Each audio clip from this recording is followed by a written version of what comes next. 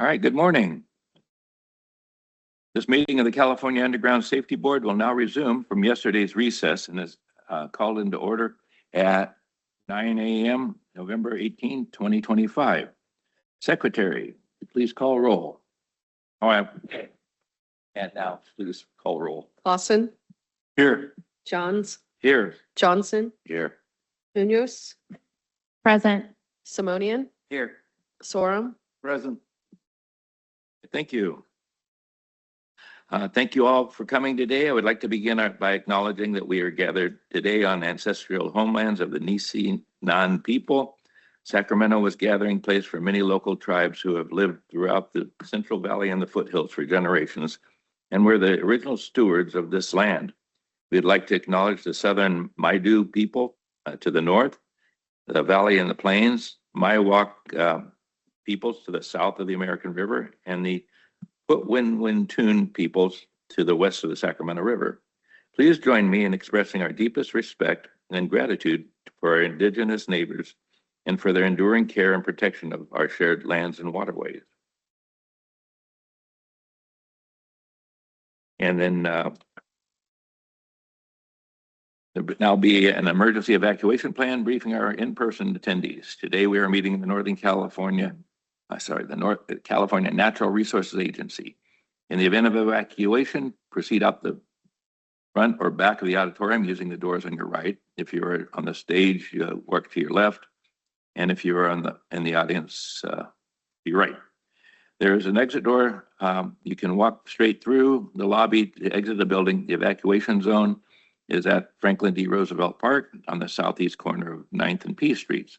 Look for the person holding a sign and check with them so that we can account for everyone. We will return to the auditorium and resume the meeting when the emergency is all clear. The meeting will now proceed in the same manner as previous meetings, which include public participation in person and remotely. We ask that everyone please be aware of crosstalk by ceding the floor as necessary to one another and taking a turn to comment.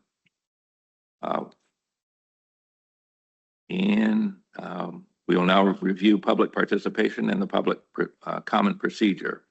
For those attending in person who wish to provide a comment, please approach the podium in the front of the auditorium when a public comment is called. Please provide your name and organization before your comment. And those you joining remotely, you can enter the queue by speak by using the raise hand button if you're on the webinar, or dialing *5 if you've dialed in. When your name is called, unmute yourself using the microphone button if you're on the webinar by dialing *6 if you've dialed in. Please provide your name and organization before you comment. And so the next item before the board, I think I jumped ahead. I think we're ready to move. Oh, no, I think we're here, right? Item 35, Secretary, is that correct? Or we continue on? Okay, I'm sorry, yeah. So we continue where we were yesterday, which was item 19, and that's a different book. So the next item before us is an action item on the decision of the NOPV to RC Cordova DBA RC Construction and Development, investigation number N2422214. RC Cordova DBA RC Construction and Development has not responded to the NOPV, and jurisdiction is the California State License Board. We will now turn to members of the board. Violation number 1, Government Code 4216.2b, excavating without first notifying the Regional Notification Center of extent to excavate. And members who would like to begin deliberation.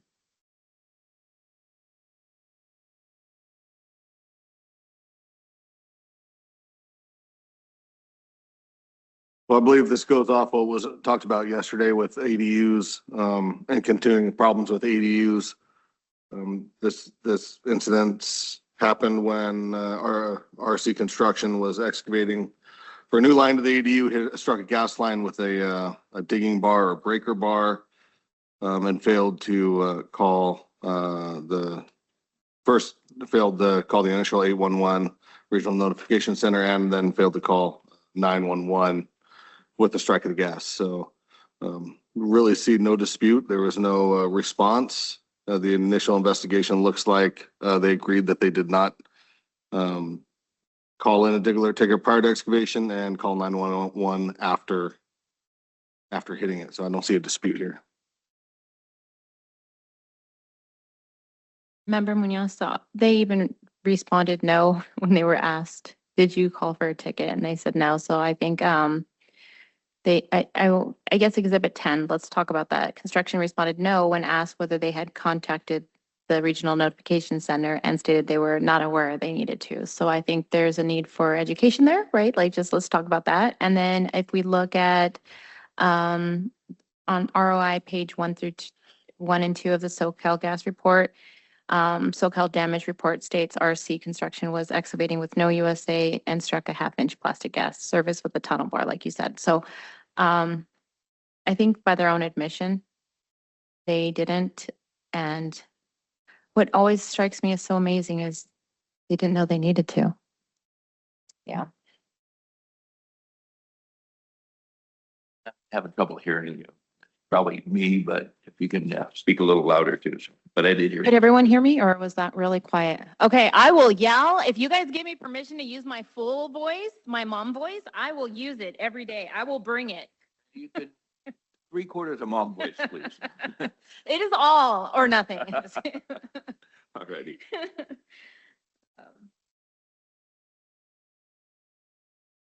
Does anybody else want to talk through it or are we feeling like we're good? Okay, so then with that, I will make a motion. Will take this one at a time. That I make a motion that we find that RC Cordova, DBA RC Construction and Development under investigation N2422214 did in fact violate Government Code 42162B, excavating without first notifying the Regional Notification Center of intent to excavate. Member Clausen, I'm sorry, go. Second, Member Sorum. Okay. So, Member Munoz motion and seconded by Member Soren. Secretary, please call roll. Clausen, Yes. Johns, Yes? Johnson, Yes. Munoz, Yes. Simonian, Yes. Sorum, Okay, the motion is adopted. Moving on to violation 2, Government Code 4216.4C1, excavator failure to call 911 emergency services upon discovering or causing damage to subsurface insulation resulting in the escape of flammable, toxic, or corrosive gas or liquid. So I'll make a motion that we find that Rick Cordova, DBA RC Construction and Development was in fact in violation of 42164C1. Okay. Motion Munoz, seconded by Member Simonian, and Secretary, please call roll. Clausen, Yes. Johns, Yes? Johnson, Yes. Munoz, Yes. Simonian, Yes. Sorum, Yes. Okay. Motion carries. So staff proposes sanctions of mandatory completion of the board's education course, financial penalty, the amount to be determined by the board, a corrective action to be determined by the board. For those of you who find the violation did occur, please state what you think an appropriate sanction is. In doing so, please list the provisions of section 4201 of Title 19 of the California Code of Regulations that you are using as the basis for your determination and facts you relied upon. Members who would like to continue deliberation. Member Munoz, I'll just start with, because the company did ultimately respond to the investigator after delays and cooperation at the end of the process, I recommend, obviously with the fact that we pointed out that there's a gap in their knowledge of 4216, that we start with the statute of the mandatory education course. But I would like to start the discussion on what is an appropriate sanction in regards to a financial penalty. So before we go there, let's just talk about that. The rationale for financial penalty is that this reflects seriousness due to gas release and failure to call 911. So that's that's a high risk. So again, sanctions are meant to deter further risk in the future in the public. And also it sends a message to other people that might be considering not, calling. Bad news travels fast. So the other issue is it takes into account that nobody was injured, and the operator eventually did respond. So let's take that into consideration. And so I would just like to hear what that sanction might look like. Yesterday, we had a pretty serious one, and Member Johnson was unhappy if we went too low. So I'm going to turn over to Member Johnson. Is there a sanction that you think is appropriate for this one?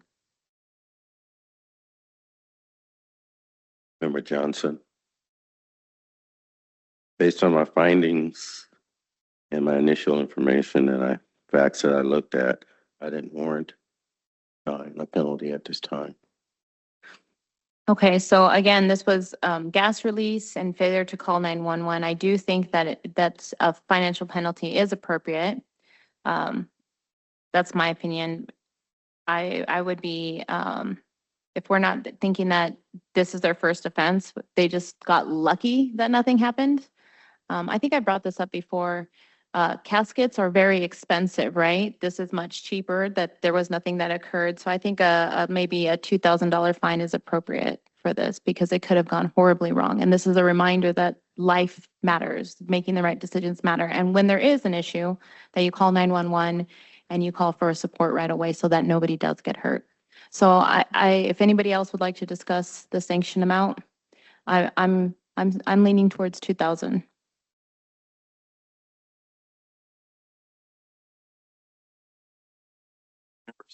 Second that. Yeah, we're still in deliberations. Yeah, we're still in Yeah. deliberations. So he's supporting it. He means he supports it greatly. But Member Johns, first of all, I agree with everything you've said. But I do see a recurring issue with these, particularly the ADU issues where guys, these companies are working in the backyards of homes and these lines are the 1/2-inch connection lines, within the properties and stuff. They're not clearly marked, which is the reason why you want to call 811 in the first place. If they can't find them, well, that's a different story. But failure to do that, I totally and wholeheartedly believe that penalty is required for that. The second issue, though, when they hit these lines, a lot of times if they're incidental line that doesn't have a lot of discharge and stuff, they take on the obvious. They'll crimp the line, they call the gas company, and also and even if they bump a line and it's you need soap bubbles to see that a discharge is happening, it's just a minute amount. So there is a spectrum of how much line and danger is involved in it. And so I kind of lean towards, in this case, if they handle it appropriately without calling out 911, I think that's really just something for the board we need to discuss and really, just get consistent on it. So I'm not, I just have there is kind of a level where if they didn't call 911, I'm not quite as, think there needs to be punitive action unless obviously if they hit an 1.5-inch line or something like that, there's imminent danger. So, I'm kind of seeking the rest of the board, your discussion on this to say, how do we address some of these things that are really minor damages? Member Simonian, I think whenever a contractor hits any gas line, I think doesn't matter the size of it. We're talking about a gas line. So sometimes the worst ones are the small ones that you don't even notice, maybe a small leak that just builds up over time and then boom, it's a big disaster, So the line to your barbecue though, and you turn the valve on and it's been weeping and leaking.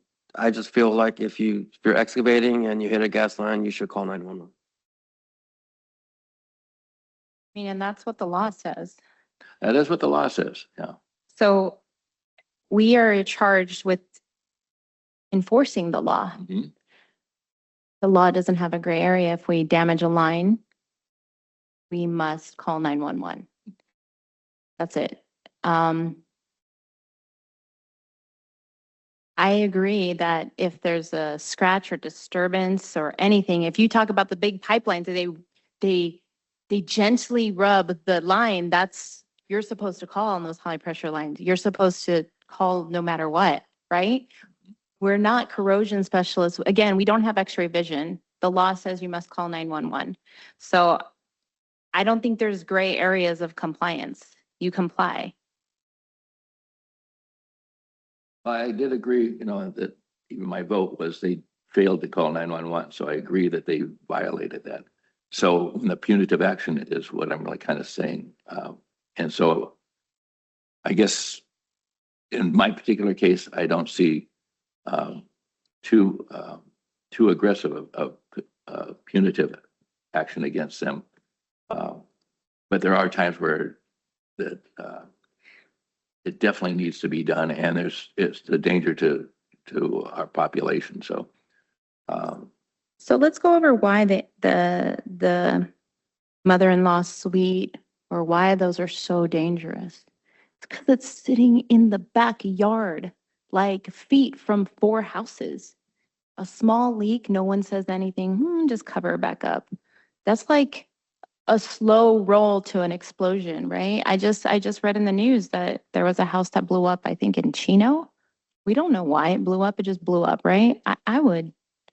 I am not okay if we're sending any kind of message that if it's just a small leak, they can just check it out themselves without calling 911. I think they need to call 911 because it lets, first of all, it's required by 4216. Second of all, it allows for everybody to take the precautionary steps. The neighborhood is notified.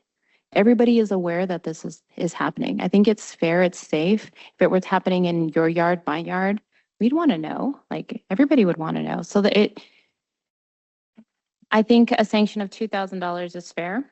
But if there are extenuating circumstances, maybe this is a small time company. My concern is they said they didn't know. You can't get through the state contractors licensing board without getting exposed to 4216. You can't make it through without understanding call before you dig. Ignorance is not an excuse. It perpetuates this behavior, and by us allowing it, we're condoning it, and that's my concern. So I'm just gonna jump in and let everybody stand on the ground that they are in, and I'm gonna make a motion that because we found RC Cordova DBA RC Construction and Development in violation of 4216-2B and 4216-4C1, that we issue the mandatory sanction or the sanction of mandatory education through the state, through the board's education course, and that we issue a financial penalty of $2,000. That's my motion. yeah, seconded. Just still part of deliberation. I certainly don't condone not following the law.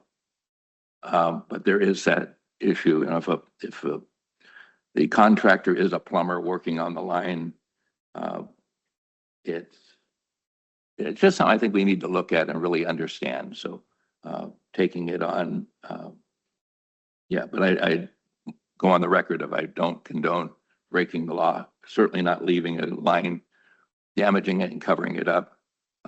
It's being addressed. And so I guess I want to stay clear on that. I was looking to get the board's discussion on some of these kind of smaller micro projects, but in that case, yeah, going on to our vote, it's been motioned and seconded. And Secretary, please take roll. Clausen, Yes. Johns, Yes. Johnson, No. Munoz, Yes. Simonian, Yes. Sorum, Yes. Motion carries.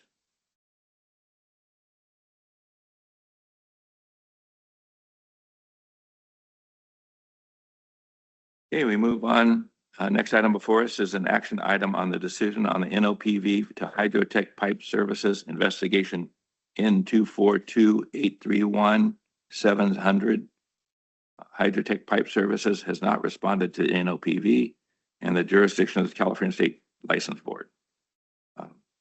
Violation 1, excavating without first notifying the Regional Notification Center. Members who'd like to begin deliberation.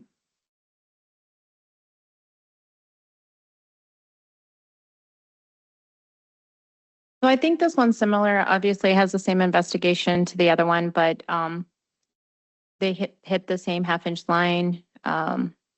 Plastic. So just going through this, Hydrotek began excavating with the shovel to expose a sewer line on a private property without an 811 ticket.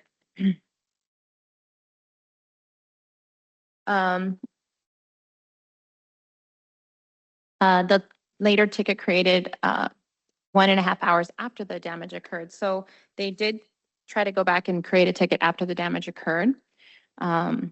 Failure to call 911 was still in the situation. They didn't call 911 either.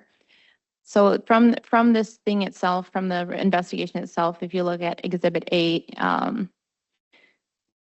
the only ticket was A242530524 was created on September 9th. At 12:04 or 12:05 p.m. after the gas line had already been damaged, and the excavator admits they didn't call 811. So when they asked, did you call 811 before starting excavation, the owner said no, because it was an emergency. So this is the part that I want to talk about.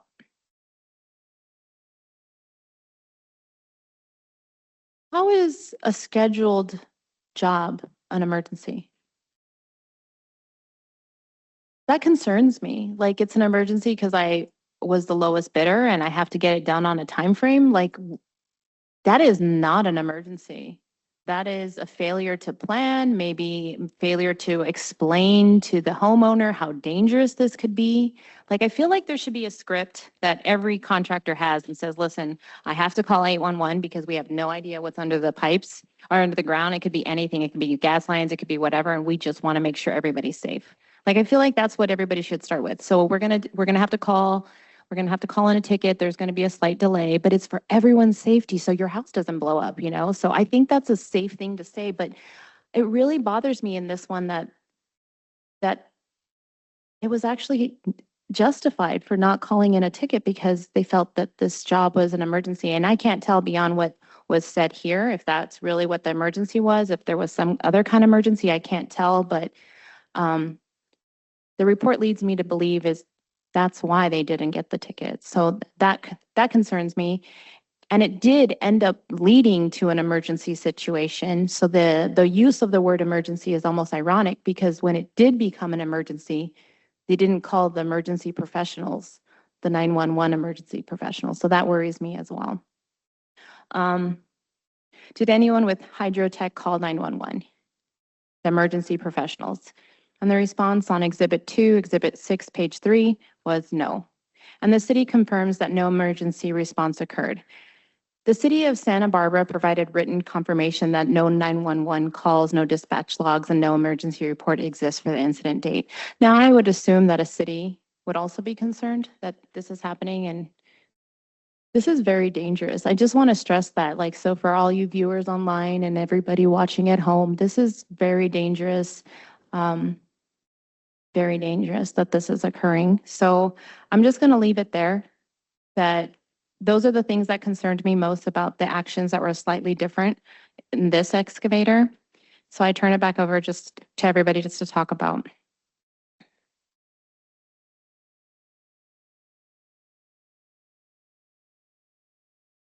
I would agree with Member Munoz, and definition of an emergency to me is life and limb, not a clogged toilet. So contractors really need to understand what a true emergency is. A sinkhole, something that's going to put people's lives in danger. That's an emergency as defined here, not we have a plumbing problem. So just need to really be careful what we call emergency as contractors. And it doesn't matter, even in an emergency, you still have to call 811 before you dig. So you might not end up waiting the entire time, the 48 hours in a true emergency, but the call still has to be made. People still have to be made aware. So in here, he's Hydrotek, the owner, Mr. Pagliano, I believe, says they're very familiar with the 811 system and the law. So it's concerning that he would use this to be able to go to work.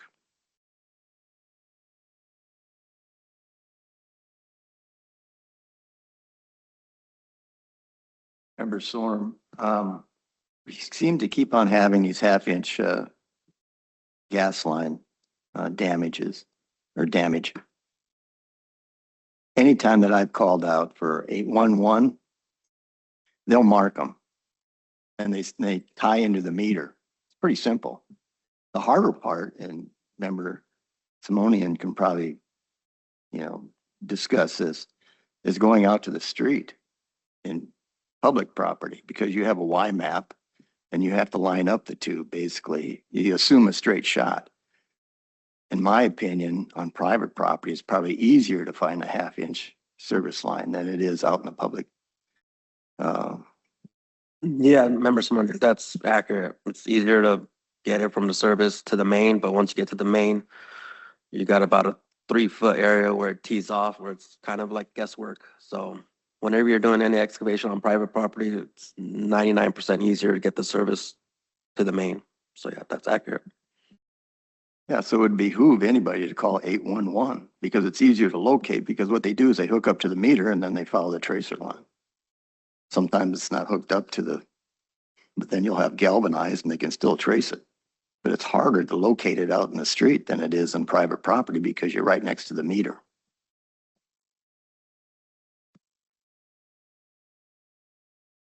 Member Johns, I totally agree with the discussion. Need to call 811 even just to get people, the operators to see the site, see if there are issues, and to offer their expertise into the situation. So I don't understand how they would claim that emergency just says ignore the 811 call. So, totally agree with you. Anybody like to make a motion? Yeah, member Simonian. So I move that we find Hydrotek Pipe Services violated government code 4216.2B, no 811, without first notifying the regional notification center of intent to excavate. Second. Member Clausen, I second. Secretary, please take roll. Clausen, Yes. Johns, Yes. Johnson, Yes. Munoz, Yes. Simonian, Yes. Sorum, Yes. Member Simonian, I move that we find Hydrotek Pipe Services violated government code 4216.4C1, no 911, by failing to contact 911 services after causing damage to subsurface gas line that resulted in escape of gas. I'll second that. Okay, so we're voting on violation on number 2. That was 4216-4C1. Secretary, please call roll. Clausen, Yes. Johns, Yes. Johnson, Yes. Munoz, Yes. Simonian, Yes. Sorum, Yes. Okay, moving on to sanctions. Staff proposes sanctions of mandatory completion of the board's education course, a financial penalty, the amount to be determined by the board, and corrective action to be determined by the board. For those of you who find a violation did occur, please state what you think the appropriate sanction. In doing so, please list the provisions of Section 4201, Title 19 of California Code of Regulations that you're using as a basis of your determination in fact you relied upon. Members who'd like to continue with deliberation. Well, the other half of this investigation, we looked at the mandatory completion of the board's education course that I actually think is appropriate, especially to correct the idea that an emergency is something that is other than emergency and the proper response But then I think the financial sanctions should be equivalent to the same that we just did. So, you guys want to talk about that? Does that seem appropriate? And we shouldn't talk about the previous one, just Fair enough. this case, but looking at the two issues at hand, right? The no 811, no 911, the fact that they state in the investigation report that they know this, they know the system, what they have to do. They're very familiar with the 811 system and the laws. Does concern me because it seems like they're using the emergency to knowingly skirt having to wait the 48 hours. So that definitely concerns me. I would throw out there $2,500 for a financial penalty and open to discussion.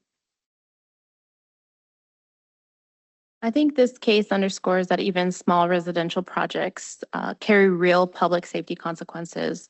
The failure to contact 811 and the failure to call 911 after a gas release creates risk for workers and the community itself.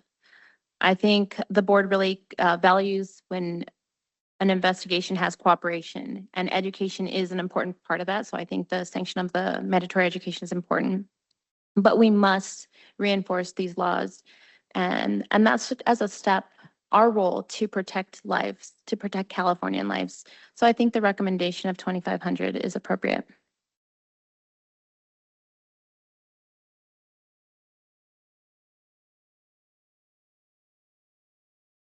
Member Johns, I had the same number in mind as you mentioned. And I do think, at least in this discussion, if they would be listening, that emergencies do not constitute not calling 811. Make that part of your operation and your response for something like this.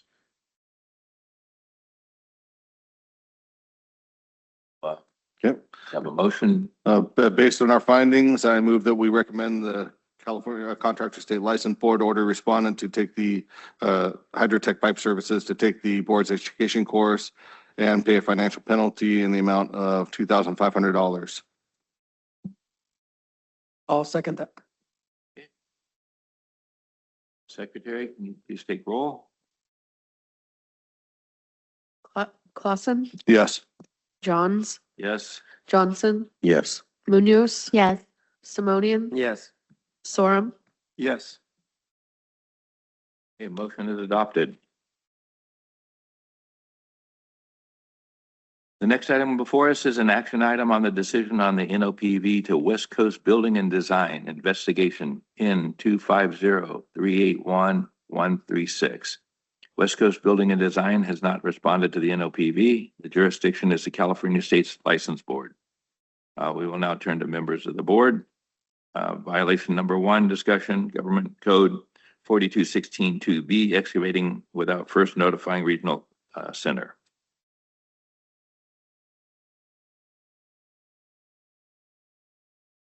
Okay, so just a summary, this is the same investigation packet. So this case still involves a no-ticket excavation that results in the half-inch natural gas poly service line damage. The 2 excavators were the 2JS Plumbing and the West Coast Building and Design. But in this situation here, we are now bringing in, let's see. We're now bringing in the element of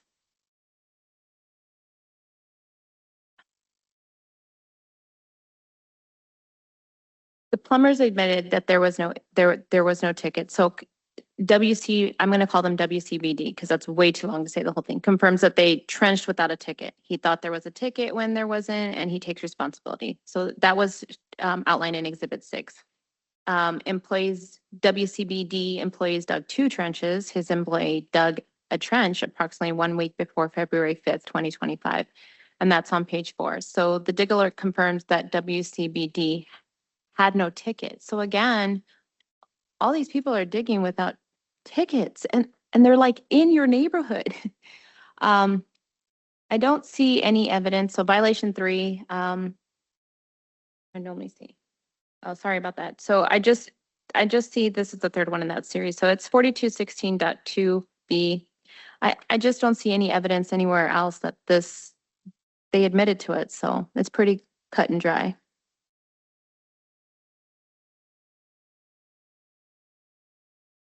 Yes, I agree. Looking through it, it's evident they both dug without a ticket.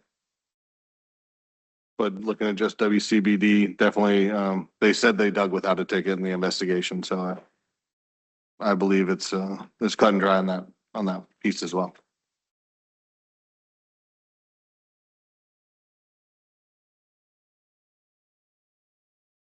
Make a motion. I move that we find WCBD violated Government Code 4216.2B, no 811, by excavating without first notifying the Regional Notification Center of intent to excavate. Member Johnson, yeah, sorry to interrupt. I still kind of deliberating. And I'm up here. I got trying to keep the meeting going at the same time, trying to go back and look at my notes and everything. So I'm struggling at both, as you see. But now I did have a note that West Coast Building was the general, and then dealing with JS Plumbing. Now, the JS Plumbing was the excavator. During the investigation, I'm not sure which page, WBCD said they had dug the original trench. So they did They dug the original trench. Then when 2JS Plumbing came on site, they asked 2JS to finish the trench. It's on page 4, it looks like. Thank you. okay. Yeah. All right, thank you for that clarity, because I saw both of them and I was like, okay, is it the same issue as before? But in this case, you have two excavators, and so I totally concur, and please continue with your motion. So, I move that we find JCBW violated Government Code 4216.2B, no 811, by excavating without first notifying the Regional Notification Center of intent to excavate. Member Clausen, I second. One moment. Can you- Why don't- can we start? Can you Because repeat we're that? talking about West Coast Building. Yes, Yeah, West Coast Building. that's not what you said. You said I- I- Tuesday, I- yeah. Yes, this please name, repeat it. so, yeah, Oh, please repeat. use the whole full name. Okay. I move that we find West Coast Building and Design violated Government Code 4216.2B, no 811, by excavating without first notifying the Regional Notification Center of intent to excavate. Member Clausen, second. Okay, so a motion was made by Member Simonian, seconded by Member Clausen, and Secretary, please call roll. Clausen, Yes. Johns, Yes. Johnson, Yes. Munoz, Simonian, Yes. Sorum, Yes. Motion is adopted. Staff proposed sanctions of mandatory completion of the board's education course, a financial penalty in the amount to be determined by the board, and corrective action to be determined by the board. For those of you who find a violation did occur, we did find a violation occurred, please state what you think is appropriate sanction. And in doing so, please list your provisions, section 4201 of Title 19 of the California Code of Regulations, that you're using as a basis of your determination of facts you relied upon.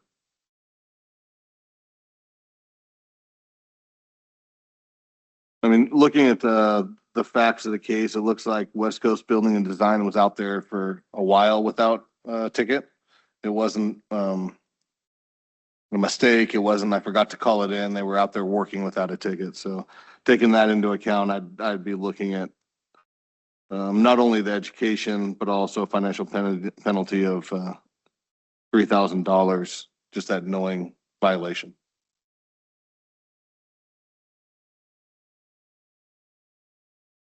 I think that's fair. I think given the severity of this, and again, it shows that 1 week before February 5th, they said that they were trenching without a ticket. The risk is extremely high, right?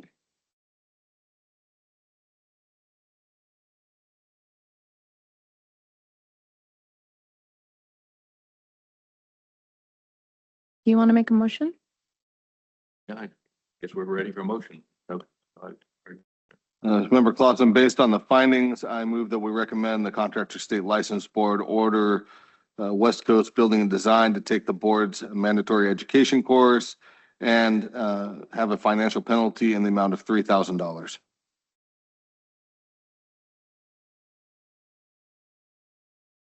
I'll second that. Oh, go ahead.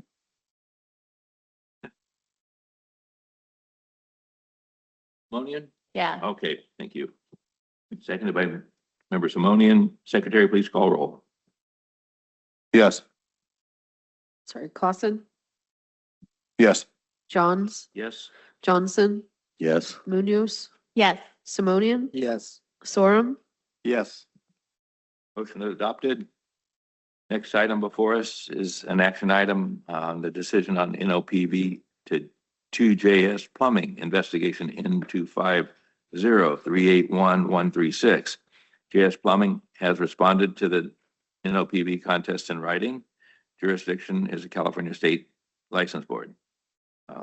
Violation number 1, excavating without first notifying the Regional Notification Center. And deliberation. Yeah, let's start this one. So again, this is related to that same packet, that same ROI N250381136. So let's ask the question, did a violation occur and what evidence do we see in this packet? So the evidence in the packet, the ROI, strongly suggests support for 4216 2B violation. There's no indication of any kind of ticket. So I mean, that's the issue here, right? It's like, I think because it's in somebody's home property, they're not doing the ticket, but they're putting more risk, right? So the statutory definition of excavation under 4216E clearly includes hand tools. And the ROI confirms that there was no ticket. So this is, maybe the way that they phrase some of their answers is they didn't think, hold on, let me get to it. The J2 was performing excavation with a shovel. It seemed like from this, as soon as he pushed the shovel into the ground, he hit the 1/2-inch line, and you see that in ROI page 3, exhibit 2. You see that they're digging. I don't understand why they don't think this is excavation. So excavation requires the ticket. So I think this one's pretty clear cut. In exhibits 2, 4, and 5, Guzman told the investigator he did not have a ticket. He assumed that the general contractor had one, but again, that doesn't remove the excavator's responsibility from calling and getting a ticket. The other thing is, I just think that they corroborate each other. They both said they didn't have tickets, and that's in this packet as well. We normally trench. We thought that trenching was already complete. We don't trench, right? So that's what they said. We dug only a tiny bit as a favor. That one, I think that's the one that bothered me. We dug a tiny bit for a favor. I don't even understand what that means. As soon as you dig, that's an excavation. So I almost feel like they were trying to explain that just because they were using a shovel, it wasn't excavating. I'm not really sure. And then they said, this is the part that really worries me. They said that the general contractor usually calls the ticket. So does that mean they usually excavate without tickets? There's so many questions I have. So I would just remind 4216 clearly states if you touch the ground with a tool, you're an excavator. The obligation is personal and you can't delegate it to your general contractor or anybody else. If you're an excavator, you do it. Even a single shovel of dirt requires an A11 notice. So the idea of the favor is really strange here. So I see lots of evidence to support this.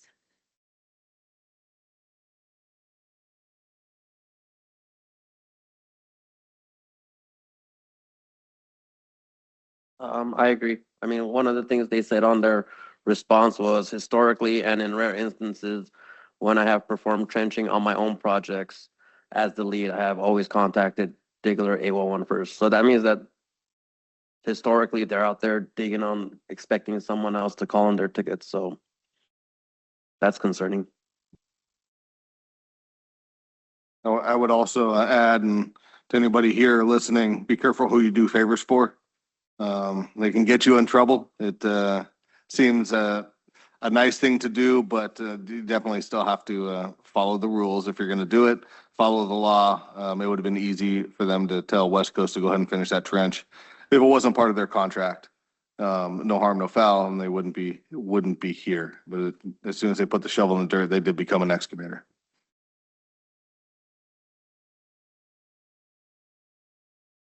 Member Johns, I agree. If it's your shovel, you make sure you make the call for the 811. So. Ready Okay. for a motion? I move that we find 2JS Plumbing violated Government Code 4216.2B, no 811, by excavating without first notifying the Regional Notification Center of intent to excavate. I'll second that. Okay. Motion. Goes second. Secretary, please call roll.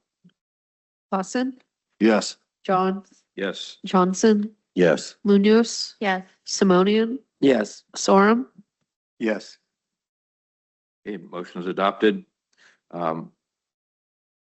Sanctions, staff proposes sanctions of mandatory completion of the board's education course, a financial penalty in the amount of the determined by the board, and corrective action to be determined by the board. For those of you who found the violation occurred, please state your think is the appropriate sanction. In doing so, please list the provisions of section 4201 of Title 19 of the California Code of Regulations that you are using as a basis for your determination of the facts you relied upon. Continue deliberation. I'm looking at the facts of the case, the response from 2JS Plumbing. Definitely think that the board's education course is warranted, so they understand that the responsibility of the dig alert cannot be put on the prime contractor. It has to be, it's going to be on whoever's going to do the digging. But also understanding that it seemed fairly clear to me in this that they were not supposed to do any digging when they showed up. They were asked to do a favor. They did it. I'll probably never do a favor for anybody again. But taking all that into account, I would say nothing on a financial penalty. It was never his intent to dig and got put in a bad situation and made a bad choice. My thoughts.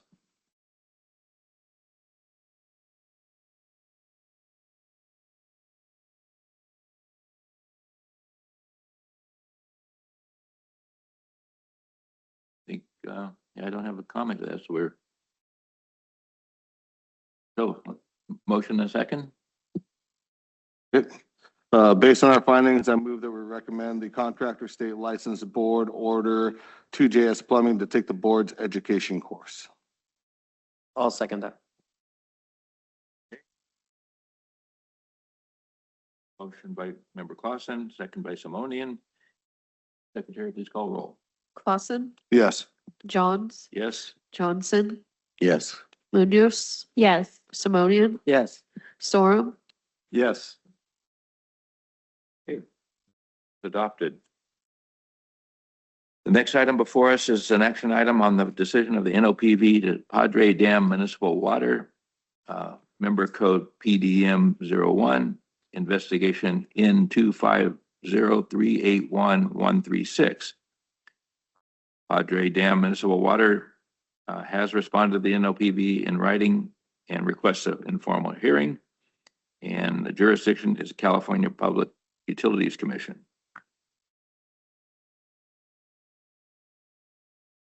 And here I will provide an overview of the case. Ticket A350630266-00A was created for 10045 Wood Park Drive, Santee, California, 92071 on March 4th, 2025.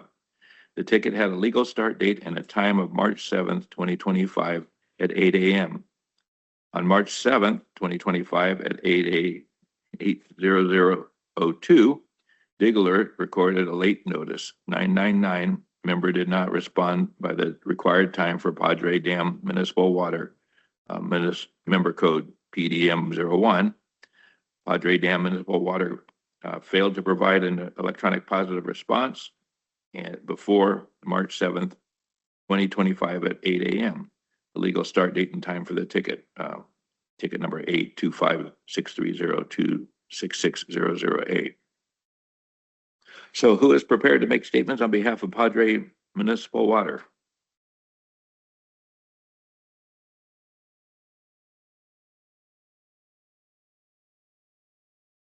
We do have a raised hand from Lewis Clapp online. Okay. You make, yeah. Yeah, please proceed. Okay, Lewis, you have been granted the permission. You could go ahead and unmute. Yes, good morning. Can everybody hear me all right? A little bit louder, please. A little bit louder? All right, I'll try. Again, my name is Lewis Clapp. Good morning. I'm the Director of Engineering and Planning at Padre Dam Municipal Water District. First off, I'd like to thank you for the opportunity for this informal hearing so that we can provide additional details related to the notice of probable violation. This item, I believe it's 23 and 24 is also related to this case. We provided a written response that'll detail most of what I'll outline here, so I intend to keep it fairly short. Padre Dam's a small water district located in the eastern portion of San Diego County. We serve approximately 105,000 people across 73 square miles. Communities of Santee, El Cajon, Lakeside, Flint Springs, Harbison Canyon, Blossom Valley, Alpine, Dehesa, and Crest. And our services include water, wastewater, and recycled water. As a small agency with around 140 employees, our staff is lean but well-trained across multiple disciplines. Currently, we have a staff member dedicated, assigned to utility location, with several others in my department in engineering and in operations work group trained to respond to utility location requests. I'll be honest, we were caught off guard when we received this notice regarding to the ticket dated on March 4th. Our staff had provided feedback to Dig Alert staff related to the ticket, but we were not aware that we were under any sort of investigation until we received the violation. So getting into the details, on the date the ticket was submitted, we were in the process of performing a significant upgrade to our GIS system. We used our GIS platform along with our email servers to receive and manage our tickets. This was a planned upgrade, so our staff was prepared to respond. When we have outages, either through our own processes or when Dig Alert doing any sort of update, we do respond directly through Dig Alert website. And specifically, this upgrade took place between March 4th and March 8th, and it affected both our GIS and our email system, and some internal reporting functions that we have to make sure we receive all tickets, and we actually have a process that notifies us if an electronic positive response isn't sent, which were all affected by this upgrade. So due to the amount of time that passed between our receipt of the ticket, our system upgrades, we have limited ability to do an investigation on our end as we responded through the Dig Alert website. But we reviewed the notice in detail and our internal processes, and we feel that our response to the ticket was not negligent or cause for disciplinary action. During our software upgrades, according to the investigation, our staff did access the Dig Alert website on the day of the ticket, March 4th, to address it. That's consistent, like I said, with what was in the report and with our standard procedures, either through our normal process or when responding through the Dig Alert website. We wouldn't have taken any action on the website unless we had performed the work, reviewed the site, reviewed the scope of work, and checking our records for assets to check for conflicts. As a matter of point, this specific ticket had no conflict with our assets and would have been marked as clear, no conflict. Talking with our staff who performed the review, they did not notice any error or note anything when inputting or attempting to put an input, a response to the Dig Alert website. However, like I said, since we can't recreate it, we'll have to defer to the investigation that for some reason electronic positive response was not received through the Dig Alert website. But upon the receipt of the no response ticket, which was received on March 7th, we did respond within minutes using the exact same procedure through the Dig Alert website. Padre Dam is committed to our customers providing excellent service. I think that's evidence of how quickly responded when we did get the no response follow-up ticket. And again, we feel that the potential for receiving penalties are not warranted given our circumstances.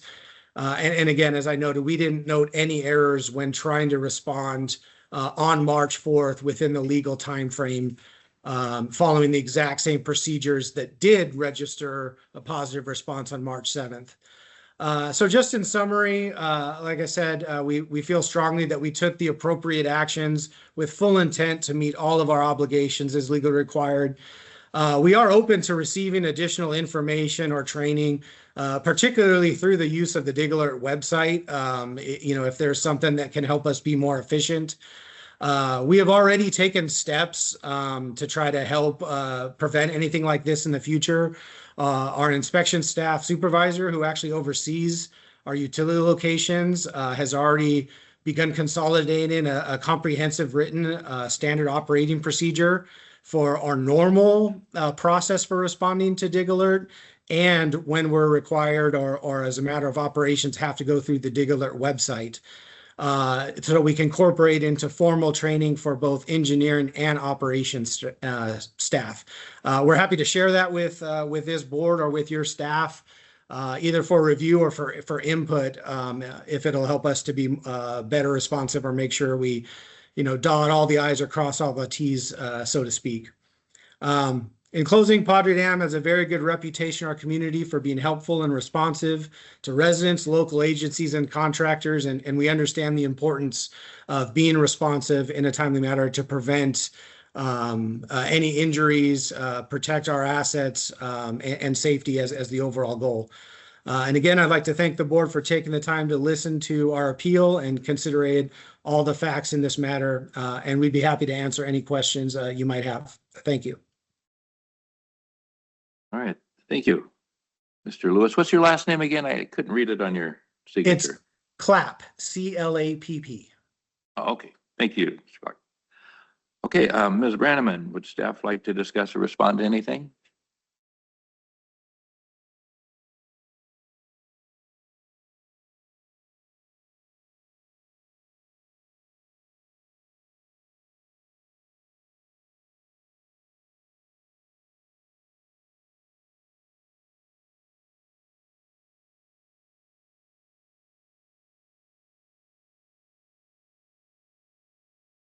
Member Johnson.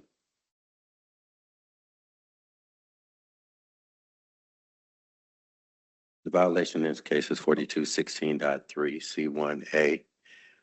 And it had to do with no EPR back to the one call center. Yeah, sorry, I was waiting on Ms. Branneman. Did you have a response?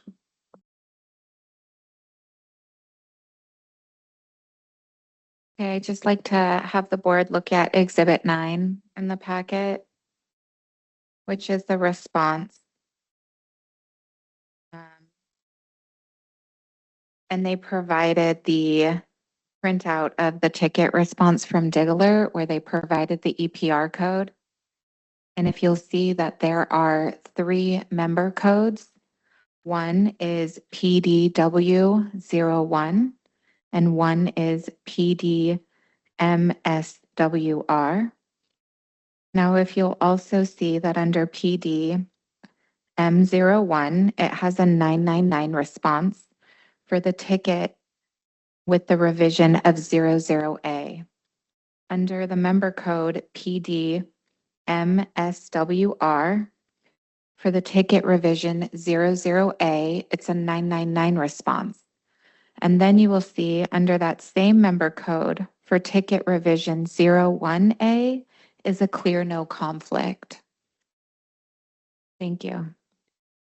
Thank you.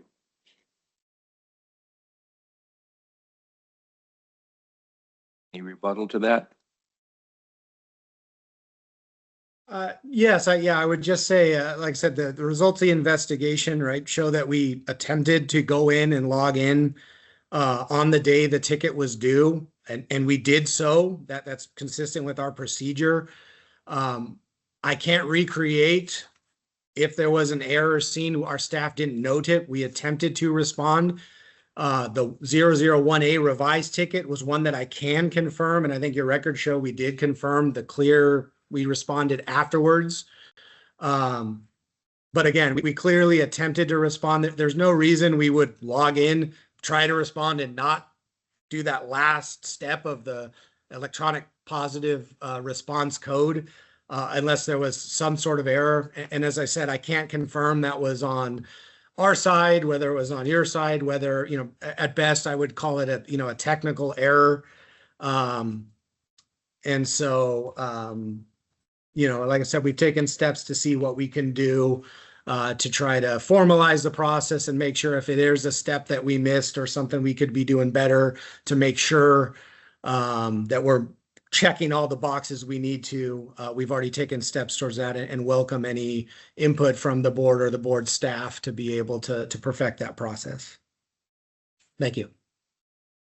Thank you, Mr. Park. No response. So, okay, with that, board, we can now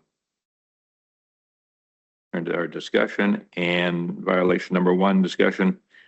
California Code 4216.3C1A, operator failure to supply an electronic positive response through the regional notification center before the legal excavation start date and time.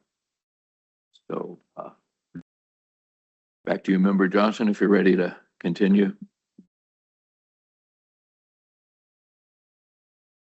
I'm gonna hold off at this time. Give me a minute. Okay. Have the other director make their comments.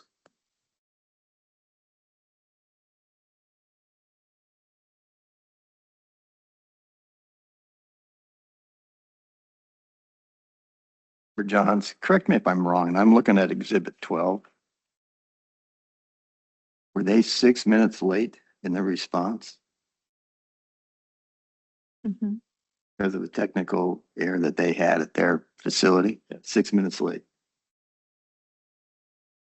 They corrected it.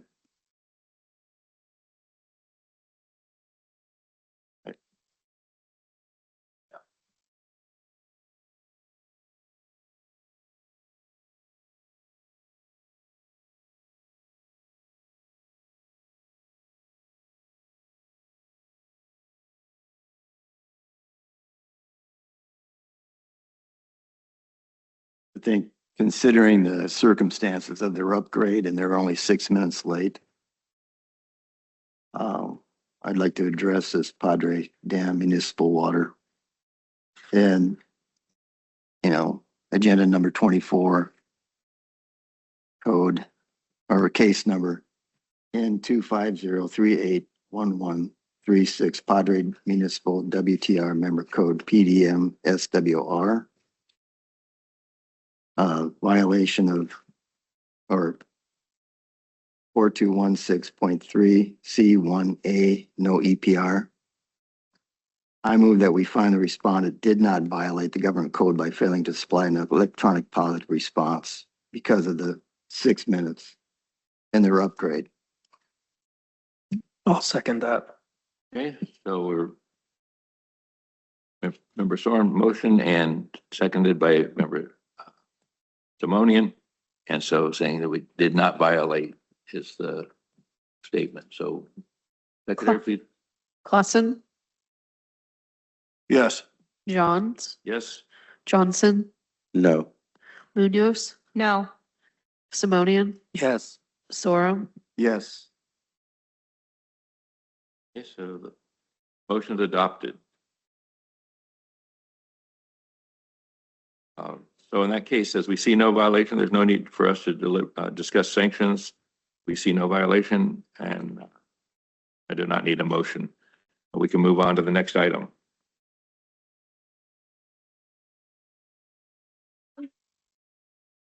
And next item is the second part of that is NOPV to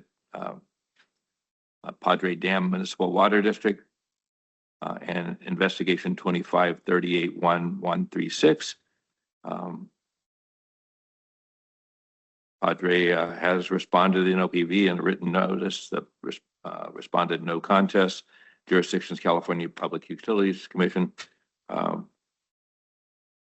And is this the exact case? I'll read this through and then we'll address it. So ticket A25063026600A was created for 10045 Wood Park Drive, Santee, California 92071 on March 4th, 2025. The ticket had a legal start date and time of March 7th at 8 a.m. On March 7th at 8:00.02, Dig Alert recorded a late 999 member did not respond with the required time for Padre Dam Municipal Water. Padre Dam Municipal Water failed to provide an electronic positive response before the March 7, 8 a.m. legal start date and time. And I believe we are, there are any continued statements to be made, this would be your time to do it. I think being, or is it for them or for us? It would be, it's the same process. So I think we already had a presentation, Mr. Clark, so I think he covered both of those. And if that's the case, we're ready to deliberate. Fair enough? Okay, so. Yeah, I think 6 minutes late is 6 minutes late. Like, you had time, and if there was really no conflict, you're still in violation. I mean, it's like just scraping a high pressure pipe. Like, we cannot quantify, we can't make gray areas for enforcement. Can't be just a little bit of speeding. You're speeding or you're not. Like, that's it. So yes, at the time when this was happening, there was no reason to go do an investigation on Padre Dam Municipal.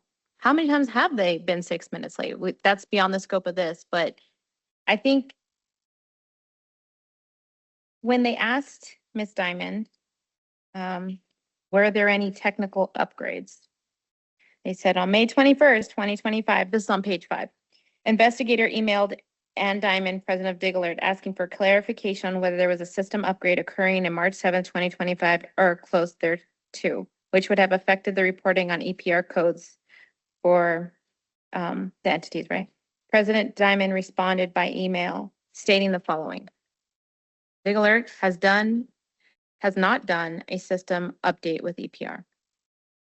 So it doesn't really matter. Like, you have to be on time, and waiting to the last minute, that's your problem. And that puts a burden on the entire process. So we threw those motions out pretty quickly. So I'm saying that they still are in violation of 42-16-3C1A. And if we're worried about what precedent that sets, we should be worried about what precedent sets the opposite way. Don't wait till the last minute. Don't wait till it's like, oh no, I forgot. It already returned a 999. It's a technical glitch. Well, maybe the technical glitch was failure to manage the tickets in a timely fashion so that they didn't turn 999 before the end of the window.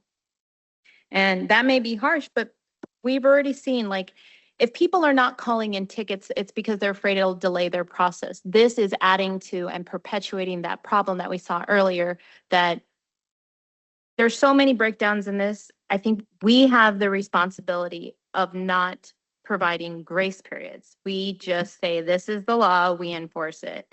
So I think it's appropriate to find them in violation of the code. And 6 minutes is 6 minutes, it's still late. Member Simonian, I disagree. I mean, there's so many tickets coming into the 811 center, and locators and companies struggle to get there on time. They could do everything possible. However, I think 6 minutes is 6 minutes, but on the grand scheme of things, I think they did it in reasonable time. Member Johnson, our role here is to determine whether or not there's been a violation to the code. In this case, 42-16-3C1A. no EPR, regardless of the time.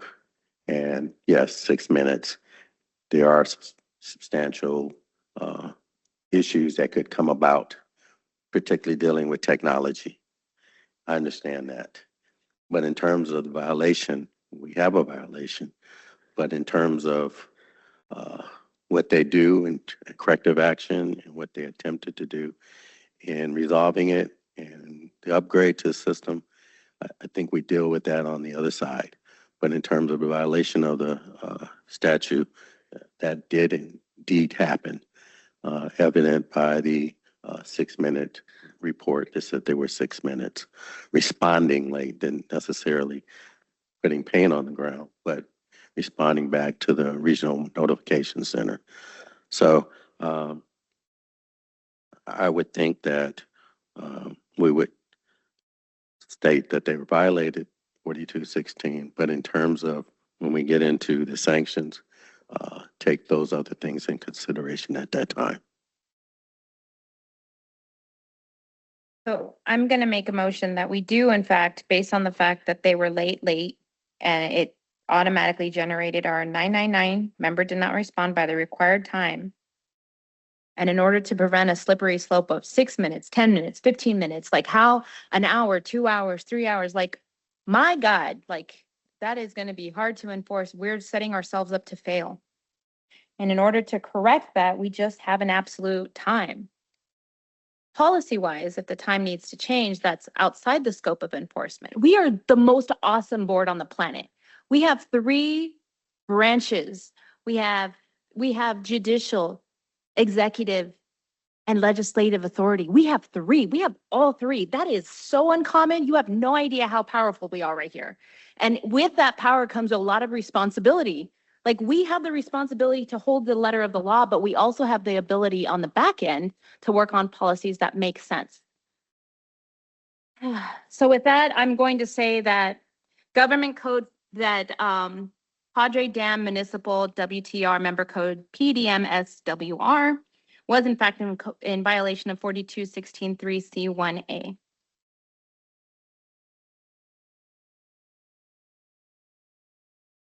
I'll second that. Okay, so motion was made by member Munoz, seconded by member Johnson. And secretary, please call the roll. Clausen, No. Johns, Yes. Johnson, Yes. Munoz, Yes. Simonian, No. Sorum, No.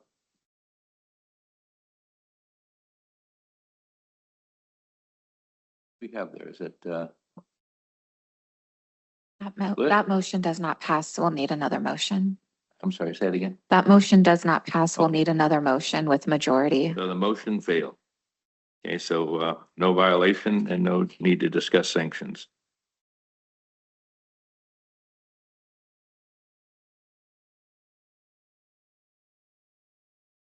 So certainly, let's continue talking, because I wasn't completed deliberation, but you're saying in the future, we'd like to bring it up right now. You need to get. We would need a motion to say that it does not pass. We would need a motion that it does not, there is no violation, Okay, and we'd so need a majority is there vote. motion that it does not pass, or would you like to deliberate on that? I think we need to deliberate more because we were split. My thought is, it looked like to me they, as part of the investigation and part of their response, they tried to make a response. For whatever reason, it didn't go through. And that's what I'm looking at. If they made the effort, they did look at the website. They did try to respond in time. While they were going through their own technical upgrades, they made an effort to follow the law. For whatever reason, somebody didn't click submit, don't know, but they made the effort, and the response quickly thereafter, getting the 999, weighs heavily to me to say they're making the effort to comply with the law. Member Johns, yeah, I'm on a fine line on this. I certainly understand that. I do just kind of concur that if it is a violation past the date, we would address it as a violation and then have to move on to see if there's where we're at with the sanctions. So, I'm very close to agreeing with you, but I also think, as Member Munoz says, it is the law that we're discussing. So what we're doing is just looking at the violation. And I hear the comment that there's a lot of tickets coming in. It doesn't matter. It doesn't matter. We have a lot of construction. We're going to be tearing up the road. That doesn't give, it's a slippery slope to say one unit of measure is an acceptable time frame to be late versus another time. Who sets that? Because if the law doesn't set the standard and now we have some other arbitrary, what we say that depends on how good the story is about technical issues or whatever, then the law is for naught. Law is absolute.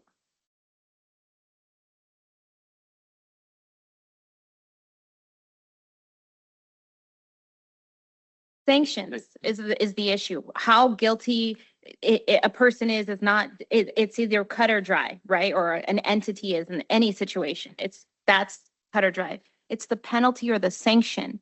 We're worried about unreasonable punitive issues. That is separate. That's why I used to get very annoyed that we had to go through every single violation and every single sanction. And now I see the genius in it. Thank you. Thank you. I mean, I don't know about you, but we didn't go to law school. Our job is not to dilute the law because we're professionals in another area. Our job is to honor the law because we are professionals in our other areas. It's a slippery slope. We are experts in subsurface installations and all the mechanisms that go about that. But law is law, and we cannot unravel it. We have compliance to the California Constitution. Remember that oath we took? We don't get to decide if it's gray today. I'm sorry, I just really believe in the California Constitution. I swore an oath to it. I will not break it.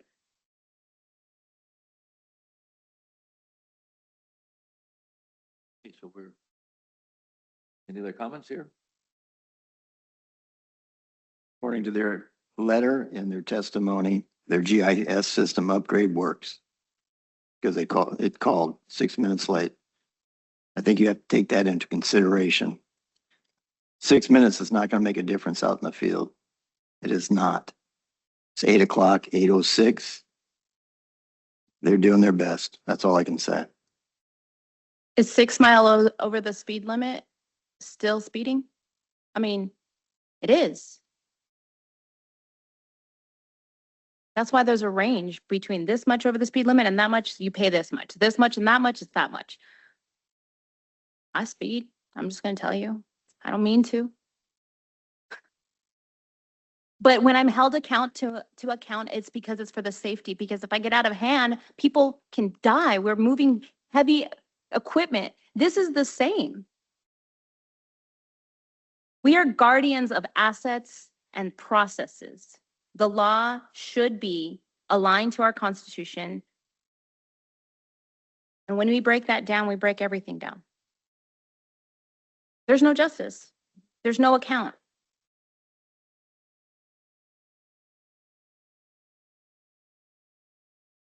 Well, I guess we do get into intent of the law. I mean, if it's 8 o'clock, 8:06 is 8 o'clock by the intent, then I guess that's kind of our discussion. So have two options here. One is to proceed as a miss the mark at 8 o'clock and go on to sanctions, or to say that 8:06 means 8 o'clock. So,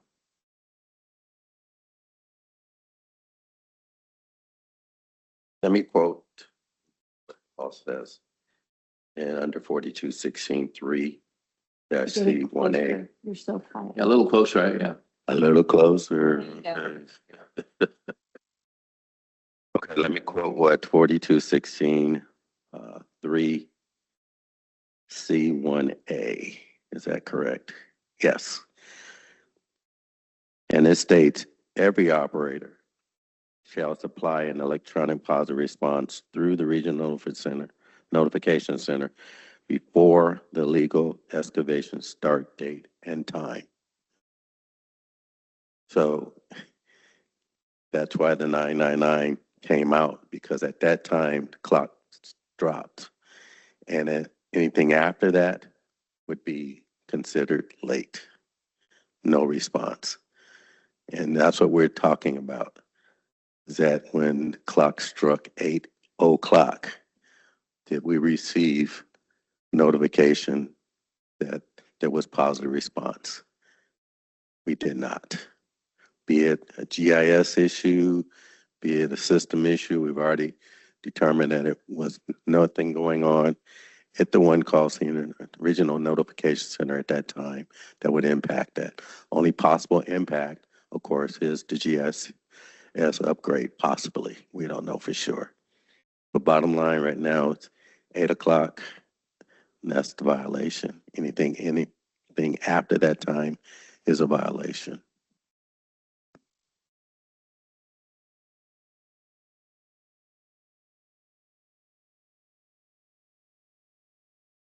To the point, we have something to motion on this if it's.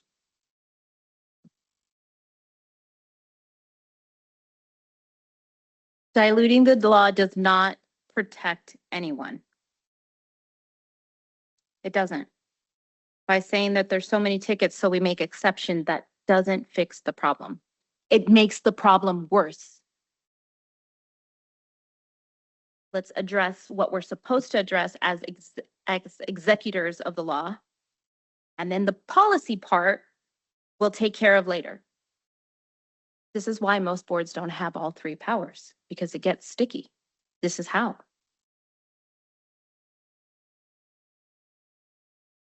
Let's prove that we can do it. Let's follow 4216. Let's show them all how it's done. We follow our regulations. We enforce them. Can we take a break and then come back to this? Okay, I'll accept that as a motion and I'll second it. So we'll take a 10-minute, full 10-minute break and be back at 10 minutes.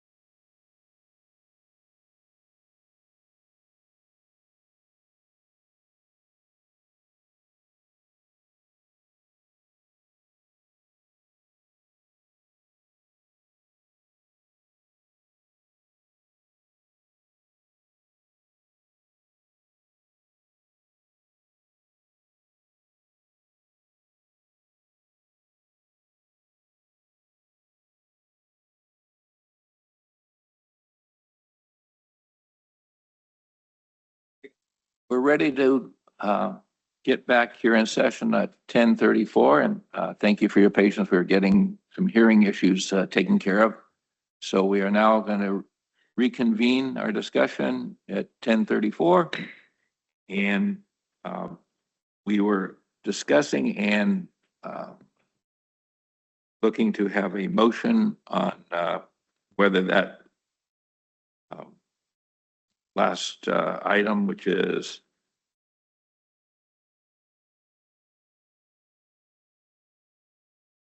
get the case number, sorry. So investigation in 3250381-136, and it was the violation number 1, which was Government Code 42163C1A, operator failure to supply an electronic positive response to the Regional Notification Center before the legal excavation start date. And we are deliberating to see if we can get a motion to adopt a violation or not. So with that, we can continue our discussion.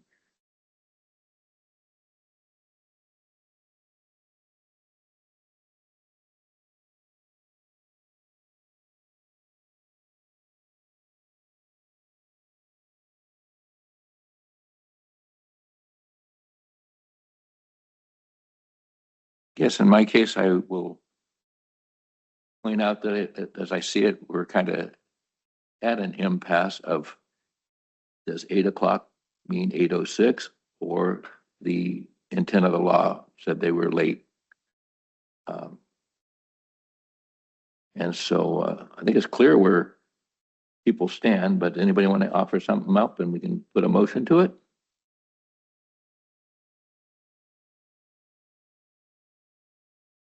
I would just place the same motion, so there's no change in my position. You want that, or? Well, I can be a swing vote on the case on this. If we say we have a violation, then we go on to the discuss sanctions, and would be the next part of it. So like I said, I'm on the fence between both sides. Anybody else have any thoughts on moving forward with it, or?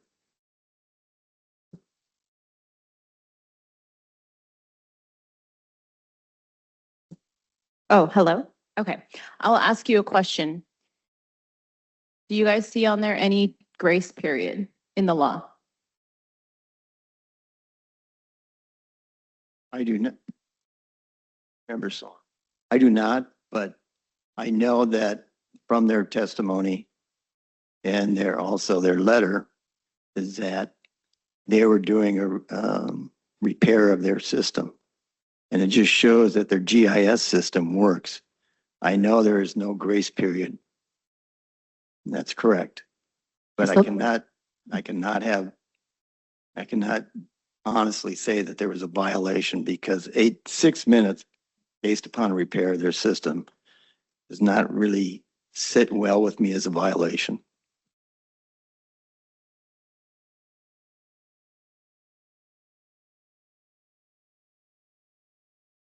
So this is another concern now. Now you bring me to a new concern. I know how to look up a Mylar. I know how to open up the PDFs, and I know how to look at all this stuff. So are we saying if the internet goes down, then all tickets stop and we are all forever at risk now? Is that what we're going to say now? Because that is unacceptable. Like, if my company's internet goes down, therefore you all, public California, you're all at risk now, because I am not going to go open the old drawers. I'm not going to look at all that. And I think we have a responsibility for the life of the asset to take ownership and accountability for our asset. Because the ticket system didn't go down. And log right in there, put your ticket, your response in there. It's such a nice website. So we can just go in there and take care of that. The ticket system did not go down. Yes, if they say the GIS system would.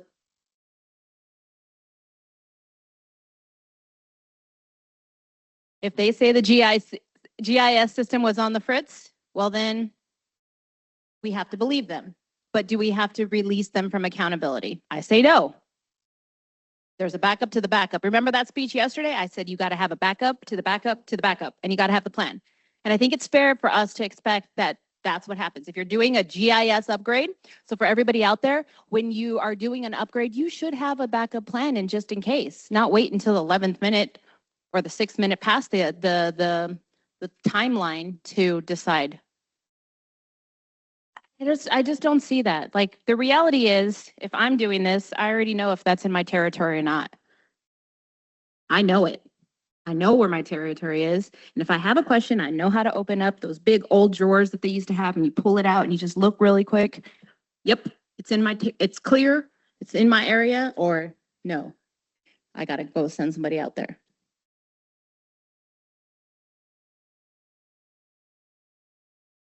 Okay, well, thank you, and I certainly do appreciate and respect your opinion on that. Can we go through our motion again and anybody want a second? And we'll make a vote.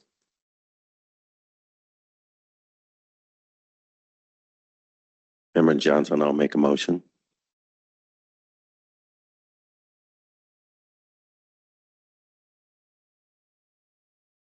I move that we find that Hydrotek Dam Municipal Water violated the California Code by failing to supply an electric positive response.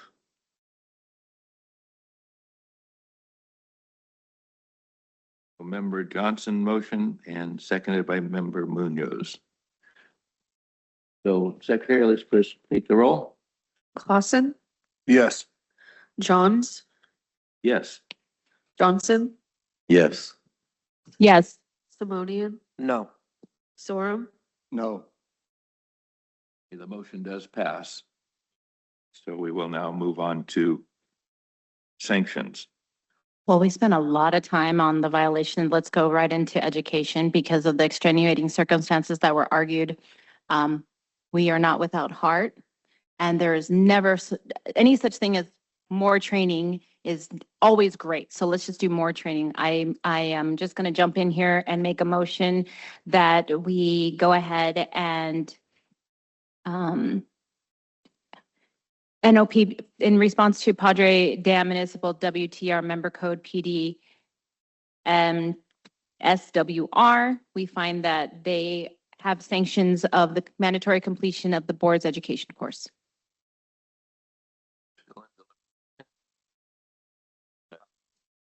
Is that a motion?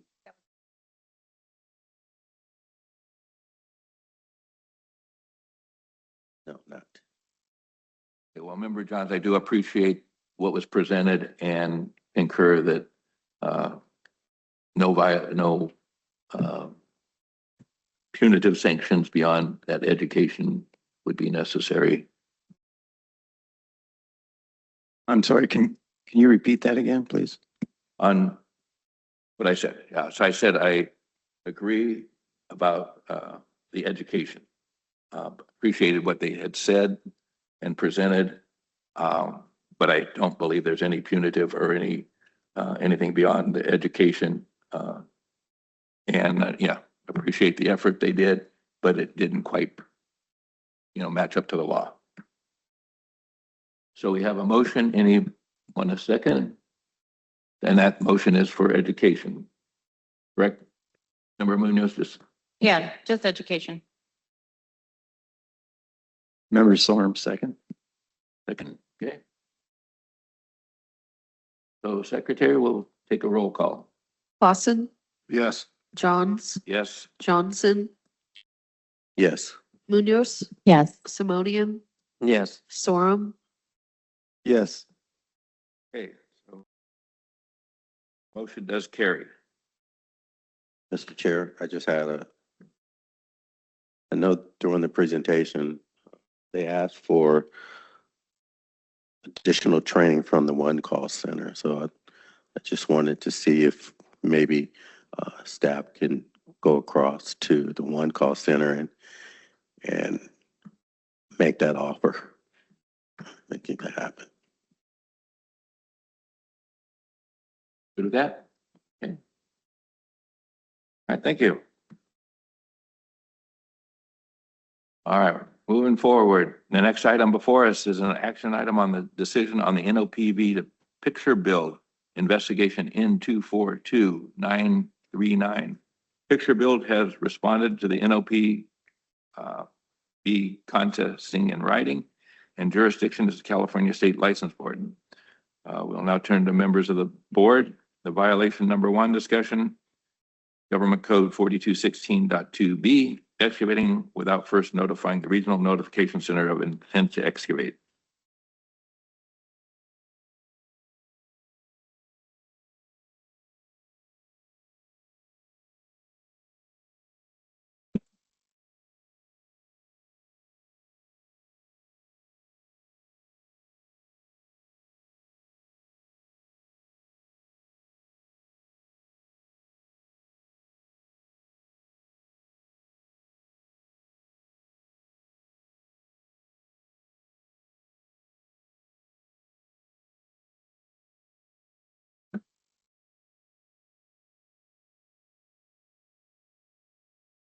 Member Clausen, looking at this case, I think it's another, I believe, an ADU. And doesn't look like Picture Build contested the facts that they did not call 811 prior to excavation, nor did they call 911 after they hit the gas line, I believe another ½ inch. So with those facts, I do not see an issue with looking at this as a violation.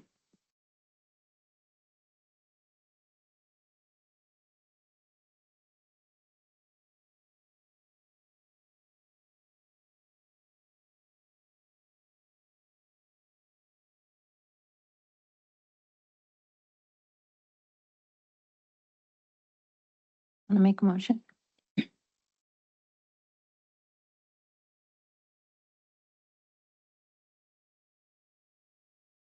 I move, the member Clausen, I move that we find Picture Build violated Government Code 4216.2B, no 811, call to the notification center by excavating without first notifying the Regional Notification Center. I'll second. Okay, so we, motion by member Clausen, seconded by member Munoz. The secretary, please call roll. Clausen, Yes. Johns, Yes. Johnson, Yes. Munoz, Yes. Simonian, Yes. Sorum, Yes. Motion is adopted. Violation number 2, Government Code 4216.4C1, excavator failed to call 911 emergency services upon discovering or causing damage to a subsurface installation resulting in the escape of flammable, toxic, or corrosive gas or liquid. Again, member Clausen, I do not see a dispute in the facts that 911 was not called after they damaged the ½ inch gas line. And would say the violation did occur. Open to discussion. So I think there's a couple things that's interesting on this one. I think for the no leak, they admitted they didn't know the law and have learned from it.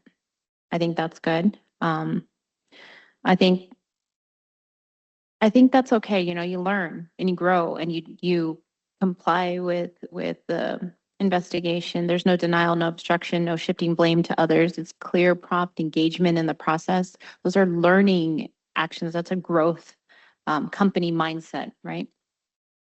So but I do see that there was a clear violation. I think it's very important that we just once again center ourselves on the idea that we are here to protect the people of California. And let's see. I think there's not really much else to go over then. I think that they are in clear violation. Do you want to make a motion? I just want to kind of add one item. Because looking at these photos, it's so typical and recurring. This is looks like a house doing an ADU.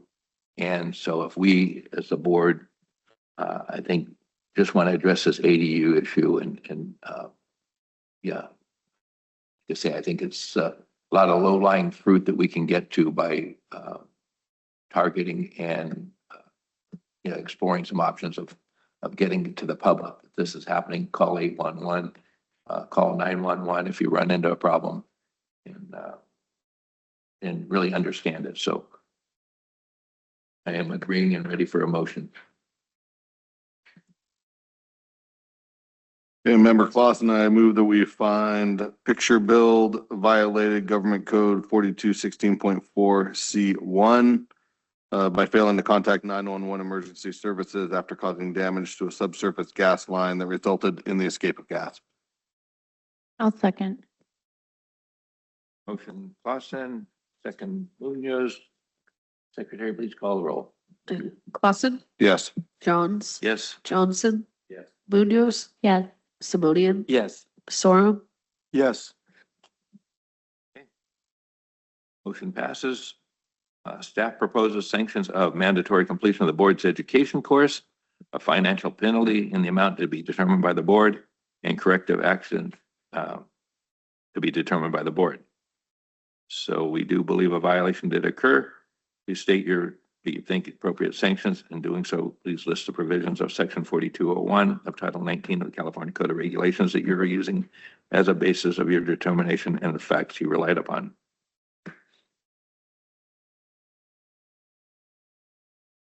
Member Clausen, just looking at the violations, we've seen the violations before. But I do like to see that they were cooperative in the investigation. I like to see that they responded and that they did not make excuses. They understood that they didn't understand and do now. Do themselves on the mercy of the court, if you will. But having that open mind to learning and, hopefully doing better moving forward, I would be looking at board education and no financial penalty with that openness to learn, but open to discussion.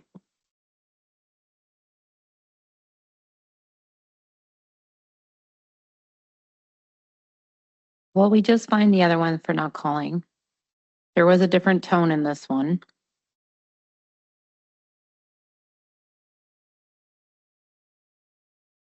But I still think a financial sanction is appropriate, so maybe we drop it down to 500. So that it still sends the message, but it's thank you for cooperating, for admitting, from learning and growing. And if they do it again. Member Johns, I just thinking the same thing. There's enough 811 signs on buses and left field foul poles and things like that we need everybody to call 811 digging. If you're a contractor, you better know that. So I agree with that.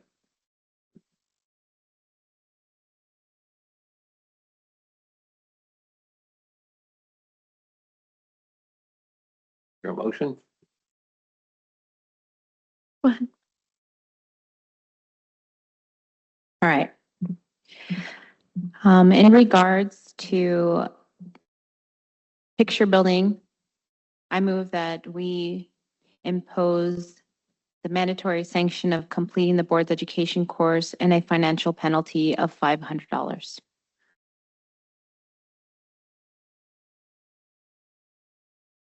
I'll second that. Okay, motion by member Munoz, second by member Johnson.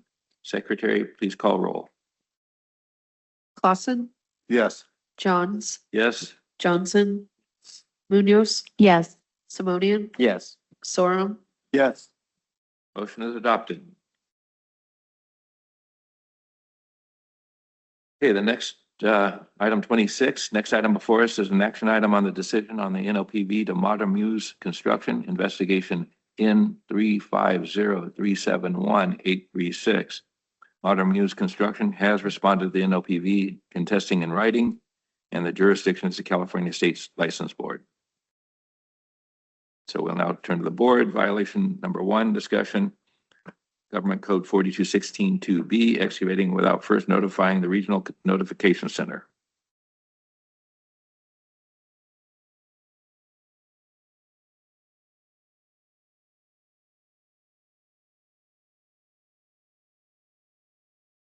All right, so in this one, in the investigation questionnaire, Modern Muse foreman states they were trenching to install a French drain. They did not contact 811 because they didn't anticipate a gas line in the area. And that's in the ROA, page 3-4, exhibits 2-3. This is a direct admission. Dig Alert confirms there was no ticket. The investigator requests all ticket for the address. So there's no valid ticket existed for Modern Muse or anyone else for this address. That's on page 5, exhibit 6.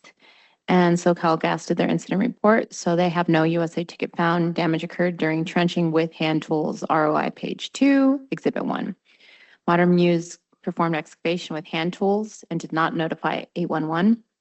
This is clear and uncontested by their own admission, 4216 2B violation.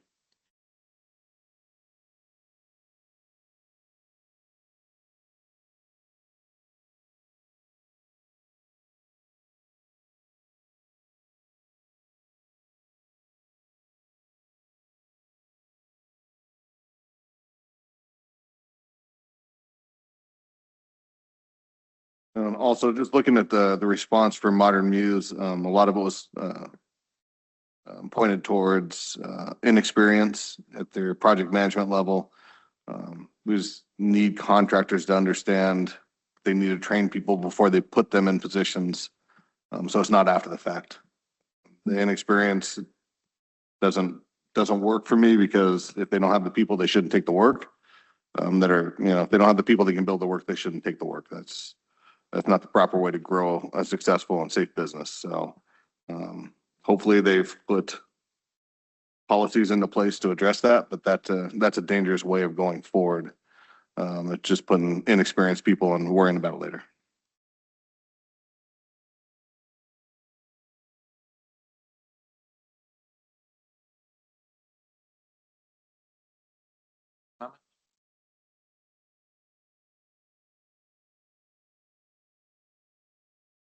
Looking for a motion?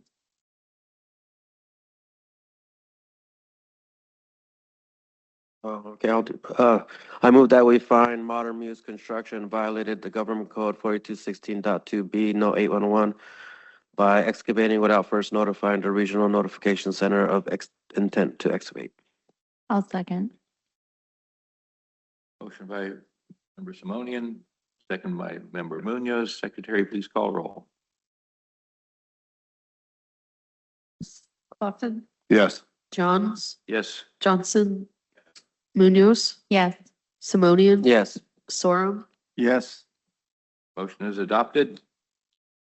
Moving on to violation 2, Government Code 4216.4C1, excavator failure to call 911 emergency services upon discovering or causing damage to subsurface installation resulting in the escape of flammable, toxic, or corrosive gas or liquid.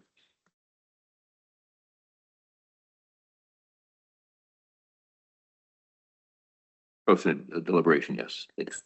So this one's, if an excavator damages gas pipeline and gas escapes, no matter how big or small, the excavator must immediately call 911 in addition to contacting the operator. So the findings Modern Muse did not call. This evidence supports the violation. And let's see, if we go into the evidence itself in the questionnaire, they admit it. Investigator asked, did anyone call 911? No, exhibit 3. So that's enough, but let's go on. The evidence number 2, gas leak confirmed. SoCal Gas reported 1.5 high pressure plastic gas service was punctured, releasing gas. Exhibit 1. Again, there's evidence of that. Modern Muse in its formal response. So NOPV response confirms violation. So they actually accepted responsibility. Again, that's a great approach. States the foreman was unaware of the 911 requirement. Concerning, but admission. Confirms corrective training has been implemented. That's great. And that's on the NOPV response pages 1 and 2. So that matches the ROI and the statutory elements. So the conclusion is really that the gas line damaged, gas escaped. Modern Muse did not notify emergency services, a clear violation of 4216.4C2. And for that, I'll make a motion that we find that Modern Muse did in fact have a clear violation of 4216.4C2. Member Storm, second. Motion Oh, made by- sorry, C1. Okay, I need to start over. Sorry. I need to do this again.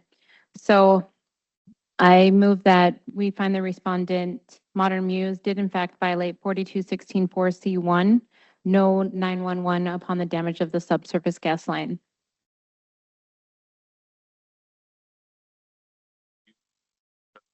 Made by member Munoz, seconded by member Soren. Secretary, please call roll. Clausen, Yes. Johns, Yes. Johnson, Yes. Munoz, Yes. Simonian, Yes. Sorum, Yes. Motion passes. So one, violations were found, so, staff proposes sanctions of mandatory completion of the board's education course, financial penalty, the amount to be determined by the board, corrective action to be determined by the board. So those of you found violations did occur, please state what you think is appropriate sanction.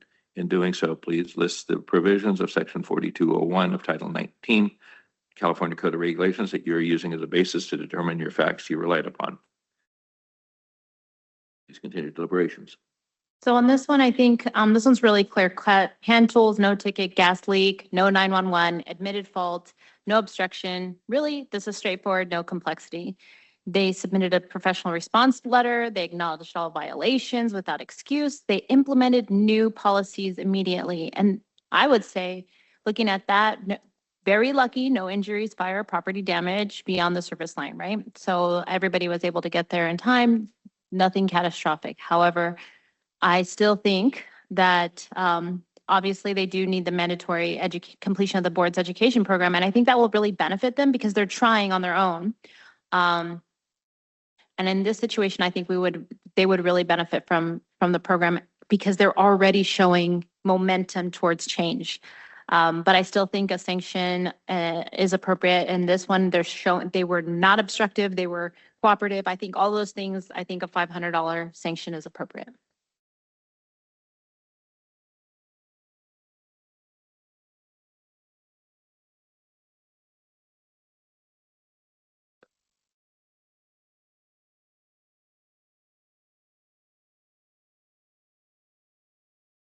So I'll make a motion that we, based on our findings, we move that we recommend to the Contractor State Licensing Board that Modern Muse have the mandatory completion of the board's education course and a $500 sanction.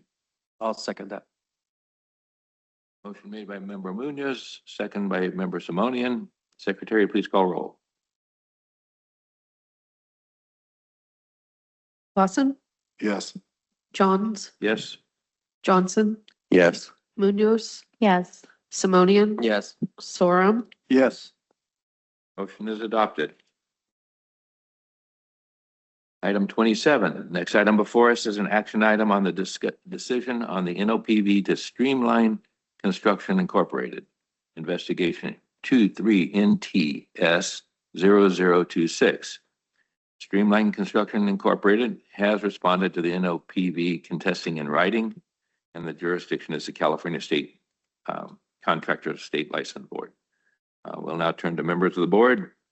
Violation, Government Code 42162B, excavating without first notifying the Regional Notification Center of intent to excavate. Begin deliberation.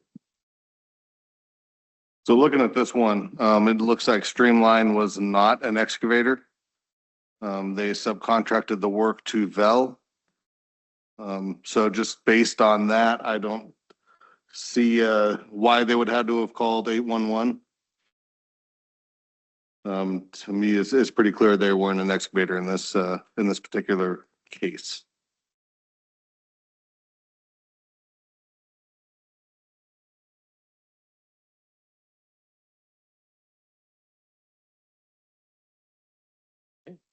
Your motion.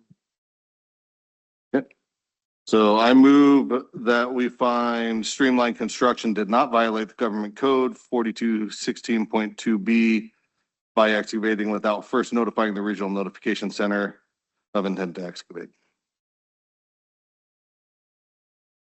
I'll second that. Okay, motion by member Clausen, second by member Simonian. Secretary, please call the roll. Clausen, Yes. Johns, Yes. Johnson, Yes. Munoz, No. Simonian, Yes. Sorum, Yes.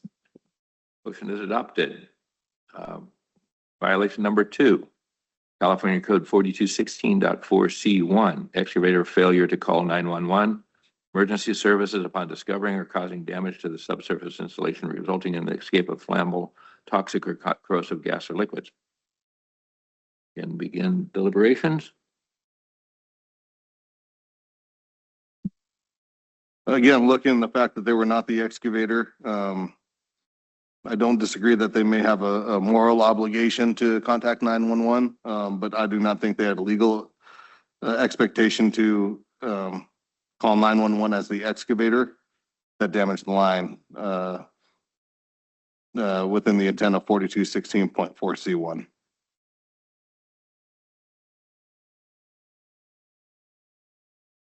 Member Sorum, second.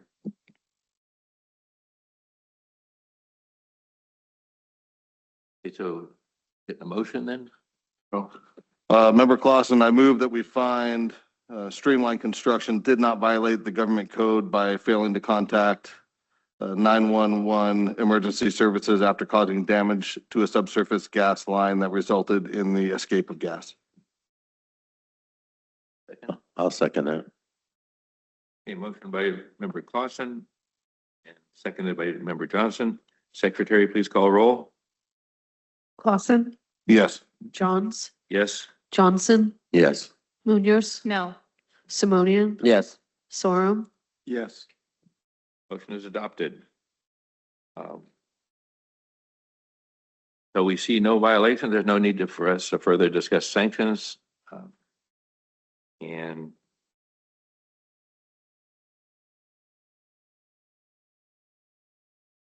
moving forward, now we're on item 28, decision on NOPV to VEL Construction Incorporated, investigation 23 NTS 0026. And VEL Construction Incorporated has not responded to the NOPV, and jurisdiction is the contractor state license board. Turn to members of the board. Violation number 1, Government Code 4216.2B, excavating without first notifying the Regional Notification Center of intent to excavate. Begin deliberations. All right, so, let's see here.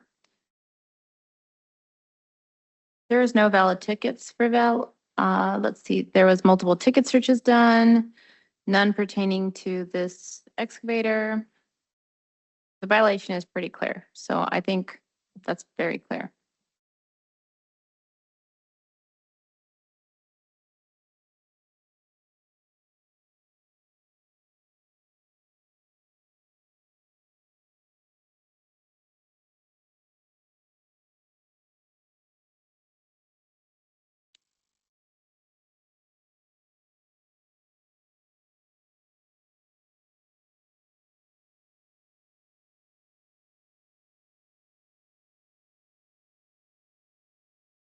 If it's no other deliberation. Chairman John, to you. I'm sorry, I'm just Oh, going to okay. catch up a No, little we'll bit. give you I see time. the photos. Yeah, we'll so- give you 10. And like I said before, I can't chew gum and walk here.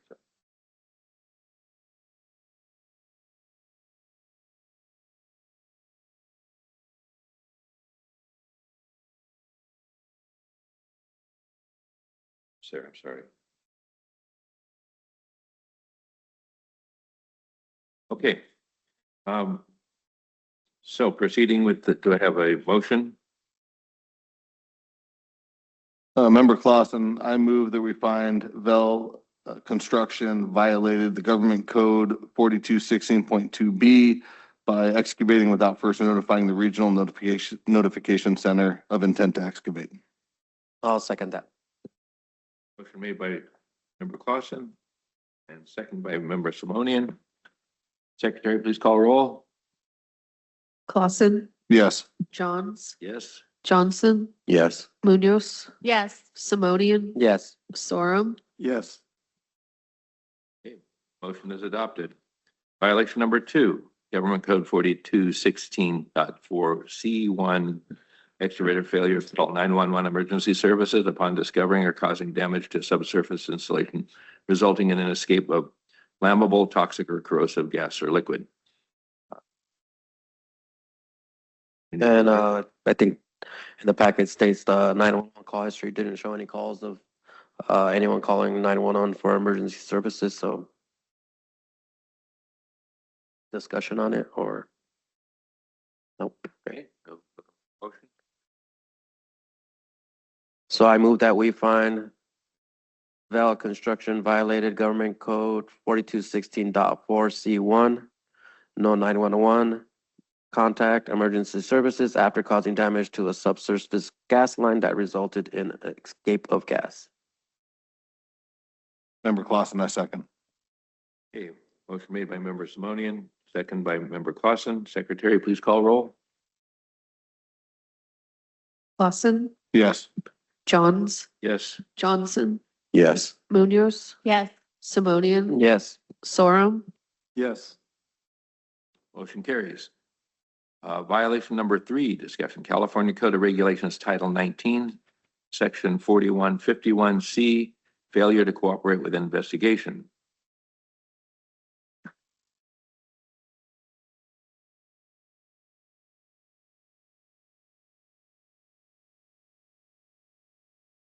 Discussion on this one?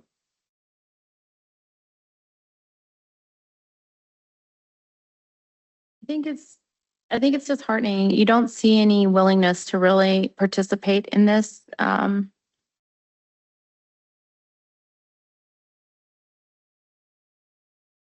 this investigation. I think people feel like if they're silent, it'll be helpful for them. I don't think it's helpful. So I would say, I don't see any evidence that they were participating or trying to facilitate an open dialogue or even trying to get to the bottom of the root cause of, this entire situation. So I don't see any evidence that supports anything to the contrary of this violation.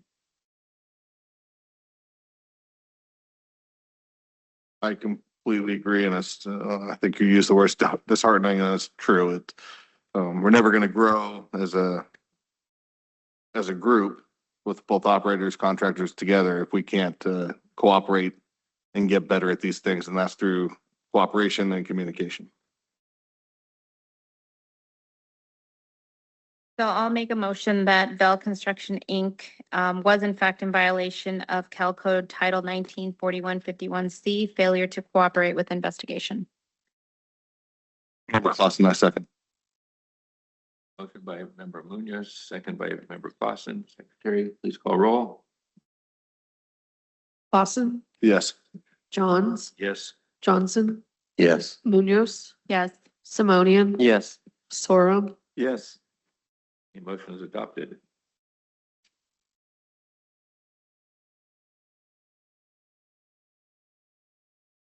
Okay, staff proposes sanctions of mandatory completion of the board's education course, a financial penalty in the amount of determined by the board, and corrective action determined by the board.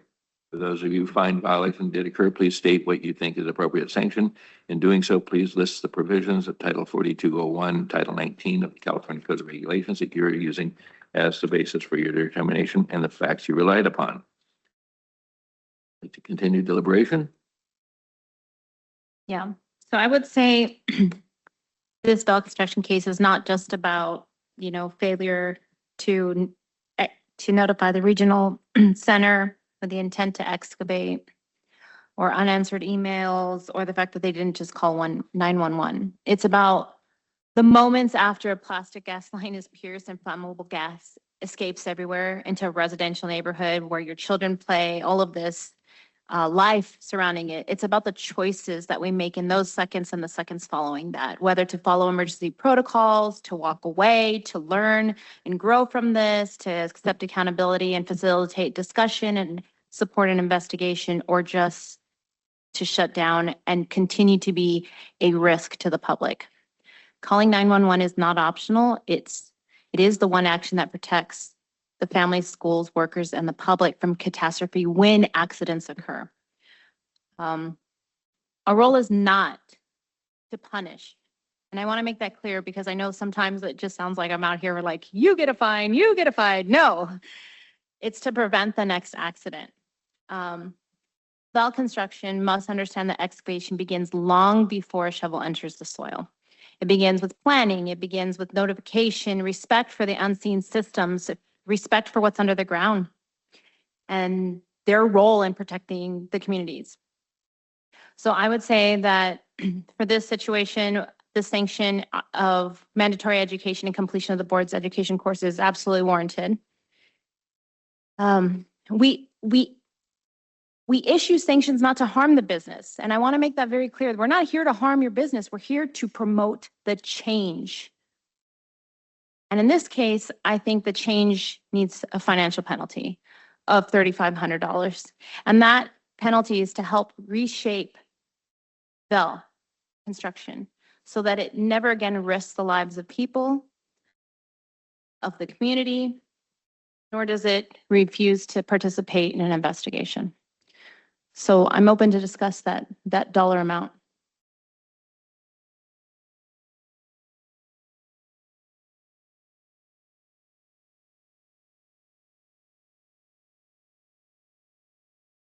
Member Clausen, I agree with that amount. At some point, you don't want a business to say, well, if a violation's only a couple $100, that's a cheap cost of doing business. So I don't have to wait. We don't want them to make those choices. So I agree 3,500 is warranted in this case for looking at the 3 violations and everything led up to them and past them. So I'll make a motion that Val Construction be issued the sanction of the mandatory completion of the board's education course and a financial sanction of $3,500. Member Clausen, I second. The motion was made by Member Munoz, seconded by Member Clausen. Secretary, please call roll. Clausen, Yes. Johns, Yes. Johnson, Yes. Munoz, Yes. Simonian, Yes. Sorum, Yes. Motion is adopted. Item 29, decisions on NOPV to Verne's Plumbing Incorporated. Investigation N247166. Verne's Plumbing has responded to the NOPV contesting in writing. Jurisdiction is the California Contractor State License Board. Now turn to the members. We got violation number 1, 42162B, excavating without first notifying Regional Notification Center of intent to excavate. In deliberation. Looking through the information, the NOPV, the investigation, I think it's clear that they did not have the dig alert ticket in place when they started excavation. They did not contest that. Then looking at the response, again, he did not contest it. So I think with those, I don't see how this is not a violation, just based on taking responsibility for what took place.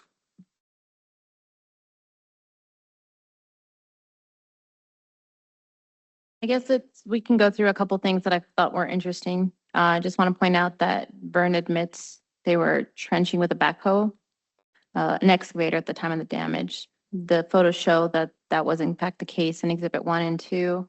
They acknowledged the gas line was clipped with a smooth bucket.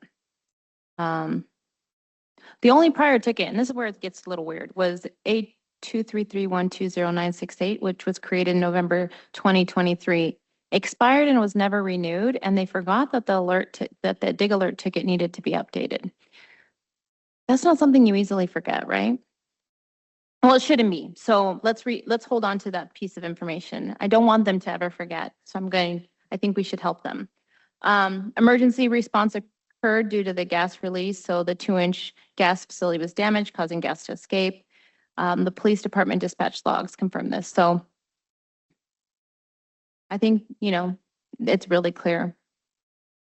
But I think just hold on to the foreman forgot to update the dig alert ticket for the future.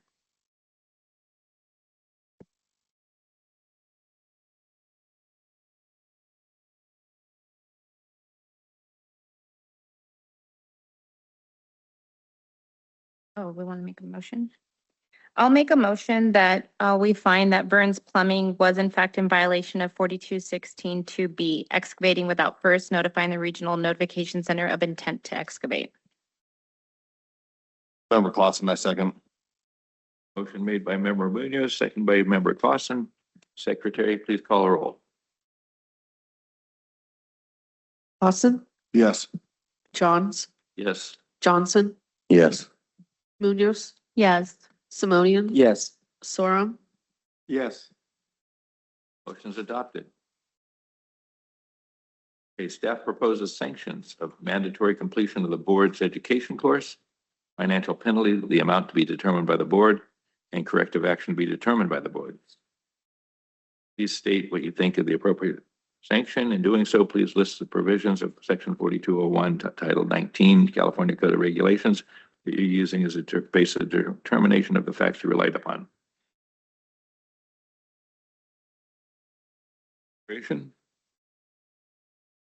So here's something interesting. Following safety procedures and guidelines. Okay, in fact, all foremen, including the person, Luis Yepes, had been in our office on June 21st, 2024 for an extensive refresher training in trench and excavation safety and competent person safety. So I think that is good that they did this training and they included company trenching and excavation policy. I think Member Johnson, that would make you smile that they included their policy because that's usually something that you like to discuss. There was a PowerPoint safety meeting, including trench and excavation, competent person certification class, gas line damage reports with pictures, incident investigation, the list goes on. I really did like that they have the equipment stickers, magnets, and keychains as a constant reminder. So I bring that up about they forgot. I don't know that you really do forget. I think we have our stickers and our signs everywhere. We have them available on request for your hard hats in the field. So I think that in addition to the education, we need a financial sanction of $500 to help them never forget. Although they did do all these steps, I still think that a financial sanction is warranted and it meets the standard of what we've already done today. My only question it has to do with that it was on the school property. And I don't know what time of day it was or if the school was in session. So, and they normally do work on school property. They also mentioned that the one call, the regional notification center, told them before that they don't have to do a ticket, which is not the case. So I think the severity is more relevant when you talk about school and whether or not it's in session or not. I would say not knowing what their summer school session was, it was July 7th, so school is likely not in session. But who knows if there were children on campus or not. My feeling is looking at this compared to everything else we've looked at, this is a company that has shown they take what they do seriously, even with training before and instituting more policy after the hit. As far as the magnets and the keychains and stickers, I would say that they're putting every effort they can. They understand the ramifications of what happened. And so they're putting every effort forward. And I would say that just education. And I don't think that they're warranted a fine because they put those into place before and after.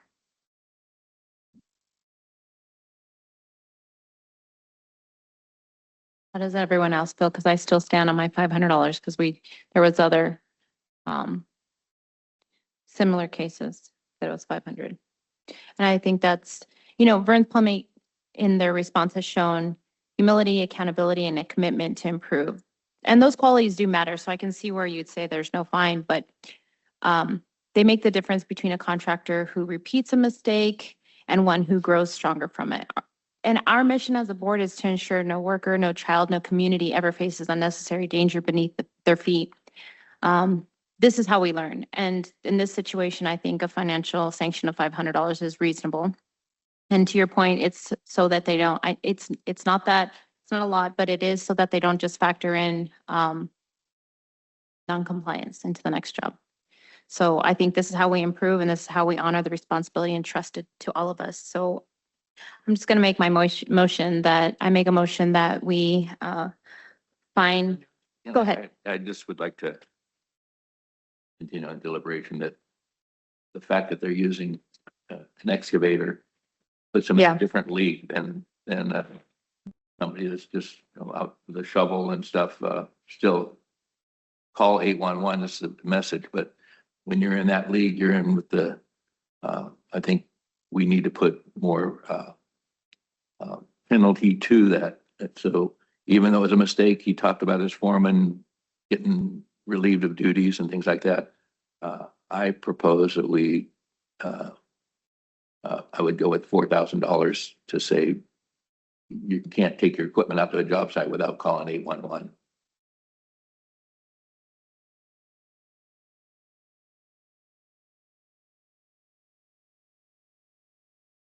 Any further word on that? What do you think, Marshall?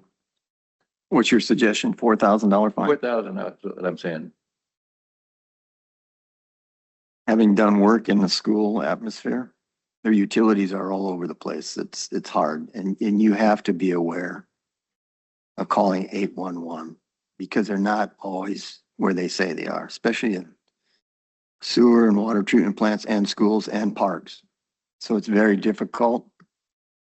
And I tend to agree with a fine of $4,000. And I do agree that when you're dealing with a campus like that, you're dealing with larger utilities. You have different systems that school have. I mean, there's even places with steam and different things like that. So there's a lot of risks involved in a campus that it's not just like a residence where you have 1 meter in and all. It's grander scale and stuff. So I agree with you. Certainly the campus is something to consider. Now, if you'd like to make your motion. I'll make my motion. I make a motion. I make a motion that we find that we issue a sanction against Verne Plumbing for the mandatory completion of the board's educational course and a financial sanction of $4,000.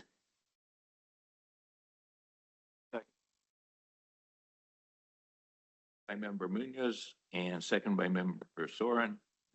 Secretary, please call roll. Austin, No. Johns, Yes. Johnson, Yes.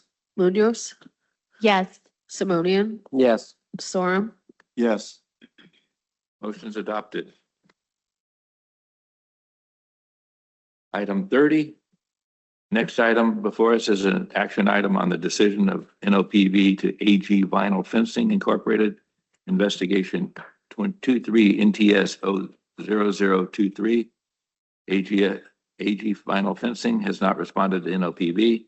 Jurisdiction is Contractor State License Board. And turn to members for discussion. Violation number 1, discussion. Government Code 4216-2B, excavating without first notifying the Regional Notification Center of intent to excavate.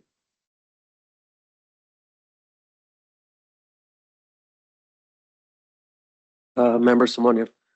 I thought that was interesting that the contractor stated that he did not think that he needed to call USA ticket when doing fence replacements. So he assumed that if he's taking out the fence post and putting another fence post in the same hole, he doesn't need to call an 811, and that he only calls 811 when he's doing new fence work. So that's kind of disturbing.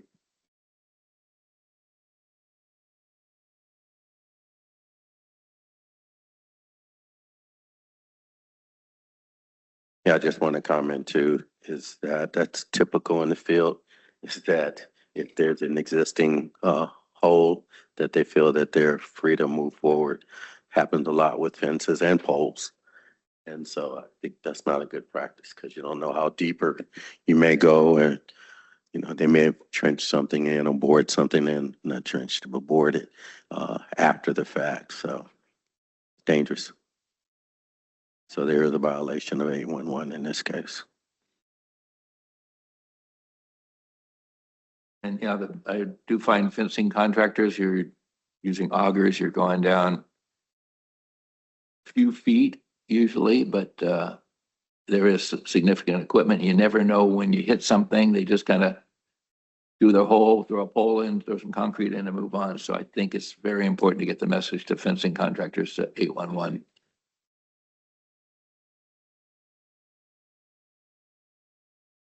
Any more discussion, or we think we're good?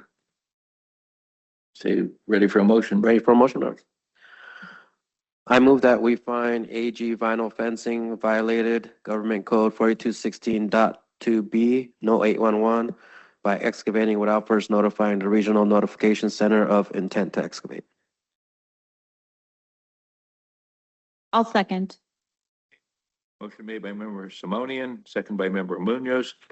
Secretary, please call roll.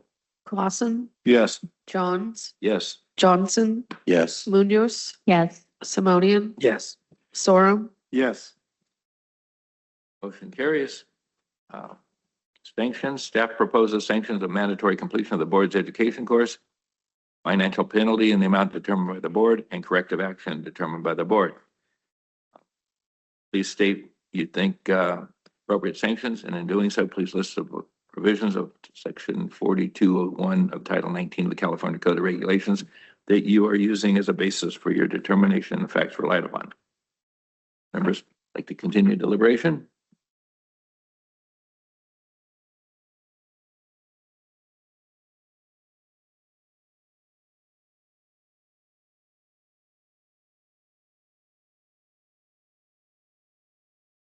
I think based on the facts, the mandatory board's education course, and just, I feel like they've been doing it a lot. So I think a punitive damage or monetary damage penalty is warranted in this case, and I would say $500.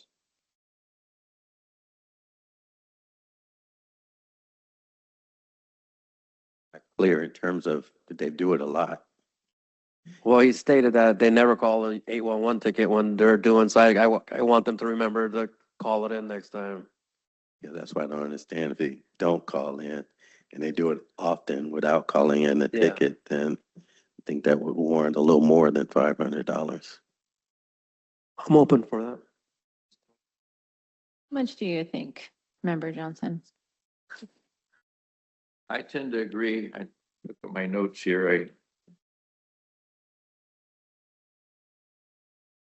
I would say $1,500, kind of splitting the difference between your opinion and my opinion. So I'd say $1,500, and still that's up for discussion.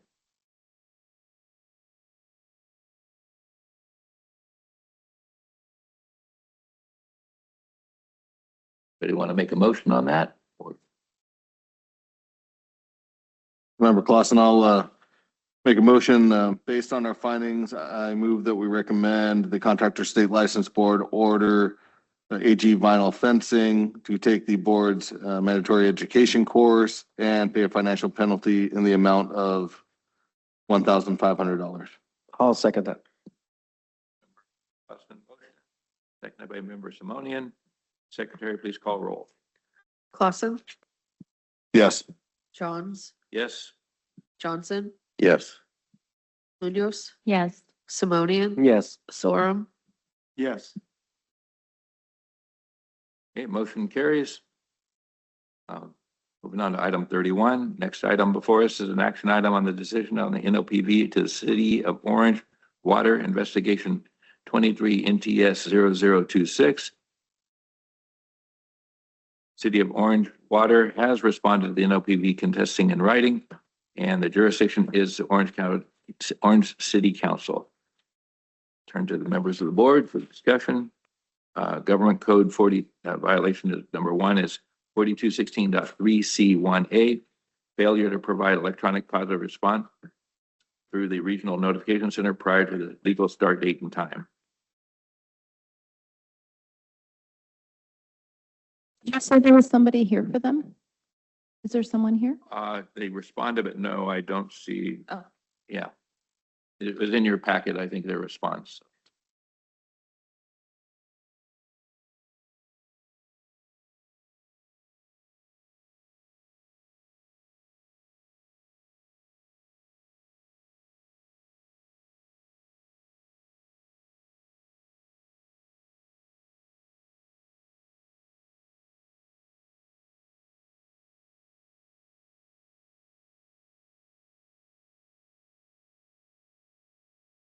So based on the ROI,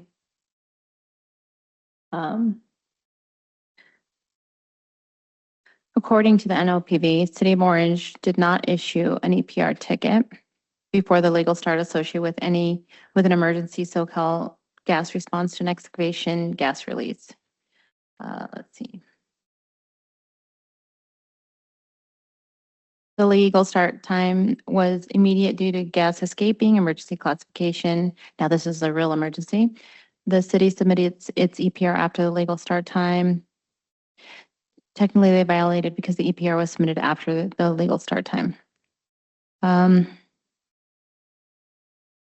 So that's what the evidence says. So let's see. Let's just go through the pages. Let's see.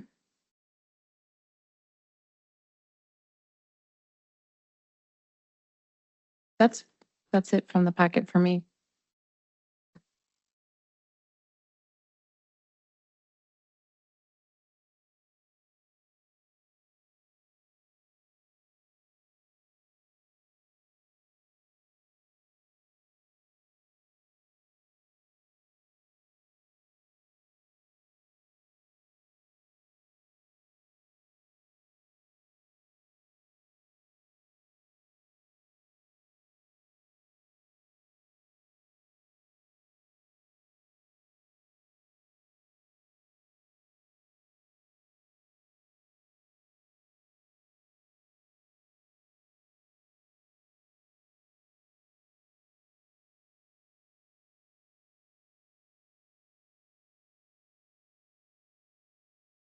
I think this section on September 5th, 2024, investigators emailed an information request for the city of Orange regarding the late notice electronic positive response code. It had a response due date of September 20th, 2023. So that's an exhibit 6 and 7.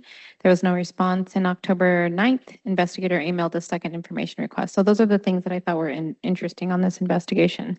But really, there was just no EPR response.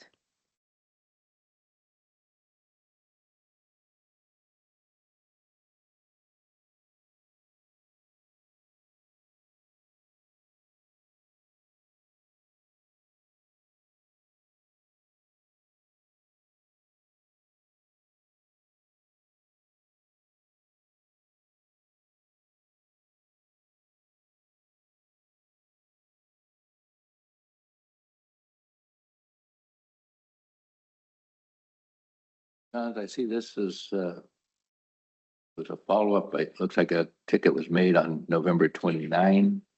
And the response wasn't received until 5 p.m. on December, placing their rebuttal was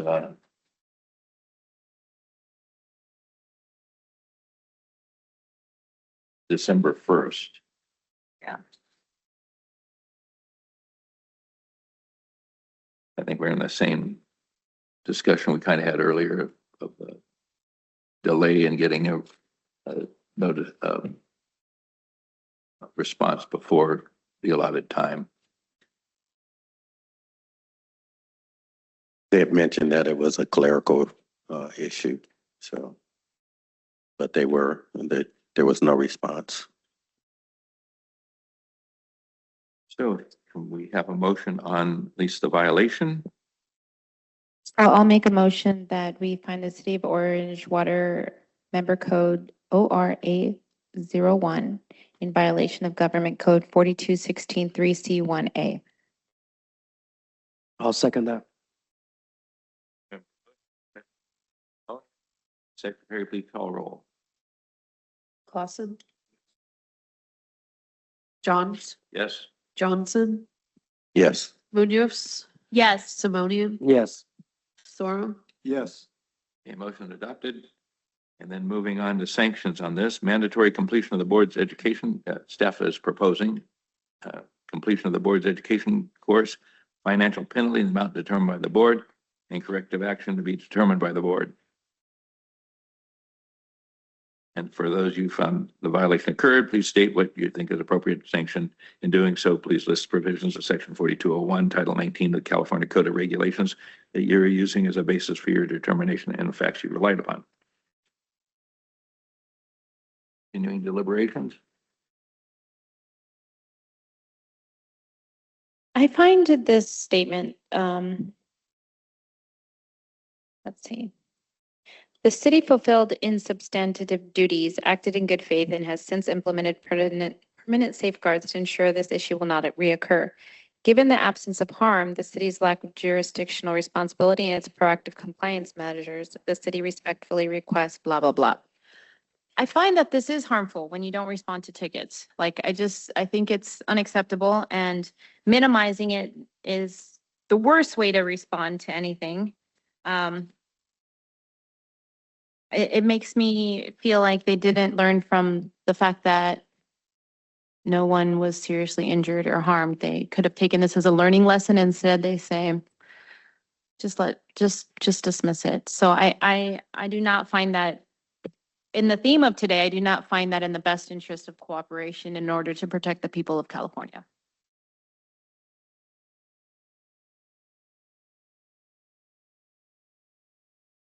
Member Clausen, I agree. For a city, a municipality that's supposed to be protecting its people, to say, nobody got hurt, so there should be no fine, is disheartening. So,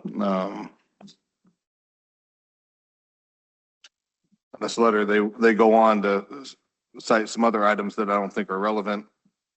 Yeah. But looking at sanctions, I believe definitely there is an education piece to it. And if they say it's outside their jurisdiction because their maps are wrong, then they need to look at updating their maps. But be interested in what people think as far as any type of financial penalty. I was a little lost how late they were in responding, if they ever did respond. I think the fact that it broke down several times, the process of response shows that it's a broken system that's showing signs of significant wear and tear with, it didn't just break a little. There was a significant delay, and this was an emergency ticket. Imagine what they do with the non-emergencies. So I think, like I've said a bunch of times today, I think it's okay that we make mistakes. I think it's okay, but we have to learn from them. We have to grow from them. And if they're setting the standard for everybody that works in the city, that's disheartening. So I agree. I mean, we can do a financial sanction of like $2,000. I'm open to other ideas on that.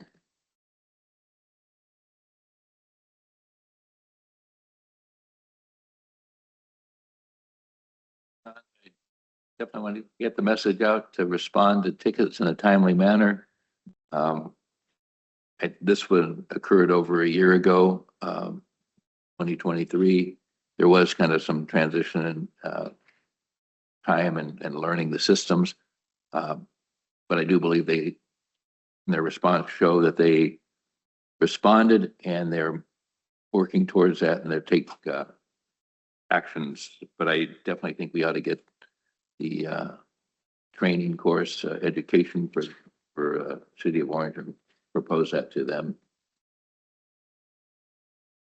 So looking for a motion, but I'm in agreement with you guys.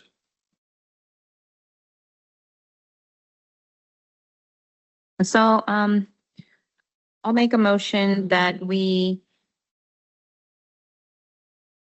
Sanction the city of Orange for their violation of 4216-3C1A with the mandatory completion of the board's education course and a $2,000 financial penalty. Member Clausen, I second. And what was that amount? I'm sorry. 2. 2,000, okay. So, motion made by member Munoz and seconded by Clausen. Secretary, please call roll. Clausen, Yes. Johns, Yes? Johnson, Yes. Munoz, Yes. Simonian, Yes. Sorum, Yes. Okay, motion is adopted. On to item 32. We're getting there, so please bear with us. So the next item before us is action item on the decision on the NOPV to Graycon Construction, DBA Graycon Landscape Construction Incorporated, investigation in 2424853. Graycon Construction, DBA Graycon Landscape Construction Incorporated has not responded to NOPV, and the jurisdiction is the California Contractor State License Board. Turn to the members of the board now with violation 1 discussion, Government Code 42162B, excavating without first notifying the Regional Notification Center of an intent to excavate. So just looking at this, did the excavation occur? Yes, on page 3, excavation was done with a pick to trench, which is legally excavation. Excavation occurred without notifying the regional center.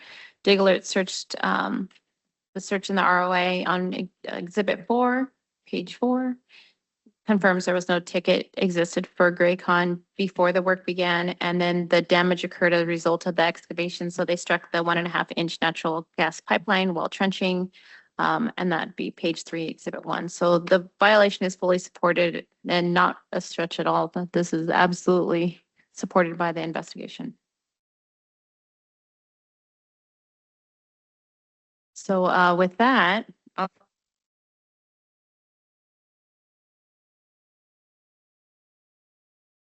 I make a motion that in regards to Graycon Construction Inc., DBA Graycon Landscape Construction, that we find that they were in violation of 42162B.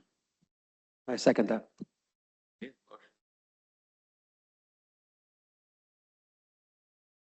Secretary, please roll. Clausen, Johns, Yes. Johnson, Yes. Munoz, Yes. Simonian, Yes. Sorum, Yes. Motion is adopted.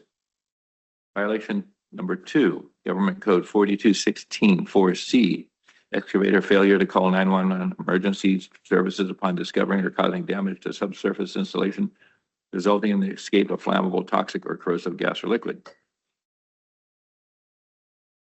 Please. So the evidence shows on page 3, gas escaped from the damaged pipeline, SoCal gas confirmation. Graycon did not call 911. Page 3 and 4, exhibit 7, dispatch logs. Emergency responders were notified by neighbors, not the excavators.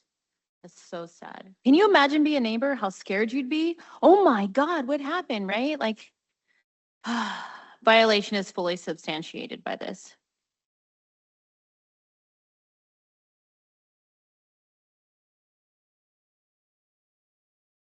So with that, I'll make a motion that we find that Graycon Construction was in fact in violation of 42164C1, failure to contact 911 emergency services upon discovering or causing damage to subsurface installation resulting in the escape of flammable, toxic, or corrosive gas or liquid. Member Clausen, I second. Motion made by member, yes, second by member Clausen. Secretary, please call roll. Clausen, Yes. Johns, Yes. Johnson, Yes. Munoz, Yes. Simonian, Yes. Sorum, Yes. Okay, motion carries. For violations, the staff proposes sanctions of mandatory completion of the board's education course, financial penalty in the amount to be determined by the board, and corrective action to be determined by the board. And please state what you think of the appropriate sanction. In doing so, please list your provisions of section 4201 of Title 19 California Code of Regulations that you are using to, as the basis for your determination and facts you relied upon. Operation. Sure. So I think the mandatory completion of the underground safety board's education courses is important. Given the severity, there was the gas line damage, no call to 911. The training is essential, but there were other significant issues that occurred. The damage to the gas line, active gas leak, no dig alert ticket, no 911 calls. The residential neighborhood had to call in the support of 911. Risk to workers, public safety, property. I mean, it is bad. So I would say that with this one, we need to talk about a more significant sanction than the other ones. So I'm thinking, I'm open to what do you guys want to, what do you guys consider?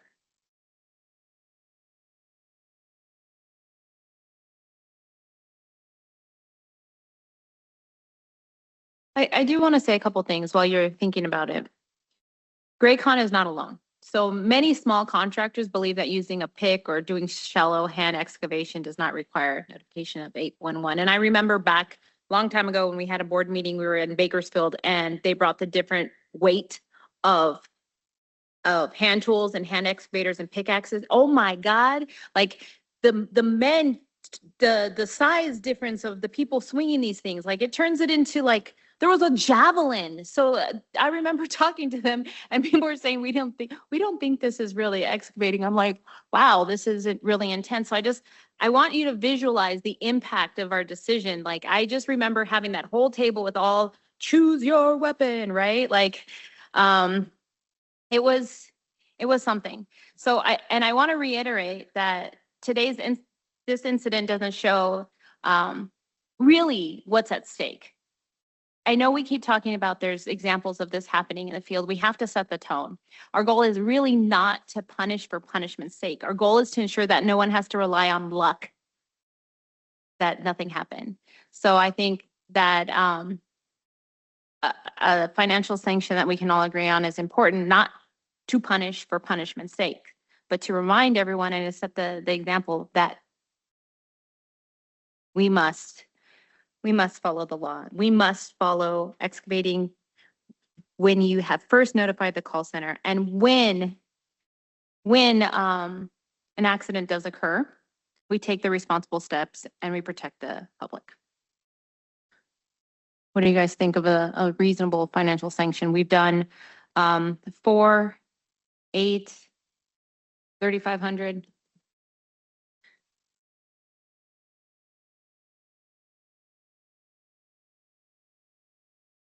I believe in this instance, 3,500 would be an acceptable amount. Then again, not calling 911, having the neighbors having to do it because they're frightened is very concerning.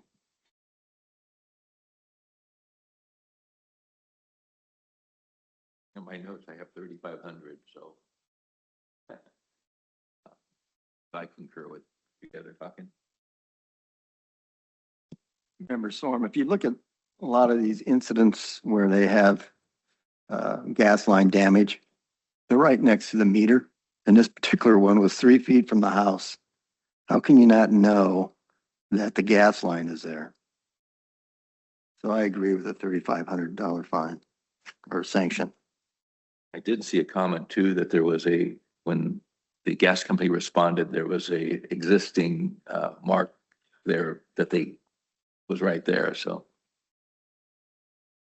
Yeah. So we have entertain a motion here. Okay, so I'll make a motion that that we sanction Graycon Construction Inc., DBA Graycon Landscaping Construction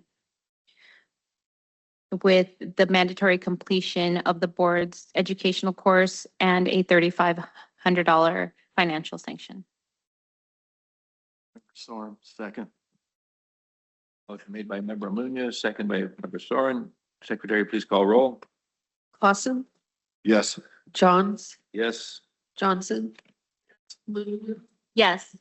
Simonian, Sorum, Yes. Motion is adopted. Item 33, the next item before us is action item on the decision on the NOPV to South Point Construction LLC, investigation 24-24853. South Point Construction has responded to NOPV contesting in writing, and jurisdiction is California Contractor State License Board. Now turn to members of the board. Government Code 4216-2B, excavating without first notifying the Regional Notification Center of intent to excavate.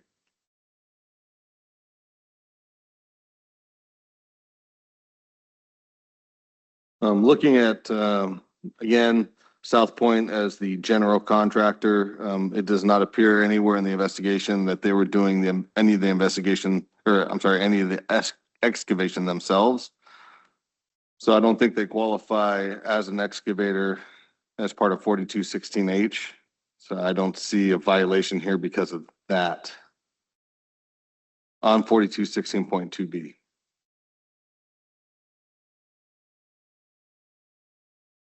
This is absolutely different than the way that we've been carrying these out all up to this point. This is, the prime contractor is held to the standard of excavation. They're overseeing the excavation. Their subcontractor. I hear how we've ruled today, but this has not been our standard enforcement of 4216.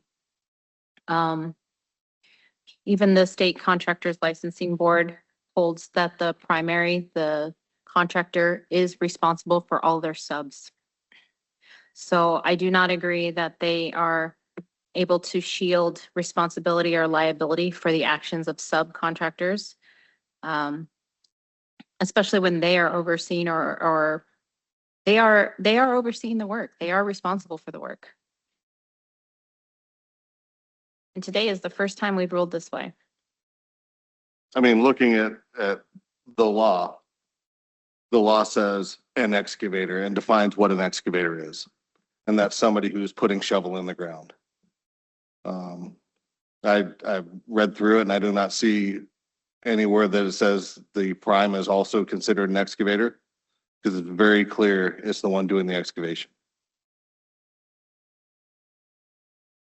And if we're looking at the law as intently as we have been today, we need to follow within that.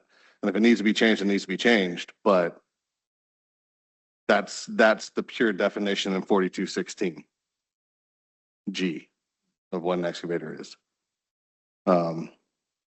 I also don't agree that the Contractor State License Board says that the prime is responsible for all of the subs actions.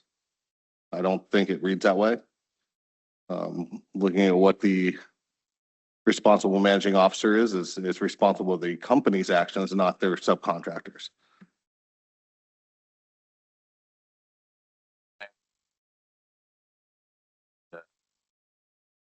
Prime contractor does have responsibilities of bringing on subcontractors, licensed subcontractors, competent subcontractors, giving them enough understanding of the project to perform the work, but they do give latitude to their excavators to do the work and rely on that. So I agree with what you say that, yeah, there's a division between the prime and the excavator in this case.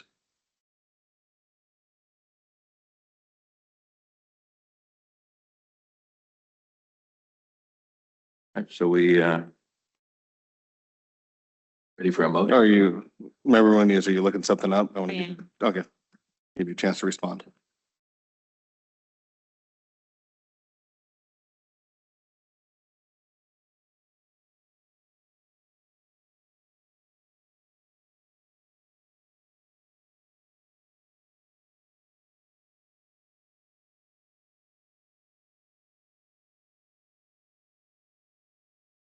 Looking up BP 706868. Oh, not about that.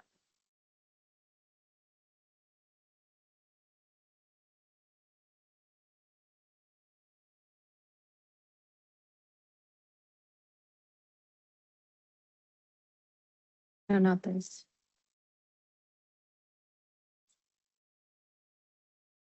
Oh, there it is. Okay.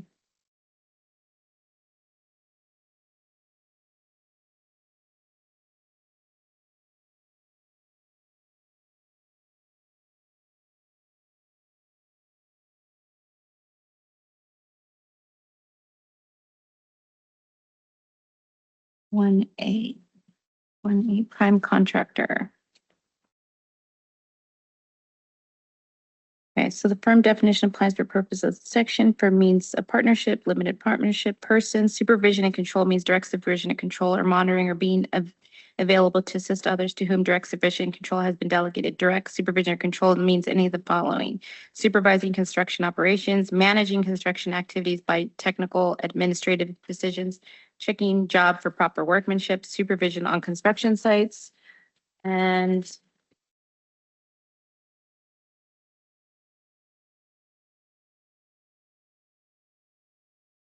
I'm looking at the 70681 prime contractor responsibility for active subcontractors. If I look at it that way, the licensee shall be responsible for the actions of personnel, employees, or subcontractors performing the work under their direction. So if a subcontractor violates 4216, the prime contractor is legally responsible. That's why on many of these agenda items and past precedent, we've held that the primary is responsible for the work of their sub. When their sub digs a hole, strikes the facility, operates the backhoe, excavates. Let me see, 7, is that one in here? 7068.1, which subsection? Yeah, subsection, if you go to 8 and then go to C, if you read all of that section C, all the way down. And then also,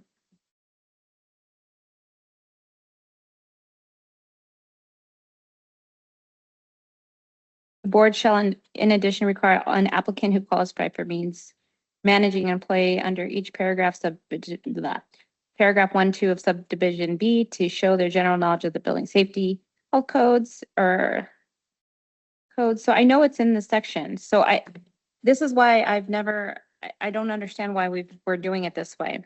So my understanding of 7068.1 is the responsibility of the responsible managing officer of the firm and their control over the firm of which they are responsible for.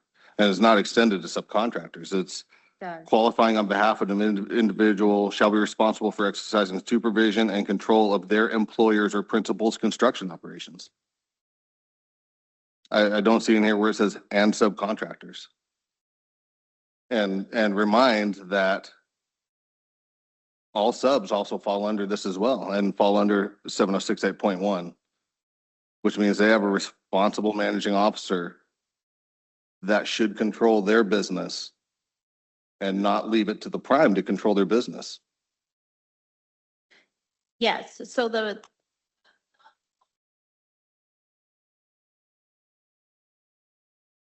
I do not agree that this language says that the prime is responsible for the sub in this instance. they Dealing with excavation too. yeah, so There's a they're broad spectrum involved in prime sub relationships.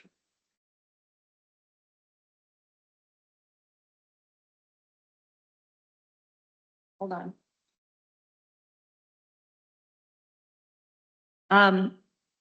The responsible party under that 70681 is the one who must also ensure that the A11 ticket is pulled. They're acting as a supervisor. They're supposed to make sure that the ticket is pulled But for where their does it say that? excavator. It says it in the first, let me see that again, in that first section. I'll just look up the law. That's what I was reading. The person qualified on behalf of an individual or firm under paragraph 1, 2, 3, and 4 of subdivisions B of section 7068 shall be responsible for exercising supervision and control of their employees or principal construction operations to secure compliance with this chapter and the rules and regulations of the board. The person shall not act in the capacity of the qualifying person for an additional individual or firm unless one of the following conditions exists. So there's common ownership in both of them. That's not happening in most of these. The additional firm is subsidiary or a joint venture. So the parent owns the sub. That hasn't happened in any of these situations. With respect to the firm on paragraph 2, 3, and 4 of subsection 7068, the majority of the partners, officers, or managers are the same. That's not true either. So they are when I'm the primary, it doesn't release or shield me from responsibility of of supervising my subs. Again, when we're looking at 706.8.1A2, a joint venture or subsidiary is a business entity. It's not a subcontractor. Yes, that makes them one entity. So then they can act as one unit together. This is saying that because they're not joint ventures and they don't have the same management, they must act independently, but the sub is still responsible for the supervision of the subcontractor.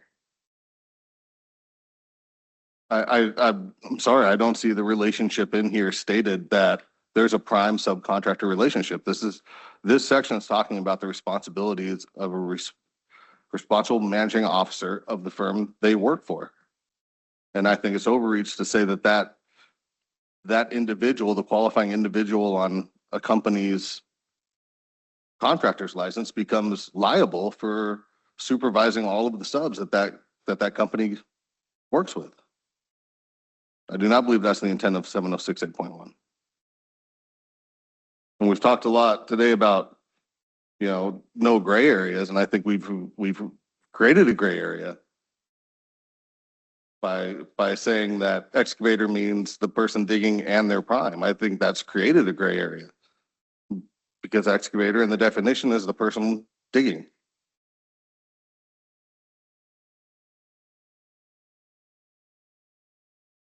The prime qualifying individual must supervise the subcontractor's work.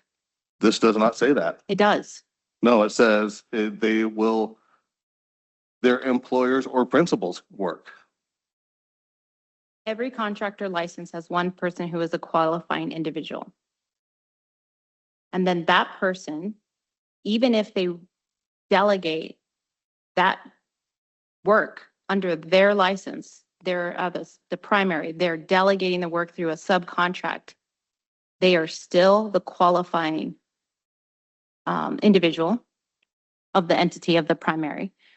And so they still must supervise, they must provide supervision and control. It means direct supervision of the construction or the site, managing the work, making decisions, checking work quality, being on the job site or available to help the site supervisors.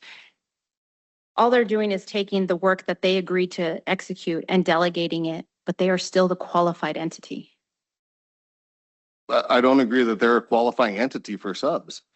If that was the case, subs wouldn't need a contractor's license If the qualifier because the fails, prime would hold the license for the entire job. they are still, each individual is still its own entity, but the qualifier for the original job must supervise the original, the job and under its umbrella of work. So let's take it this way. If I'm an entity and I don't want one main contractor, I want to directly hire 5 of them. They're individual. They do the work. That's fine. But if I hire one entity, I am hiring them to supervise the work of all the others to make sure that they follow that, so that I don't have 5 partitions of qualifiers. So in the 5 qualifiers alone, now I am supervising all their work. The primary is the supervisor, is the legal supervisor, according to this, of all the sub works. So when I hire the primary, I'm hiring the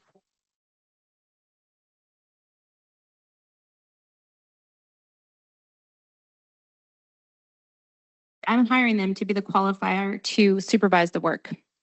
And I think the CSLB has language that says if you don't supervise, that's a problem, right? So in this situation, I hear what you're saying, but this says that each individual job still falls under the main supervisor. The qualifying individual is the person who is legally responsible for supervising the contractor's work. And that still is the prime. And then the subs, they have their own responsibility. They are responsible for the excavation of those that are directly under them, that work directly for them. But it doesn't negate the chain to the main supervisor of the job. And that's what this is saying. They must, so that the main qualifier under the primary's CSLB license, they must actively supervisor can only qualify a limited number of relative companies. So they can't just hand out, jobs everywhere. They also have the responsibility to make sure as the supervisor to say, this, whatever company, this, concrete company, it meets all the standards of being the executor of my job, right? This portion of my job. So I'm going to supervise them. I'm going to check everything. Okay, they're good. They move on. Let's do the next one, the next one, the next one. So when you're hiring a prime, you're hiring someone to supervise all the other ones. That's the whole point of hiring them. So why does this matter for all the 4216 case? Because that prime qualified individual has to supervise the subcontractor's work. If not, you wouldn't have hired a prime. You would have just gone out and hired 5 individuals and then let the cards lie where they may. And most entities are going to hire the prime to manage the smaller ones. And my concern in all of this, in today's direction change, is that we're kind of we're reducing the jurisdiction of, what is this, 70681 in just excavation. We're saying, except for excavation, the primary has no responsibility to supervise their efforts, their work. And today is very outside of the norm of the primary being responsible for the active supervision of all activities on the contracted work. That means the prime is responsible to ensure the 811 ticket is pulled. That's their job, is to ensure that the ticket's pulled. Now, does that mean that the prime can pull the ticket and now the sub doesn't? No, because ultimately the one that breaks the surface of the ground and their employees are responsible for the excavation part. But if you scale this back up to 70681, the supervision is still at the prime. So it's a legal backbone. I'd like to see where in here it says the prime is responsible for the insurance of an 811 ticket. So the If way it's a that laws subsection, I work, want to see it, so the but ways it's not a laws- subsection. the ways laws work, and you weren't here in the beginning when we were writing all this, is we fit one section of 4216, but it all builds back on statute that came before.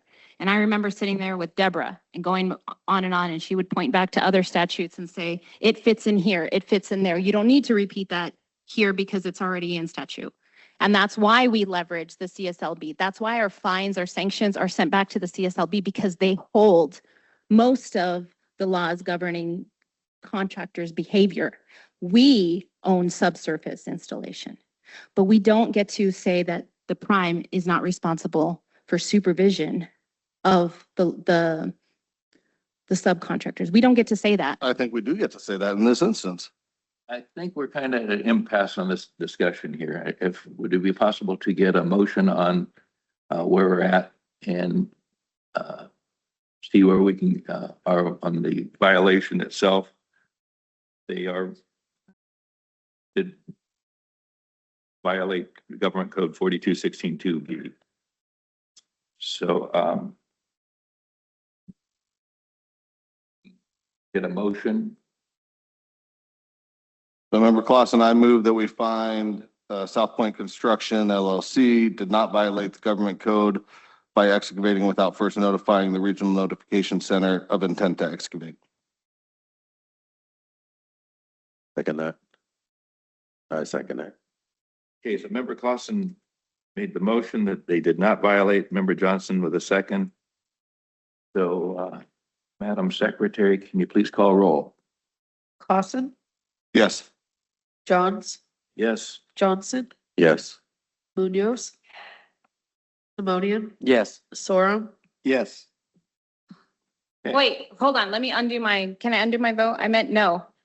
I had a feeling you meant no, but No, I demand a recount.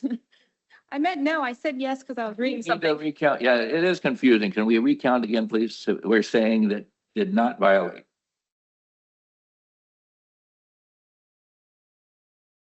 Yep. Clausen, Yes. Johns, Yes. Johnson, Yes. Munoz, Go. Yes. Sorum, Okay, the motion is adopted that or actually the there was no violation. So we're on to violation number 2 discussion, California Code of Regulations, Title 19, Section 4151, failure to cooperate with investigators. Yeah, anybody want to discuss this? Notwithstanding the previous conversation, I do think that it is the responsibility of anybody that falls under 4216 or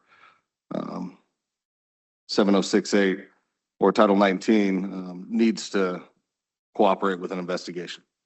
It's the only way that this board and other entities can move forward with understanding what happened and being able to have proper investigations and proper outcomes and learn from things that happened in the past.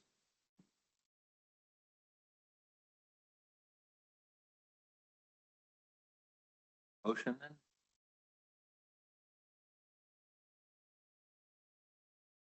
Member Clausen, I move that we find South Point Construction violated Title 19, Section 4151C of the California Code of Regulations by failing to cooperate with the investigation. Member Simonian, I'll second that. Okay, motion by member Clausen, second by member Simonian. Secretary, please call roll. Clausen, Yes. Johns, Yes. Johnson, Yes. Munoz, Yes. Simonian, Yes. Sorum, Yes. Okay, motion is adopted.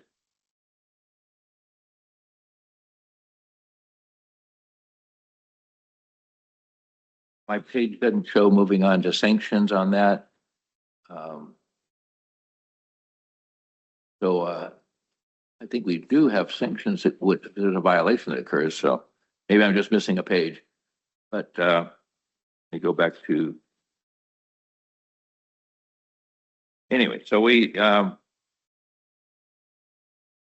so I don't have staff's proposal on the sanctions, but we as a board, if we did think a violation occurred, please state what you think appropriate sanctions would be. Continue deliberations in accordance with Section 4201 of Title 19 of California Code of Regulations that we're using as a basis.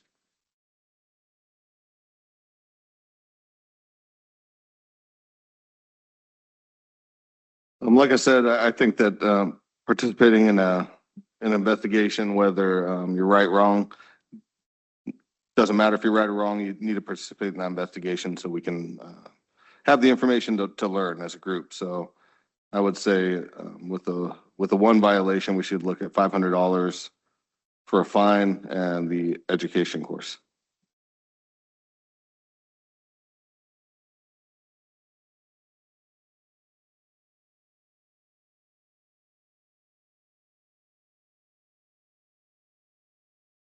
Member Clausen, based on our findings, I move that we recommend the Contractor State License Board order respondent to take the board's education course and pay a financial penalty in the amount of $500. Simonian, I'll second that. Clausen made the motion, seconded by member Simonian. And Secretary, please take roll on that, please. Clausen, Yes. Johns, Yes. Johnson, Yes. Munoz, Yes. Simonian, Yes. Sorum, Yes. All right, so motion carried on that. We're at the one we were waiting for, the last one, I believe. Item 34.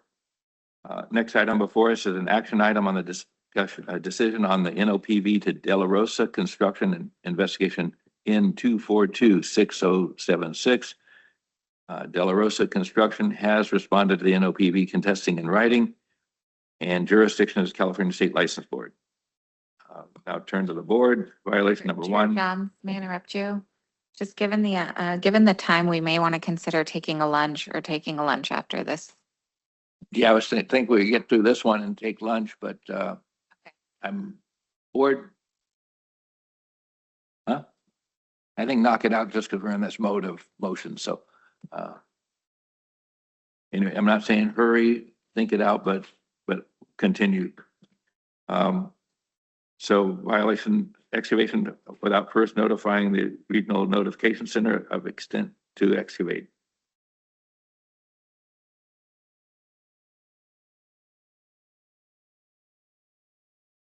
And that was intent to excavate.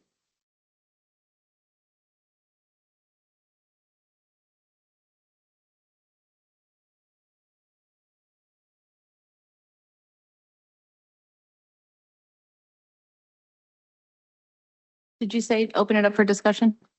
I couldn't hear. Okay, so excavating without first contacting the regional center, De La Rosa Construction performed hand excavation, shovel, clay spade, pickaxe to install an electric conduit for an ADU. Damage occurred at 10:09 on 9/3/2024. The only ticket was B2424708770B, and it was created after the damage at 2:39 PM. The excavation occurred before contacting 811. This is a textbook violation.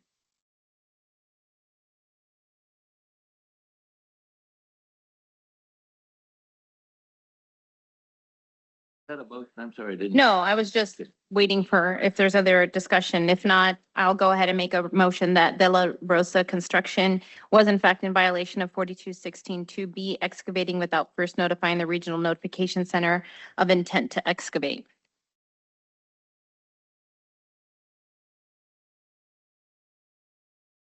That was my motion. I had a motion. Had a motion, yeah. And on a second, if somebody has any comment or a second on that. Member Clausen, second. Member Clausen, second. So motion by Munoz, second by Clausen. Secretary, please take call roll. Yes. Yes. Johnson, Yes. Munoz, Yes. Simonian, Yes. Sorum, Yes. Okay, motion's adopted. Violation 2, California Code of Regulations, Title 19, Section 4151, failure to cooperate with investigators' investigation. Members. So you want to start the discussion? I think this one's interesting because they very clearly failed to cooperate. The investigator attempted to contact by phone, email, and certified mail. De La Rosa confirmed his email address once and then never responded. Hung up on the investigator, ignored the information request and second mail request delivered on February 28th, 2025. I'm pretty sure that those facts alone meet the definition of obstruction or failure to cooperate with an investigation.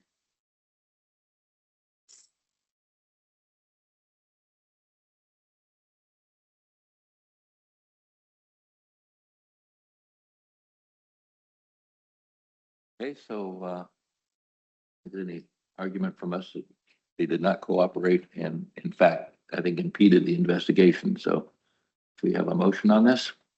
So I'll make a motion that De La Rosa Construction was in fact in violation of California Code Regulation Title 194151, failure to cooperate with the investigation. Member Simonian, I'll second. A motion was made by member Munoz and second was made by member Simonian. Secretary, please call roll. Clausen, Yes.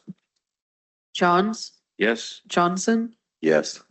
Munoz, Yes. Simonian, Yes. Sorum, Yes. A motion is adopted. And again, I don't have a page on this one, but I will, we're on to sanctions.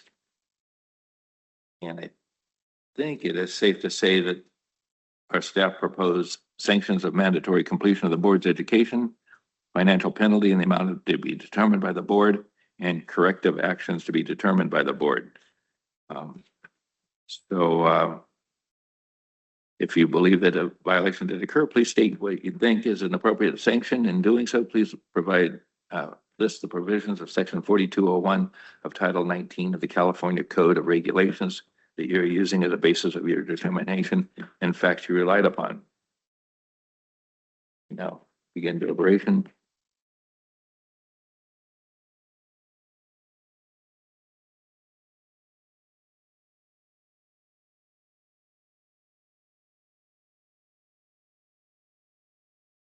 Yeah, just gonna start with saying that, again, the failure to work with the investigation to me is kind of one of the most egregious things.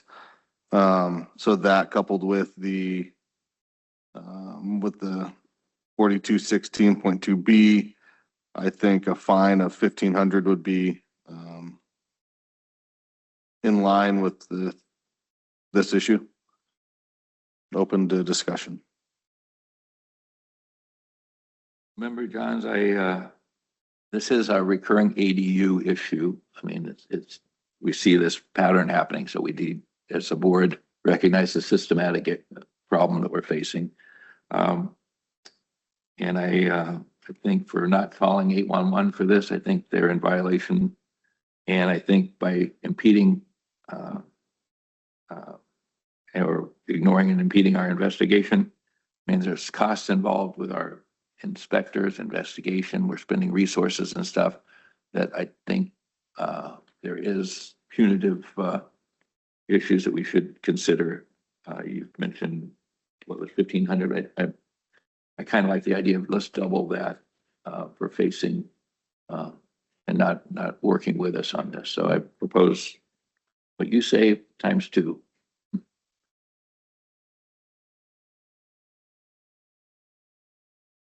Any other discussion?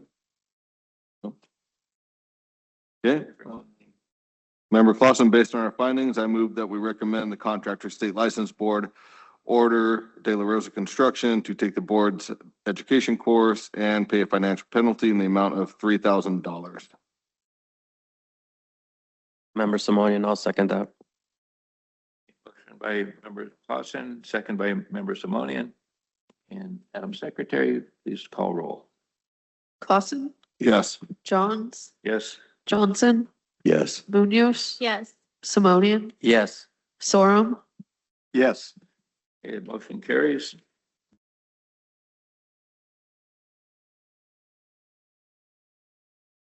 And I believe that is it for NOPVs. So we will now take a recess for lunch. Do you have a time that you'd like that you need for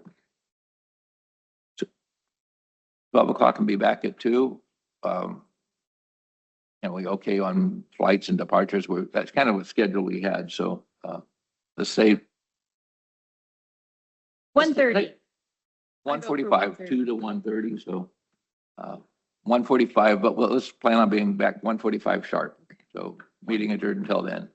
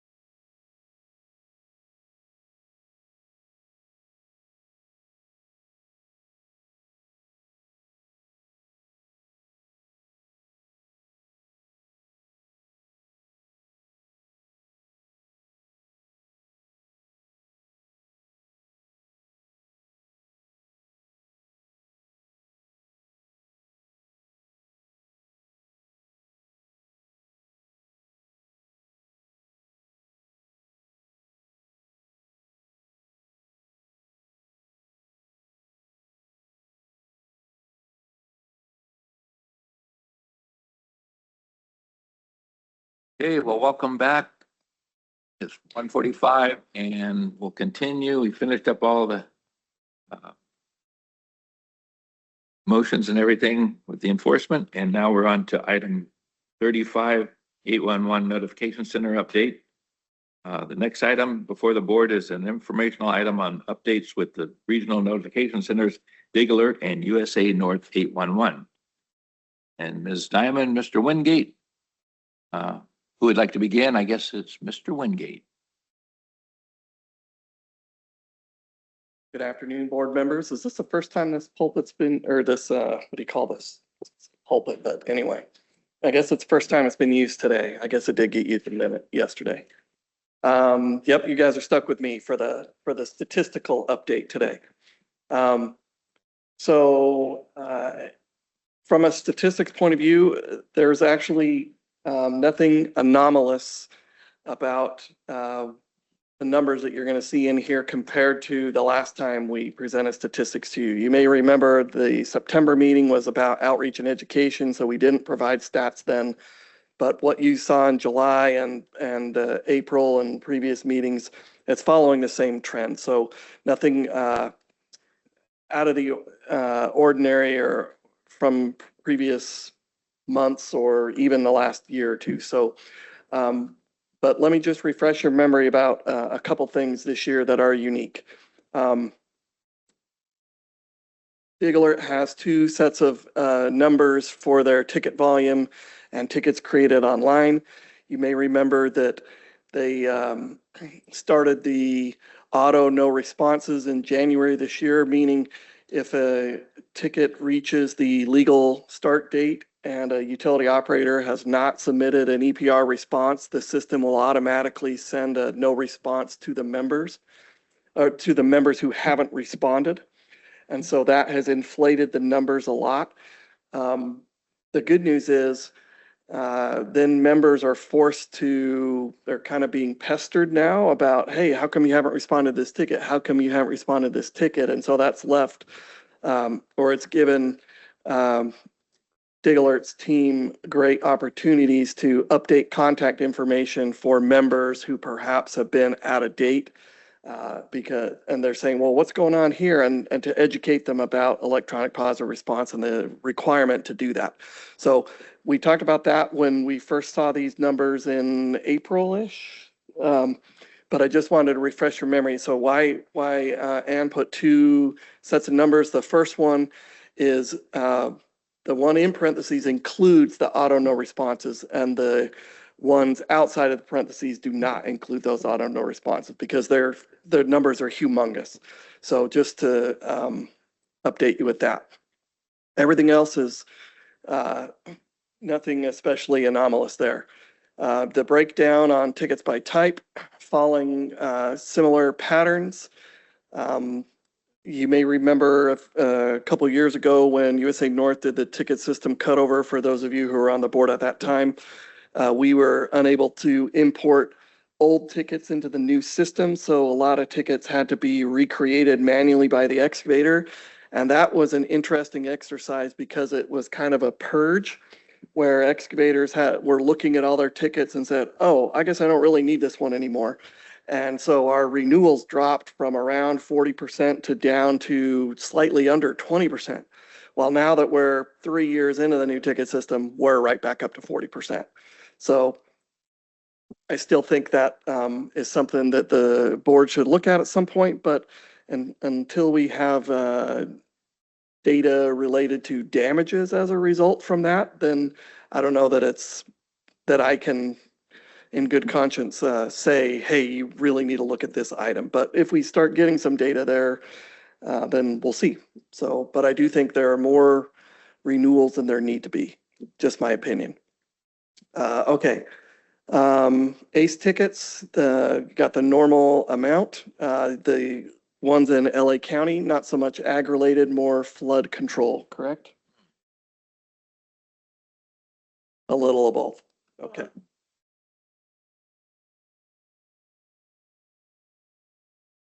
Gotcha.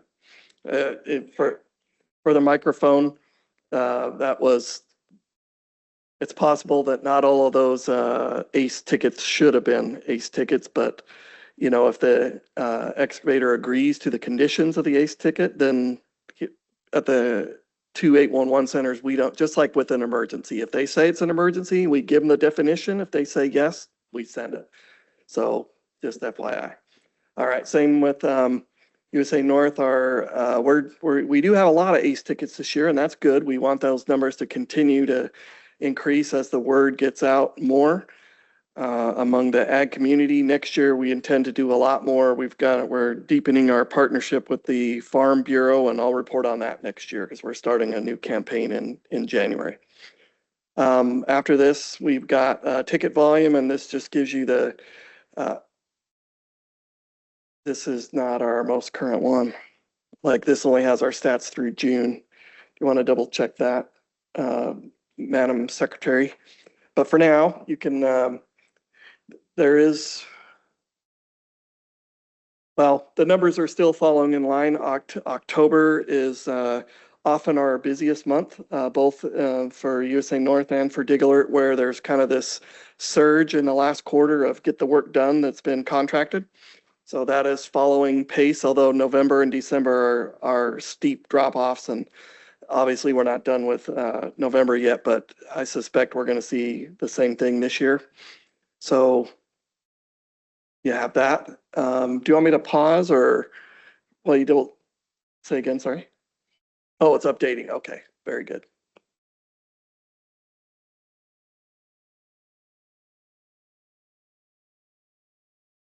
Hey, there we go. All right. So do you want to go back just one slide? So they see the full ticket volume numbers. Yeah, so there you go. So you can see for Dig Alert's numbers are inflated with the auto no responses. So obviously May and April were humongous for them when they were those are busy months, but that was the peak of the auto no responses. But you can see if you look at the red, that October is our busiest month in the north, as is commonly the case. So again, like I said, nothing anomalous from a trends perspective related to tickets. On the next slide is the homeowners, and similar thing throughout the year. The spring is when homeowners are often where the volume is the highest for both centers, where the homeowners are ambitious and they come out of hibernation and they're excited to do their yard projects, fences and landscaping and so on. So you'll see April and May are traditionally the highest months. Sometimes March, depends on the weather, how rainy it is in the south and so forth. But those numbers are still comparable to where they've been. Ticket delivery.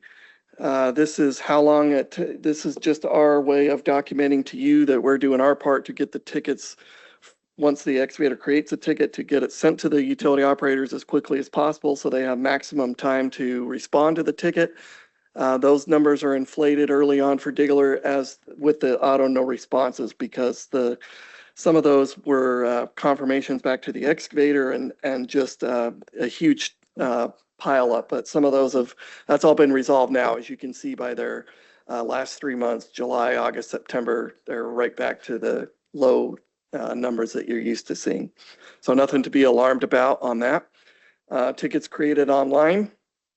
This is again, similar pattern, although one thing to note is that the auto no responses for Dig Alert, I know I'm saying a lot about Dig Alert, but we take turns of whose turn it is to talk, and it's my turn today. So those numbers are, the auto no responses is auto as opposed to manually created. So those are processed online and do count in the online category. So that's why you'll see those numbers be very high. But then, as we mentioned before, when the spike was in April and May of the education to the members about, hey, get your,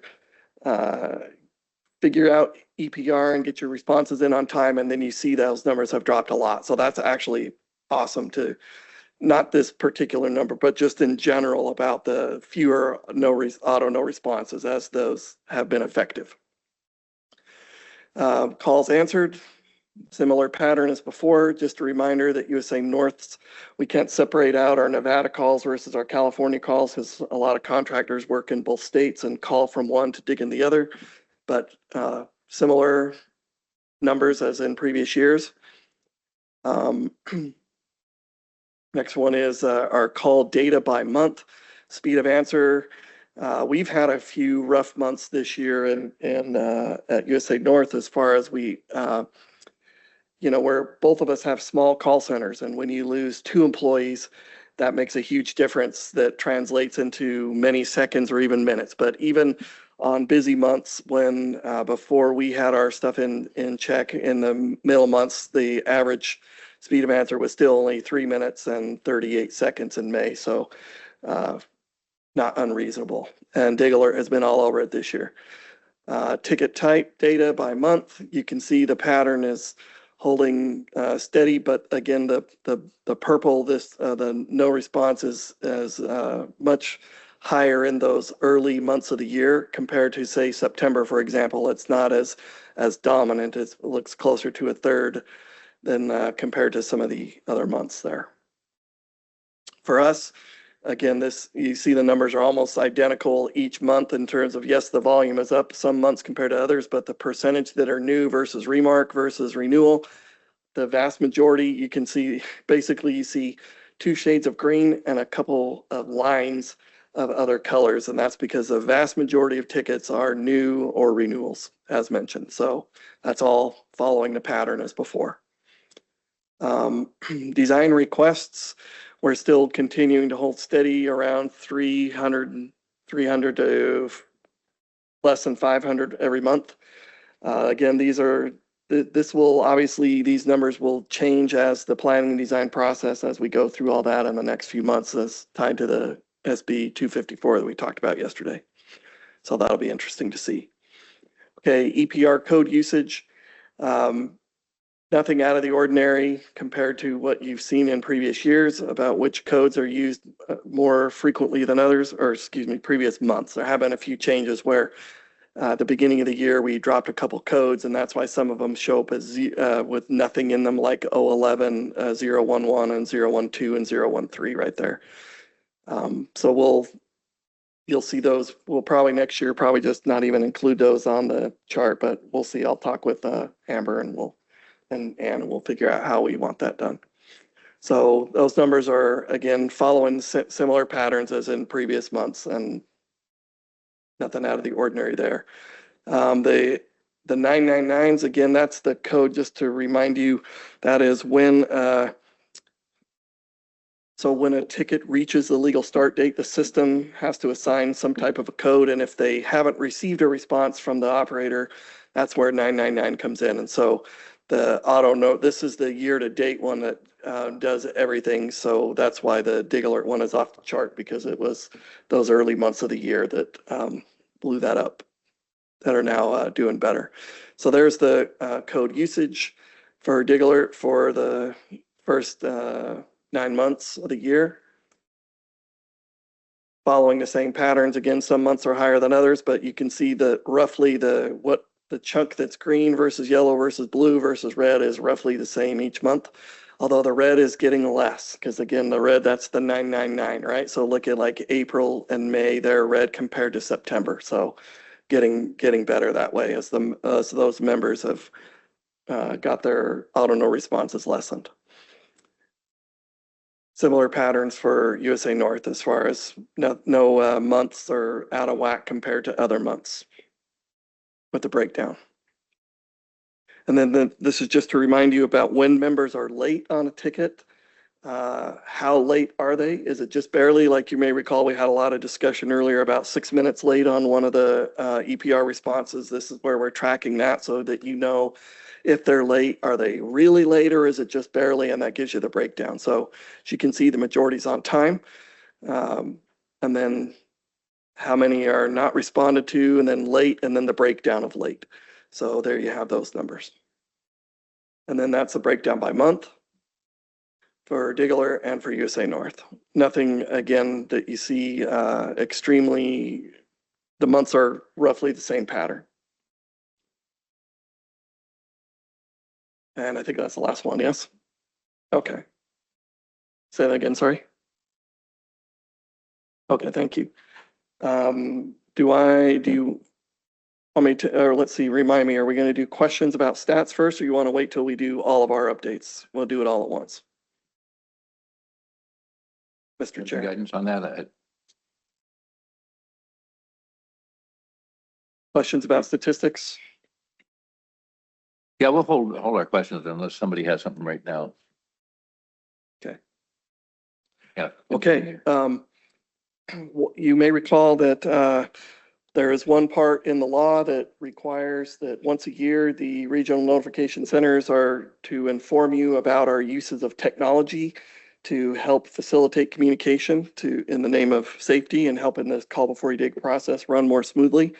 One thing I wanted to mention or what I wanted to focus on this year for USA North's update is about the base map, GIS data. GIS data, we've talked a lot about utility operators keeping track of their assets and the requirements to do so in a GIS now, and of course the regulations that we're working on about, when I say we, I mean this industry collectively, about how best to proceed with that. But I just want to remind you about the whole call before you dig process is predicated on GIS technology, the concept of the map. So so just this first slide is just showing you basically how the process works, right? So you can, I know there's a lot going on in that picture, but if you look at the rectangle in the middle that's red, that is what the excavator would draw to show the dig site. And then the text of that is on the bottom left where it says this is if it was a road widening and reconstruction project along Port Chicago Highway. The text ideally, Member Simonian would love it if every ticket was this clear. Road widening and reconstruction along Port Chicago Highway from the north edge of one intersection going south to the south edge of an on-ramp for that stretch curb to curb and 15 feet in on both sides. Now, normally we don't like those types of tickets that are curb to curb plus a distance on both sides, but sometimes it's necessary, such as for a road widening project. So anyway, that would be ideally how a ticket would look for this type of thing, where the polygon is tight and only covers the area needed. That's the ideal situation. Does it always happen that way? I wish I could say yes, but no, it does not. So if we can go to the next slide. Part of the basic concept is, we have over 2,200 utility operators in California, just in case you're not familiar with that number, but USA North has over 1,300 in the north. Dig Alert has over 900 in the south. So between the two, we're over 2,200 separate utility operators. So when an excavator goes to create a ticket, how do we know which of those operators need to receive the ticket? That's all based on this concept of overlapping polygons. So if you look in the image on the left, on the right, the excavator draws a box for their dig site. It doesn't have to be a box. It can be any shape they want.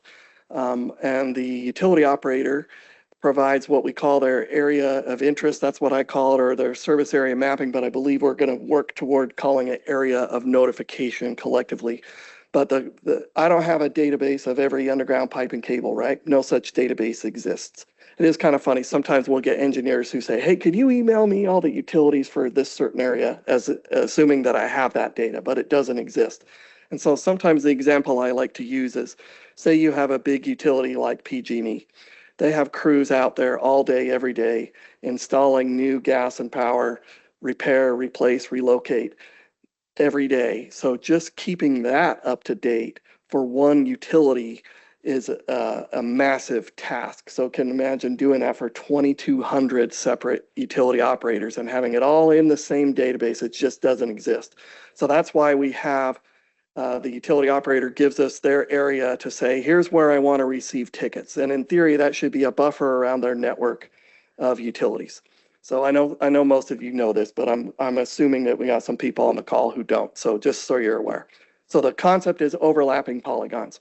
So now if we go on to the next slide, that process has evolved over time. You got to remember this started in 1975 at USA North. So this is our 50th year, long before GIS was widely available. So some of you may remember the Thomas Brothers guidebooks.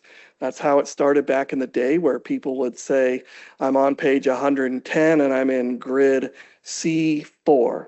And you can see you probably can't see it in the image, but there'd be ABC across the top and 1, 2, 3 down the bottom left, and you find that grid, and that's how you would know. And so utility operators would say, I want to know about any digging in these grids. And we had files of just pages and pages of grids that they had listed, and that's how we would keep it up to date.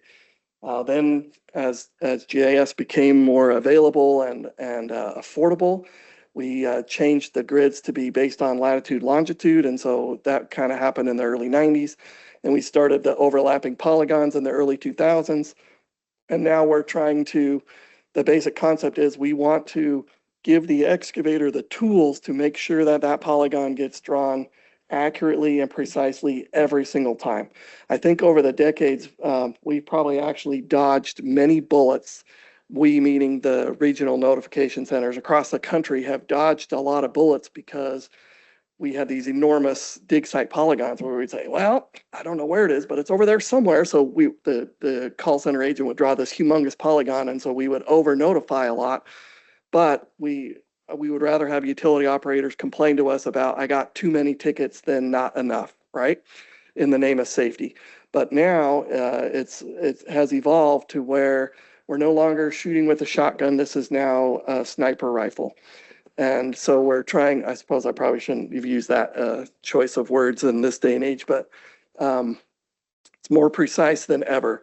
And so, but now that because we're having that very small shot compared to a large one, it's very important that it be in the exact right place. So if you go to the next slide, what do we do to give the agents the tools?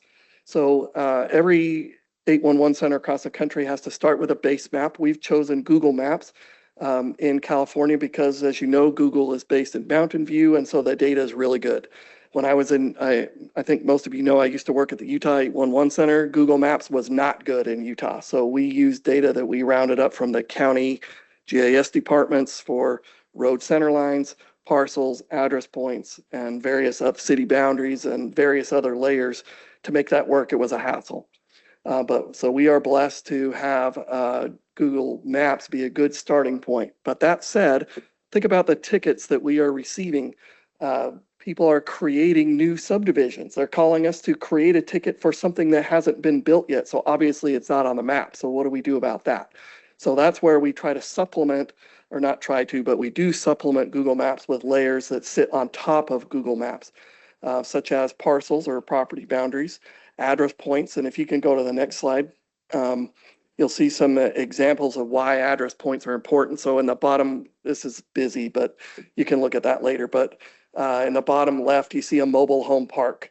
So usually legally, a mobile home park is one parcel or maybe a couple, but certainly not many small parcels for each address or for each mobile home unit inside there. And so this is why you need more than just parcels so that we can be specific. If the excavator says, well, I'm only doing this kind of work at unit 77.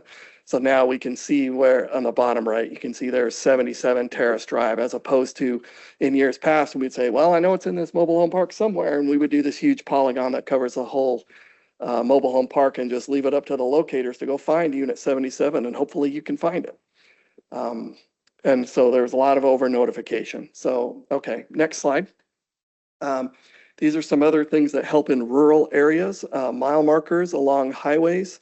And if you're familiar, I know a member Voss, when he was here from the ag representative, he and I would talk about this a lot, but for agriculture work, to use township range and section, if you're familiar with how land is divided and recorded, and then oil and gas wells on top of that. So you can see how those layers complement each other nicely, where you can see that if you don't know that the bottom right, that's an oil well, and you'd have those layers turned off, it looks like a field, a farmer's field with a dirt road going to a clearing in it, and you don't know what you're looking at there. But that's how these layers complement each other, where you can see sometimes and notice how it's the dirt roads on the perimeter of the fields are exactly on the section lines. And that's because the farmers know what they're doing. It's a good way to divide the land. So we're looking at the quarter section, or you're looking at a quarter section in where it says 28 South, range 22 East, and section 31. So anyway, we don't need to talk about that, but you get the idea. Layers to help people find things in rural areas. Everything can of course be done with coordinates, but we want to have other layers to help validate, because sometimes people don't understand coordinates, especially when you're talking about if the coordinates are in decimal degrees versus degrees, minutes, seconds. Sometimes people think you just remove the punctuation and slide the numbers all together, and that's how you go from one to the other, and that is not the case. And so bad things can happen that can lead to discrepancies that are miles apart in the field if you don't do those conversions correctly. And so we try to give tools to help the user see it and not risk human error by a typo of one digit that could be miles away in the field. Okay, on the next one. Railroad mile markers. This took me years to acquire this data, but sometimes when you're in rural areas, a railroad mile marker is something that you have if you don't have a highway. This is in the Delta in San Joaquin County, west of Stockton, that shows some areas where those come in handy. We also have aqueduct mile markers for stuff along the aqueduct canals that come in handy for tickets along those areas. Okay, and the next one, preliminary parcels. This is my favorite. So this example is from Las Vegas, but it shows the point. So in the top left, you see how an area looks in Google Maps. You see a whole lot of nothing. In the middle, you see the parcel boundaries provided by the county GIS department. So you can see these new houses that are about to be constructed. And then in the bottom right, you can see preliminary parcels, meaning parcels where it hasn't, legally it's one giant parcel, but on the ground, addresses have been assigned and they're starting to cut in roads and build model homes and things like that. And all those things can happen before the property is legally subdivided into small lots. So because we won't get those parcels, even if we got it from the county in real time, the county doesn't record it until it gets to a certain part. And oftentimes the developers are not in a hurry to record things because then they have to give performance bond money and things like that. And so they're actually kind of disincentivized in some ways to not do all those things right up front at the beginning, even though I would like it if they did. So I would know where everything's going to be built before it's built.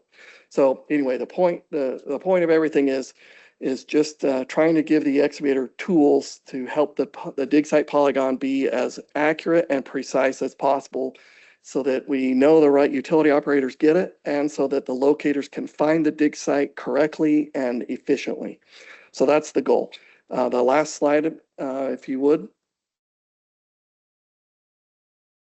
There we go. So this is what we focused on in 2025 is the capture of these layers. Because again, as I was just describing with PG&E, crews out there all day, every day, adding new utilities. Contractors are out doing their work all day, every day, weekends, holidays, everything. So how do we keep the map is always a snapshot in time. It's immediately outdated, right? Even the imagery is just a photo of what it looked like at the time the image was taken. So how do we keep it current? And so this is just a table showing how often we track down some of those layers. And so we spent a lot of tech development time and money this year to get those layers. So some of those things you can see we're getting on a daily basis, where we have created API connections to go out to county GIS departments and say, hey, do you have new data from yesterday that's different from yesterday? Oh, you do, great. And then we bring it down and convert it to make it lay properly on top of the other layers and so forth. Some layers that aren't as important, we do monthly and quarterly and yearly. So anyway, it's a big investment, and I'm proud of my team for the work we've done on that, all in the name of having maximum quality tickets. That's the thing we recognize. You know, we spent a lot of time, even with this board with NOPVs, where somebody did something wrong in the field. The excavator did something wrong. The utility operator did something wrong. There is a third possibility, which is that the one call center did something wrong. I hate to bring that to your attention. I don't want it to be on your radar, but it is possible, right? And with over 2 million tickets between the two centers, how do we ensure that the maximum quality, because even if we do 99.99% correctly at our part, that's still an unacceptable high number of errors. And so we want the tickets to have maximum quality. And so these are some of the steps we've been working on to help that happen. So there's more detail. I didn't read every bullet point, but you can read those in there if you want to. So that's my report for technology from USA North for this calendar year.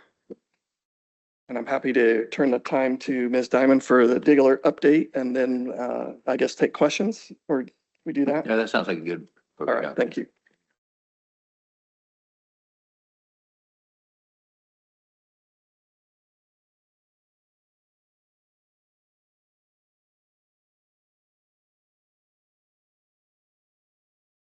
Good afternoon, board.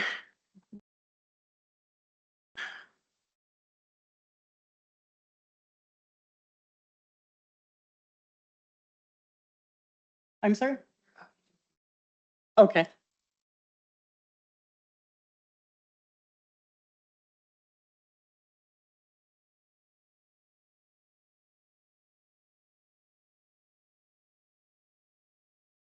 All right. I won't hit every point on the slides. This year we have added a GIS specialist and now allow KML, KMZ, and other different projection layers. We've also expanded our member services operating hours from 6 a.m. to 5:30. And let's move on to the next slide. We've added an IT support member. As we've discussed, since the beginning of the year, our auto no responses only go to members that had not provided an electronic positive response. That was a big technology change.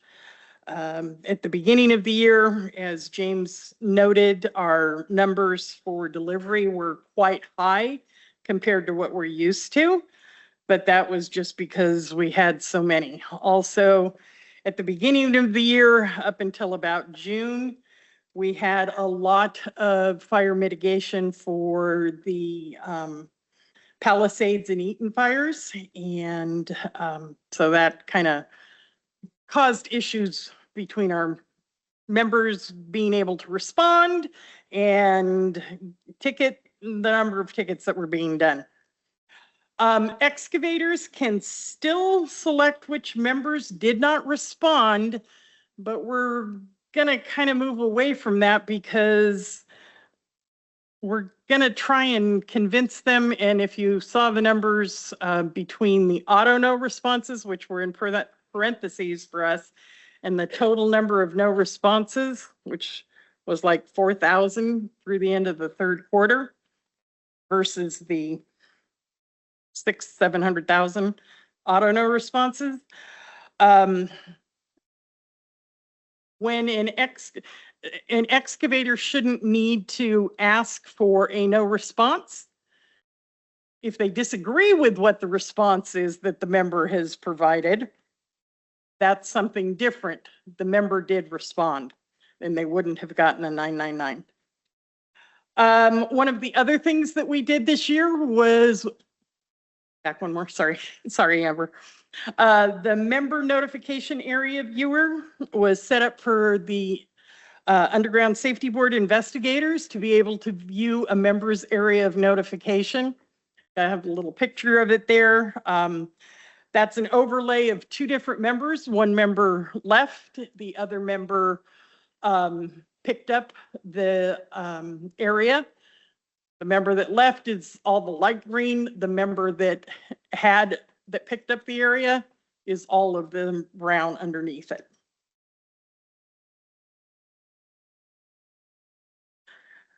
All right. We did some hardware updates for redundancy in Corona and Irvine. We also hosted a member webinar on EPR requirements. We increased our blades in Corona and Irvine, like I said, some redundancies. And we can move to the next one. It's not really technology, but since everything is social media and media based, and that's kind of technology. We've added a creative specialist who has updated our instructional videos for members that is posted on our YouTube channel. We've automated emails to have a consistent branding, and our website is undergoing a brand refresh. And on the final one, this isn't so much Dig Alert. This is California Regional Common Ground Alliance, our safety summit that we had in October. It featured a mock strike event. We had a pretty good turnout, about 100 people. Member Clausen was there. It was an excellent venue. The Orange County Fire Authority is a perfect place. As you can see, the bleachers, we had some people from the Underground Safety Board there as well, staff. Thank you guys for coming. And the weather cooperated. There were a few little sprinkles. And then, of course, what people would do is we had the mock strike event, which is kind of a play of or a staging of what happens if you don't get markings first. And Southwest Gas was kind enough to create live fire for us, so you can see what happens when you hit a gas line. And then people would go through different training sessions, basically your 5 steps, your delineate, get a ticket, wait the required time, dig with care. And then, of course, everybody came for the free in and out that we had. And that is Dig Alert's update. Thank you. Thank you.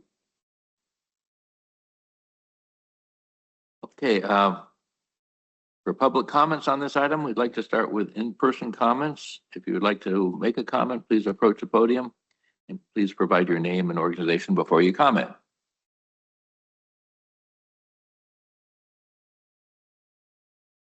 And then for those on the webinar, enter the queue using a raise hand button if you are on the webinar, or dial *5 if you have dialed in. When your name is called, unmute yourself using the microphone button if you're on the webinar, or by dialing *6 if you dialed in. And again, please provide your name and organization before you comment.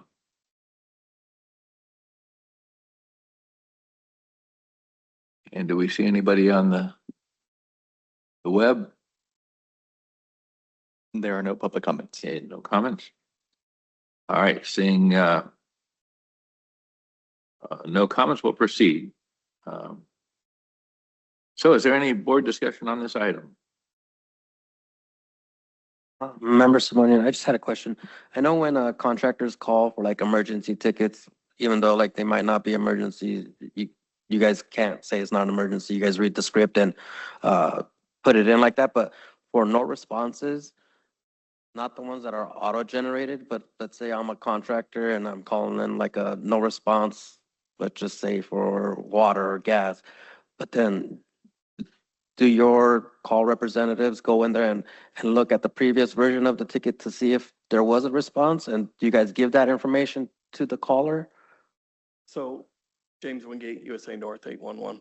So to clarify what Member Simonian is asking, so when the original ticket is created, each utility operator has to submit their EPR response, right? Well, sometimes we'll have the excavator call back and say, hey, I'm out here ready to dig and I don't have marks from water. So the next step we would process a no response, which makes a revision 1. But what he's asking is, before the call center agent just sends it, do we go and look to see how the members responded to revision 0, the original one, and say, oh, looks like the water district said this, said they were clear, or said that it was marked. And if it was marked, then you don't need a no response. If the marks aren't there anymore, then they've been destroyed, you're going to need a remark. So the short answer is yes. We do look at those. Mm. And when the excavator does it himself online, or himself or herself online, they also see those responses. It's not perfect, unfortunately. And we have had some conflicts lately where so one of the codes is that a utility operator can use is failure to delineate, such as the locator goes out there and he's expecting to see the dig site painted in white. He sees it on the ticket where it's drawn and the address and instructions, but it gets out there and there's no white markings to bracket the area showing him where it is. And so he says, I didn't mark it because I couldn't see that. And then sometimes the excavator says, well, yes, I did mark it. And so how you resolve that is not ideal, because sometimes keep in mind, we're doing huge volumes of tickets. I mean, yesterday my center processed over 7,000 tickets. So Member Simonian's employer receives large numbers of those. So how do you manage when you have 5,000 tickets in a day that you're going to have to respond to? So they have systems in place where they can say, once the ticket is marked as clear, for example, they've looked at it and they know that the digging is not in the area, then any follow-ups to that, any other revisions that happen, they don't have to worry about because they already know they're clear. And so sometimes we have some hiccups with some utility operators where they say, well, why are you allowing a no response when we marked it as clear? And it's causing problems. And sometimes the excavator saying, well, they can't mark it as clear because it's not clear. And so it's not perfect as far as how to ensure, because on one hand, I have utility operators asking me, don't send me that ticket again. I already marked it as clear, force them to do a new one. But then on the other hand, I have excavators saying to me, they say it's clear, or they say that there was no delineation, but there was delineation and I have photos to prove it.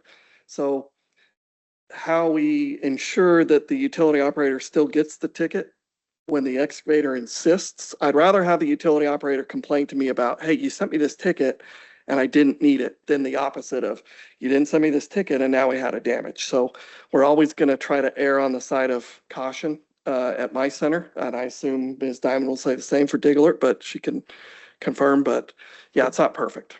Yeah, my only concern is like the no response part of the ticket, like, because someone did respond. So I don't know the right answer or the way to kind of code it to where it's not a no response, maybe like a field me. I don't know, but just no response is kind of, because they did respond. So Yeah. and that's Unfortunately, I think there's some abuse on both sides, to be honest. I do think there are some times when excavators say, oh crap, we forgot to paint that in white. And so they claim no response because they don't want to wait for the holdup. But I also think there's some of the opposite, where sometimes locators may say, I can't get to that. Well, I'm going to say it wasn't marked, and the fingers get pointed both directions. And sometimes we at the 811 centers are in the middle, and we try to trust everyone at their word and not assume bad intent. So, but it's not perfect. but at the end of the day, it's the caller says no response, your people have to put in no response, same like emergency. Yeah, and it is a liability for us. If we believe the ticket is the caller's property. So if the excavator, it's the excavator's property. If the excavator has put this in motion to say, I want marks for this area because I'm doing this project, everything that goes along with that, we view that as the intellectual property, I guess you might say, of the excavator. So if the excavator says they want this follow-up action done to it, we might say, well, the operator did say this, but ultimately it's they take the actions they want, and we say yes. Got it. Thanks. Good question. Other questions for me?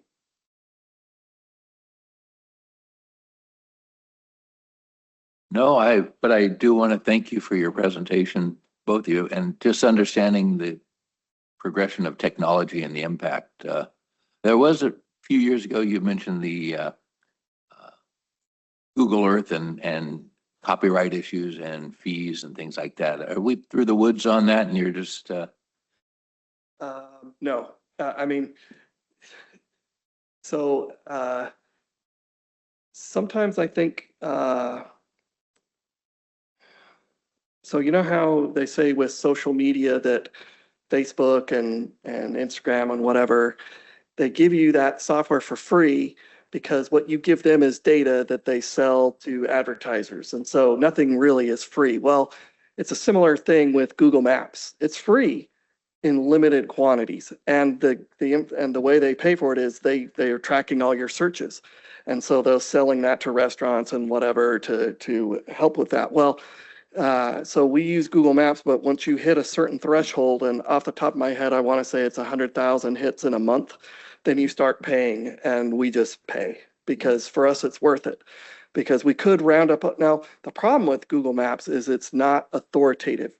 If Google Maps says that name is Wingate Way, it may or may not be Wingate Way. Google does not have authority to say the name of this road is this, right? That local jurisdiction, that municipality or county or Caltrans has authority to name that road.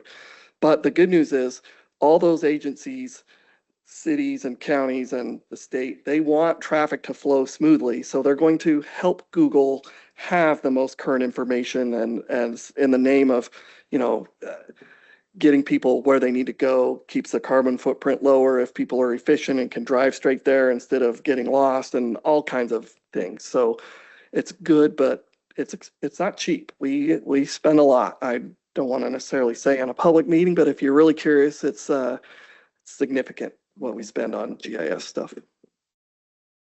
Okay. Thank you. Okay, thank you. Any other board discussion on this? Okay, so seeing no further discussion, we'll proceed with the next item. And item 36, the next item before the board is an action item for the board to approve the feedback form. And Ms. Hastings, please proceed with the presentation on that. Good afternoon.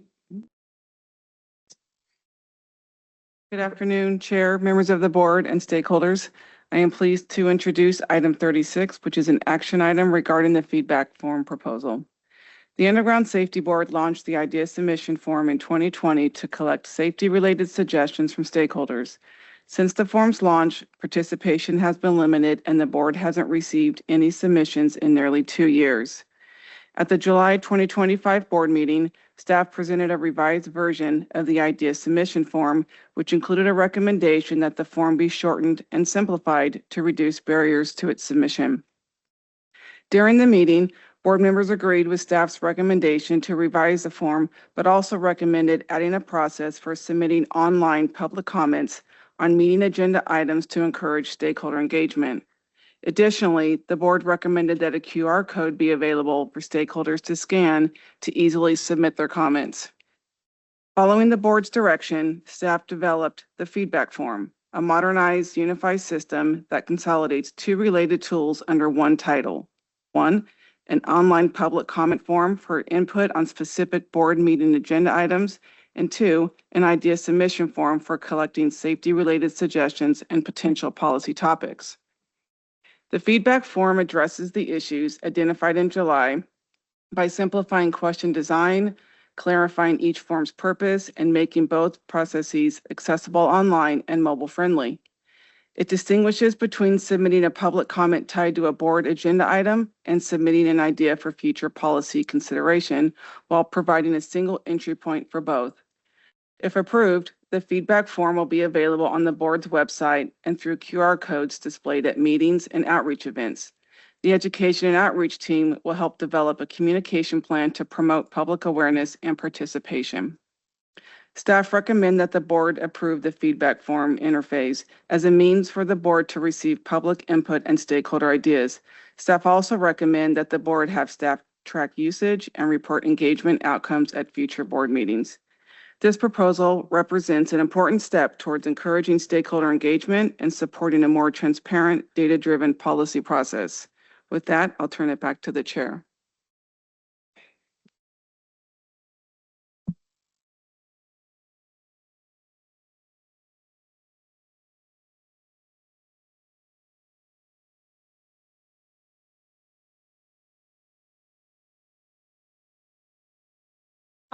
Thank you. Ann Diamond with Dig Alert. I think the form is a fantastic upgrade from what the original idea submission form was. Farga had put a submission in a few years ago, and it was a very lengthy, arduous process to go through that form. I do have a couple of questions about the process and the form. Will anything that is put in online for public comment happen during that board meeting? And will items, while they are listed on the agenda, will the packet of information as to what is being proposed for that item, will that be available more than a business day before the meeting? I understand that a couple of items that are on the agenda are being removed today. So that would be one of my comments, because if you don't know if just the title that is listed on the agenda doesn't really explain what the process is going to be, it's kind of hard to make any type of comments. So I want to make sure that that information would be available in advance so people can do the online form or the QR code. And again, would that be something that would be heard during that particular meeting, or would it wait until the next? Thank you for your time. Simon?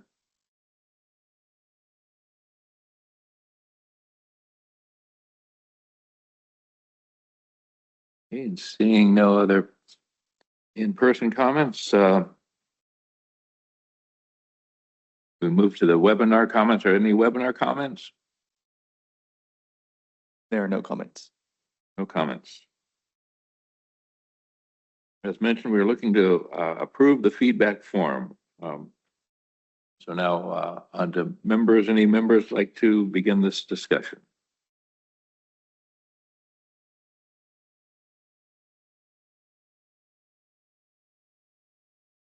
So Member Munoz, I want to say that I'm a little sad that the idea registry is going away, because I really thought the name was very to the point. But I'm excited for the new technology. So I think the QR code is a good approach. I think early on, I wanted to say I tried to fill it out, and it had like, choose this bubble and this drop down and put information here and do this. So it was thorough, but it was crafted in a way that was not intuitive. So I'm very excited to see something that's more intuitive. I also want to make sure that sometimes when we get these, we come here and we have people that want to speak up, or maybe they miss the time for the public comments, right? Like how many times have we had somebody go, oh, I want to make a public comment. Oh, too late. So I think it would be good to have it here so that if somebody wants to make a comment, they can scan it, type in what they have to say, or on the call, people can put their comments that they had wanted to say, and we can read it later. So I just wanted you guys to just hear from me that I think it's a great idea. I love technology. Everybody has their phone like probably implanted into their hand at this point, where they can just use that. So I like the idea of the idea registry moving on to a bigger and better pasture of QR codes. But I am sad about the name change.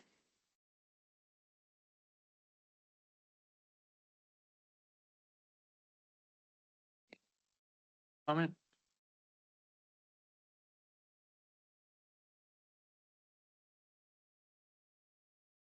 Okay. I guess we're at the board action. Are there any objections to approving the feedback form?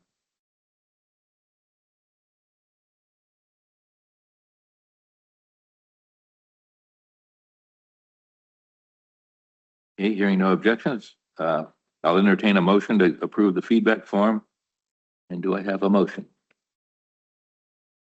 So Member Clausen, I move that we approve the feedback form as presented by the staff. Second, Member Sorum. Okay, motion was made by Member Clausen, second by Member Soren. Please vote by saying yes, no, or abstain when your name is called. Secretary, would you please call roll? Clausen, Yes. Johns, Yes. Johnson, Yes. Munoz, Yes. Simonian, Yes. Sorum, Yes. Okay, so the feedback form is approved. Thank you. Item 37, as a reminder, item 37, potholing standards update was pulled, so we will move on to item 38. So item 38, next item before us is the board, before the board is an information item on the administrative update to the current fee regulation. Ms. Brannaman, would you please proceed? Thank you, Chair and members of the board. Item 38 addresses two structural issues in our existing fee regulation that no longer align with the way the board operates today. First, the regulation still contains a fixed $7 million revenue cap that was established years ago. Since then, the state has expanded the board's budget through the annual budget process, including additional positions and higher operating authority to handle increased workload and federal expectations. The state has already appropriated these funds. However, because of the regulatory cap, the board cannot collect revenue up to the appropriated level. This creates a mismatch between what the state has authorized us to use and what the regulation allows us to collect.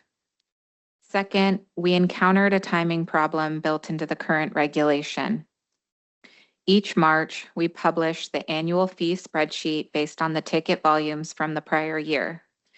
Recently, an entity terminated its regional notification membership after the spreadsheet was issued, but before the fee became effective. Under the current regulation, the board has no mechanism to collect the entity's portion of the fee.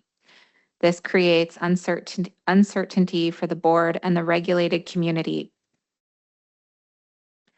because the fee responsibility can shift simply due to timing rather than workload contribution. Because of these issues are operational rather than policy driven, they do not change who pays or how the formula works. They simply highlight that the regulation no longer reflects the board's current budget structure or the realities of membership turnover. The recommendation is that the board direct staff to draft amendments that align the regulation with the state-approved budget so we can collect revenue up to the appropriated amount, address the membership change timing issues so annual fees remain collectible and predictable, and modernize the regulation enough to maintain stable operations going forward. If we do not make these adjustments, we limit our ability to carry out the workload the state has budgeted for and the work the board has prioritized, including investigations, enforcement, planning and design implementation, and education and outreach. Thank you. I'm available for any questions. Okay, thank you, Ms. Brannaman. For public comments on this item, we start with the in-person comments. And if you would like to make a comment, please approach the podium.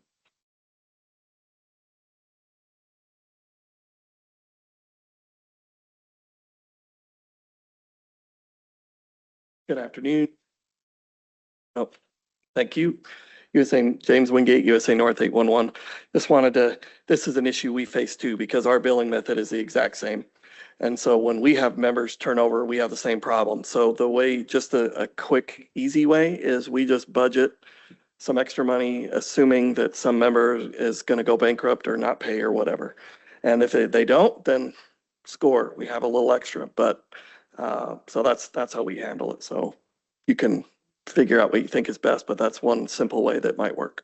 Thank you.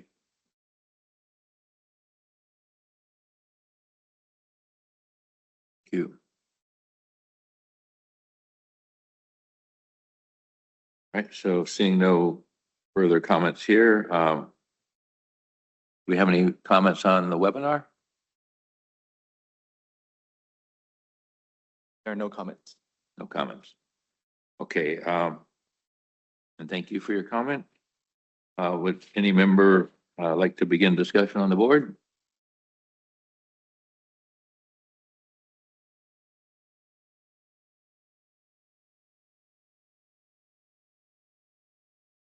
Okay, and yeah, I think, appreciate your comment, Mr. Wingate, just because you are kind of that face-to-face person with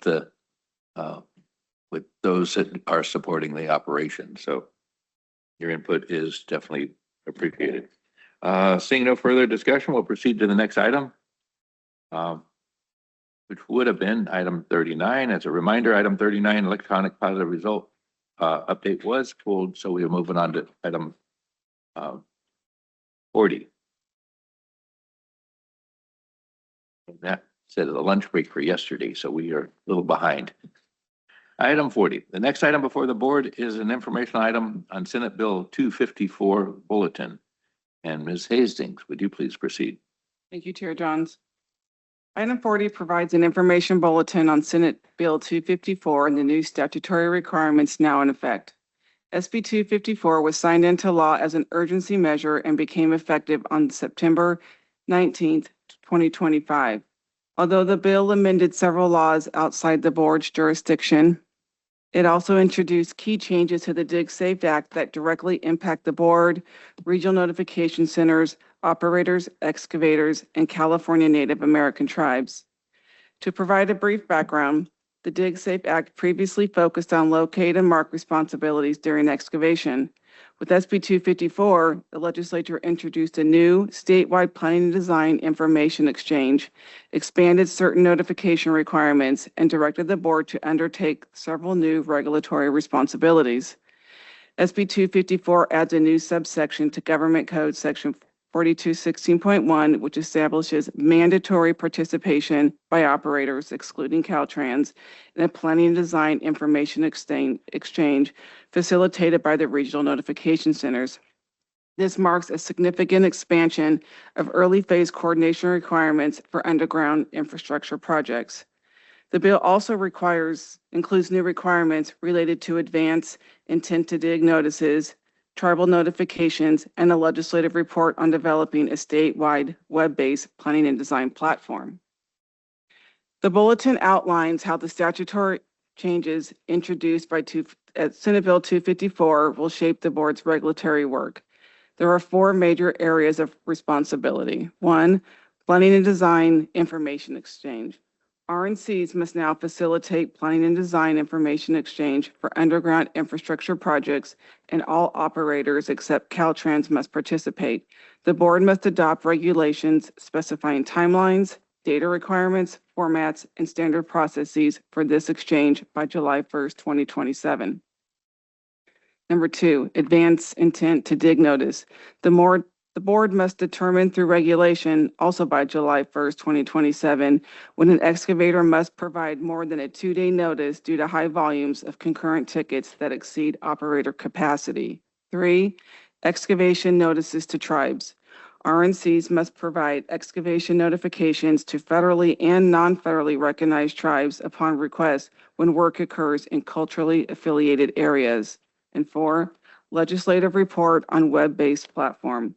The board must include in its annual report a section discussing the advantages, barriers, and funding options for developing a web-based planning and design platform that supports information exchange and enables tribal access to project plans. The bulletin also summarizes impacts to RNCs, operators, the board, and all stakeholders, and highlights upcoming engagement requirements, including the need for RNCs to submit their proposed implementation procedures for board review and public comment. We look forward to the board's feedback as we advance this work and begin implementing the statutory changes introduced by SB 254. With that, I'll turn it back over to Chair Johns. Thank you, Ms. Hastings. For public comments on this item, we will start with in-person comments. If you'd like to make a comment, please approach.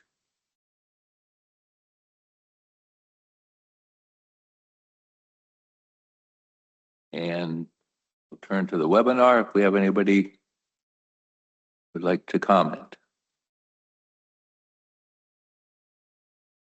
There are no public comments. No comments. All right. Seeing no in-person comments or webinar comments, we will proceed with the board discussion.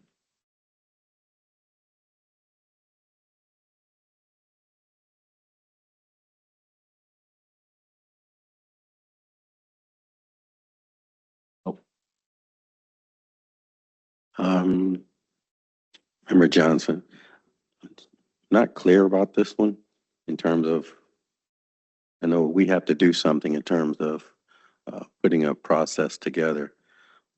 But this is the part where we have tickets that the scope of a ticket could be more than 2 days. Is that what we're saying? And who determines, we would put a matrix or something together. Okay. Interesting.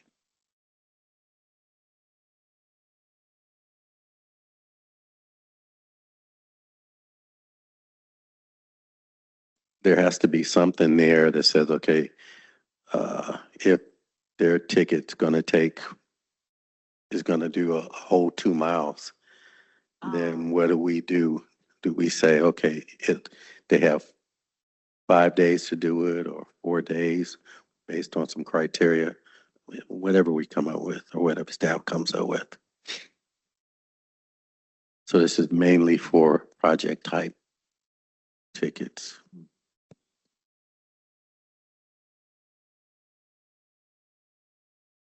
Comment?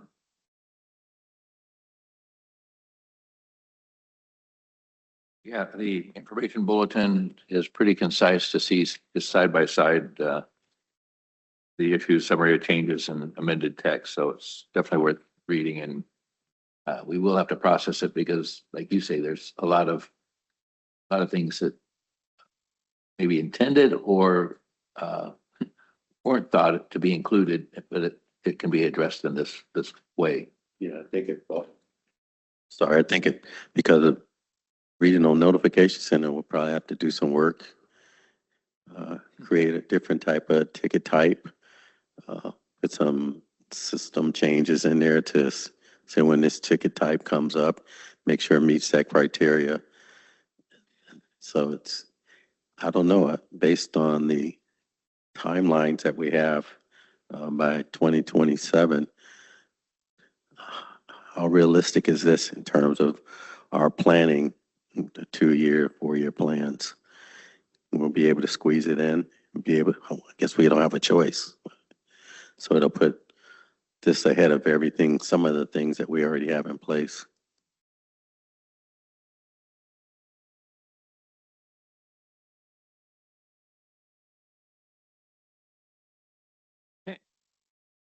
No further comment, or you? One more, financial. Nope. Because that was an impact to I'm just thinking about the regional center and the monetary impacts of the system changes. I guess their members will take care of that. Okay. It's a lot of things to think about when making changes in a short period of time.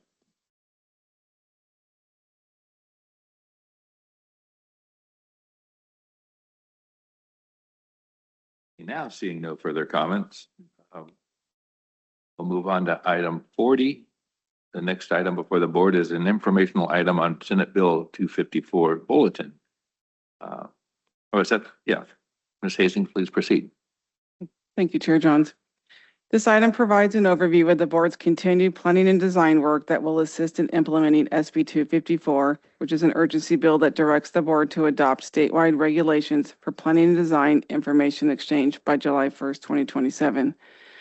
To provide a brief background, the board first introduced the planning and design ticket concept in 2024 as part of its strategy to improve early project coordination. At that time, participation in planning and design exchange was voluntary. With the passage of SB 254, participation is now mandatory, marking a major transition from a voluntary model to a regulated statewide system. The law requires the board to define timelines, standard processes, and data and format requirements governing how designers, excavators, and operators exchange information during the planning and design phase. This shift reflects the legislature's intent to promote statewide consistency, data reliability, and transparent early coordination. This agenda item focuses on the next phase of implementation. It provides an overview of how stakeholder feedback and new statutory requirements will shape development of statewide planning and design regulations. The report highlights 4 key areas that will form the foundation of this rulemaking or regulation process: establishing appropriate timelines for information exchange, developing standard processes for issuing, managing, and closing planning and design tickets, defining core data requirements and digital format standards to support compatibility across systems, and ensuring transparency and public engagement opportunities throughout development, including workshops, surveys, and public comment sessions. The report also outlines a development plan with workshops and surveys scheduled for January and February 2026 to provide opportunities for stakeholder engagement. In January, there will be a data requirements and form standard workshop to identify the core ticket fields, such as project scope, mapping files, and contact information, and digital formats for sharing. In February, there will be a standard processes and ticket procedures workshop to identify consistent statewide procedures for how tickets are issued, managed, and closed. Also in February, there will be a timeline for information exchange survey to establish clear, enforceable timeframes for submitting, reviewing, and responding to planning and design requests. Because SB 254 has a tight timeline, the process will move faster than a typical rulemaking, and stakeholders who wish to participate will need to engage early and consistently. Board staff has previously met with the regional notification centers to discuss planning and design and has received walkthroughs of their planning and design systems and information on their processes. Board staff and the RNCs are planning to meet in the next few weeks to share ideas and coordinate on the first workshop and set up a plan to work collaboratively as we progress on the requirements of SB 254. We are looking forward to continuing our partnership with them on this important work. Staff recommend that the board provide initial feedback on the proposed approach for developing the planning and design information exchange under SB 254. Specifically, staff seek input on whether the board agrees with the overall direction and if there are any key considerations, additions, or modifications the board would like staff to explore further as the work progresses.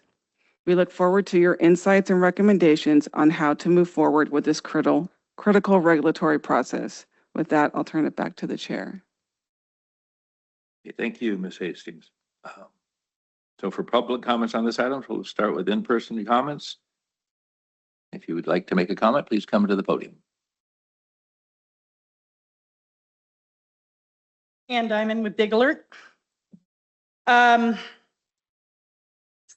4216.1 says a regional notification center shall not charge a fee to a person for notifying the regional notification center to obtain a ticket or to renew a ticket.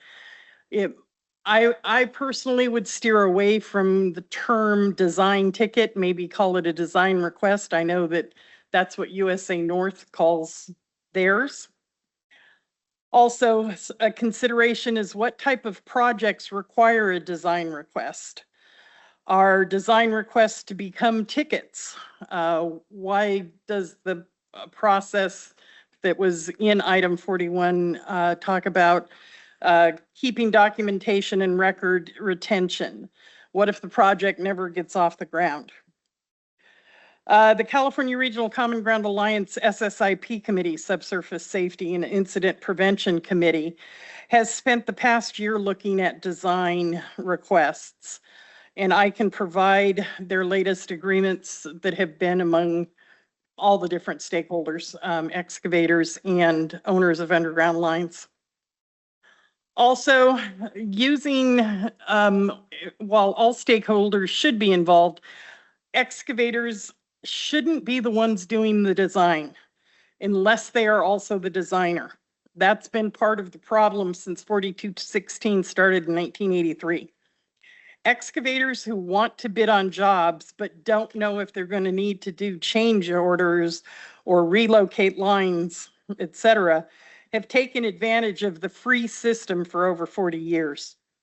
Design tickets should be from the designer, owner of the project, and the information gathered should be included in the request for a quote or request for bid for excavators to be able to bid on the jobs. Thank you for your time. Thank you.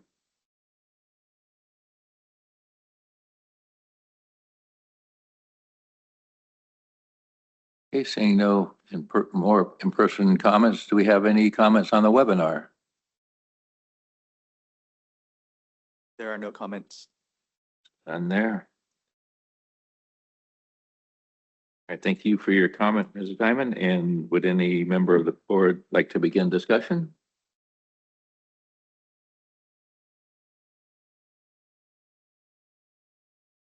Member Sorm, long time ago, I used to do design work.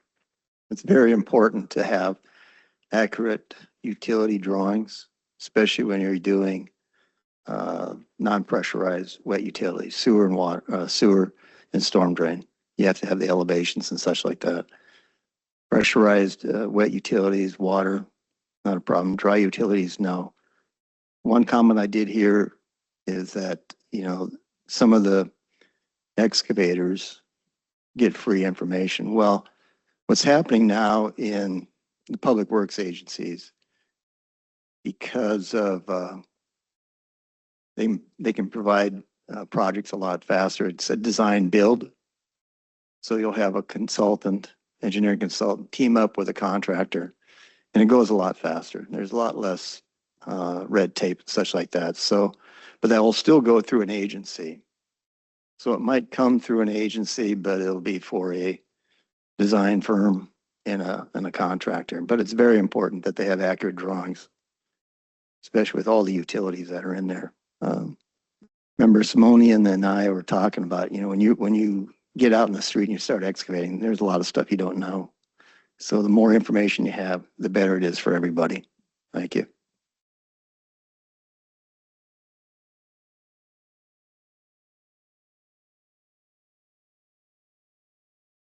And Member Johns, I guess I've always been kind of being the engineer. We have our operations people and stakeholders and excavators and contractors and all. But this is one that's truly hits the engineer for planning and design and what we can do as a profession to improve safety in the excavation world. What's happened here now is that we're really mandated to come up with a plan to incorporate, and being here in California, we've have a pretty tight schedule to make this work. We've been mandated to do this work. I'd say it's like the old song, we have a long ways to go and a short time to get there. And there's so many different things to work out. Just as you mentioned, Ms. Diamond, there are issues and abuses of the past and who's doing stuff and definitions of these projects that, you know, we consider the cost of doing stuff. That's a major item that who pays for these things? Because I mean, right now with just construction tickets alone is our operators are running around, and to add more burden to them without compensation seems like they just can't take that on, but it needs to be addressed. And I think we, through doing these workshops, we're gonna at least identify the problems and to and then work at some solutions that we can work out and how to do it. Because there are, like you said, financial, there's right-of-way issues, and you know, a lot of the issues with you know, national security, or where utilities are and things like that. And as a designer, I run into these things all the time, and to try to for public works jobs and large transportation and different projects, you do need to know up front where these lines are. And Member Soren, it is not just the gravity lines, but these big lines, getting them through there, and some of these urban places are so difficult to even put a new, 6-inch line without jumping back and forth, and you throw traffic and all these things in. So, I guess this is my plea that on these workshops, if we can get the word out to engineers. I mean, I don't see major engineering companies out here. We need to get their input. The ones that are, doing these projects, the big names that are the owners are going to addressing D&B issues, design build, the speed of those projects, and coming up with a mechanism that works. It's a great opportunity. I think California is saying, let's move on it. The rest of the nation there's only a couple other places that even address these things. And we've been told to do it. So I'd say that's mandate to make it happen. So please get the word out to anybody and stakeholders that these workshops are happening, and staff, if you can, solicit names of people and just make a real effort to have a advertisement plan for this. I think it's really important.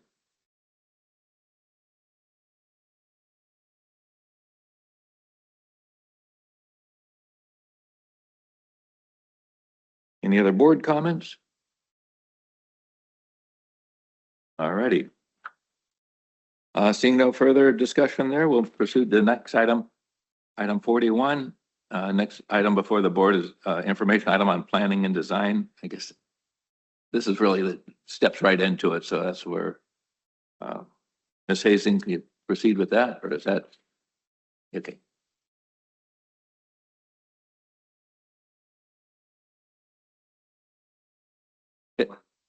42. Okay, that's what I thought. I was thinking, gosh, forgive me. I don't know how I skipped over this, but yeah, 41. So 42.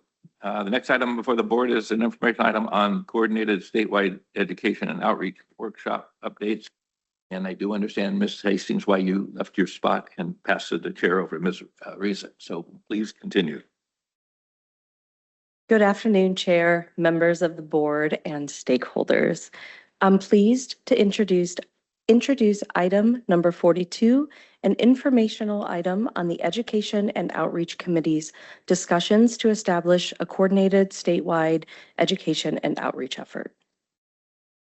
To provide a brief overview, Government Code Section 4216.12B1 requires the board to coordinate education and outreach activities that encourage safe excavation practices. At the board's 2024 annual education and outreach meeting, staff recommended that the committee conduct a series of workshops with stakeholders. The committee facilitated workshops that provided opportunities for excavators and operators to come together, share insights, and foster long-term collaboration. Today's agenda item summarizes the June workshop and key findings and outcomes from the 2025 workshop series. Next slide, please. Oh, thank you. The June workshop was held on June 23rd, and it was available to attend online and in person. It brought together 23 stakeholders for 2.5 hours and provided the opportunity for participants to collaboratively discuss their experiences, knowledge, and data to strengthen the understanding of what messaging and communication strategies can address failure to notify 811 as a root cause of damage. A summary of this workshop includes that attendees suggested that future outreach should involve broader platforms like city signage and on-site project development signs to maintain a long-term message presence, and that attendees recommended that ongoing efforts include data evaluation and integration of 811 messaging into permitting, licensing, and insurance systems, as well as partnering with industry, retail, and rental suppliers for sustained impact. The June workshop was the last of 4 workshops held in 2025. Key findings from the workshop series include: the committee heard perspectives from large and small companies, and from associations, as well as from those that work and train in the field and from groups that are focused on education. Stakeholders shared their knowledge of education and outreach training content and discussed how to increase awareness of these resources, which are widely available and accessible in Spanish. Stakeholders presented their own data and learned what data other stakeholders are collecting and analyzing. This provided an opportunity for discussion about where gaps exist and what approaches can be taken to collect additional insights. To support the board's coordinated education and outreach initiative, the California Regional Common Ground Alliance formed a collaborative panel of subject matter experts that met separately from the workshops to continue the discussions from the workshops. This panel developed an outreach strategy to design and distribute customizable door hangers. In closing, the E&O committee makes the staff makes the following recommendations to the board. Staff will draft a project plan to develop content and implement awareness campaigns, and the Education and Outreach Committee conduct a series of workshops in 2026 to facilitate focus groups with stakeholders to get feedback on content for awareness campaigns. And with that, I will turn it back to the chair.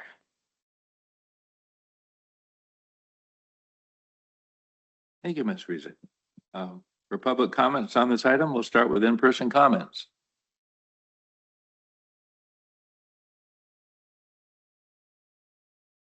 Seeing none, we will look for webinar comments.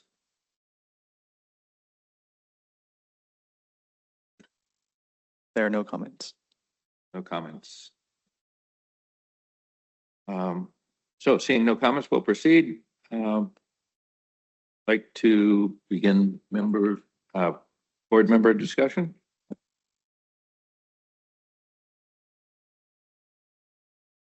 Member Johnson.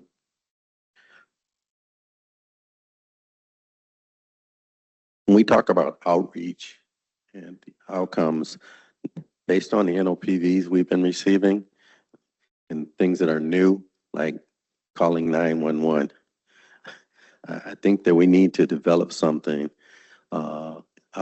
maybe some kind of flashes, development boards, like you mentioned, but some type of flyers that go out to also mention things about you must call 911 if you're involved in a damage, and also call 811, the Regional Notification Center. Because one of the things, the biggest issue, like you determined, was that we were focused on no 811 tickets. So that would help that. The other new trend out there is these ADUs. And with ADUs, people are, we want to improve housing and increase housing in California is a big thing. So there's money out there for people to add additional dwellings for folks and then getting money to do it. And so that's going to continue to grow in California. But the other thing is, once all these dwellings are in place and all these facilities are in place and they happen to start digging again to add after that, then you have major problems with infrastructure being damaged and potential safety hazards, and some things could happen. So I think it's kind of preventative moving forward if we start putting more emphasis on those type of things, or additional emphasis on those things moving forward. And even, sending these flyers out to the CSLB, CPUC, to send out to their members, and because they're reaping some of the benefits of these NOPVs financially. So they can use some of that money to educate as well in our outreach campaigns.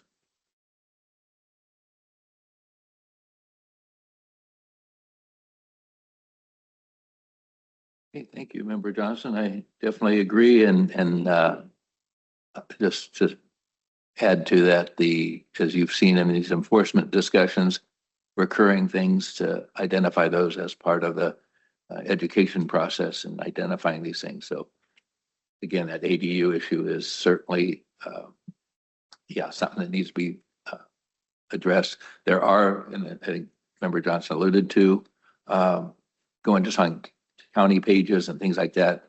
ADUs are being sponsored by people, so using their forums to pass along information and advertise would probably be a possible idea. So anyway, thank you. That was a good presentation. One comment regarding ADUs, because once you start building in on your own backyard, adding these hot gas lines and these power lines, they now become the property or the surface of the homeowner. And now we got another big issue going on at that point.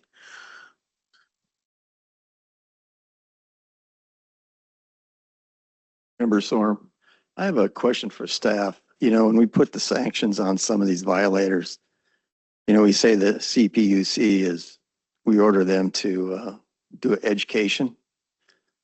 Are the staff here involved in that, or is this just through CPUC?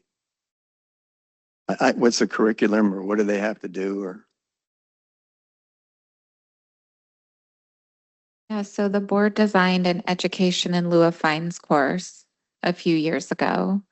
And when we put on that course, it is staff led. It's an in-person course and it's led by an investigator and an education and outreach ambassador. When the board refers referrals over to an entity with different jurisdiction, they can choose to act on the board referral or not.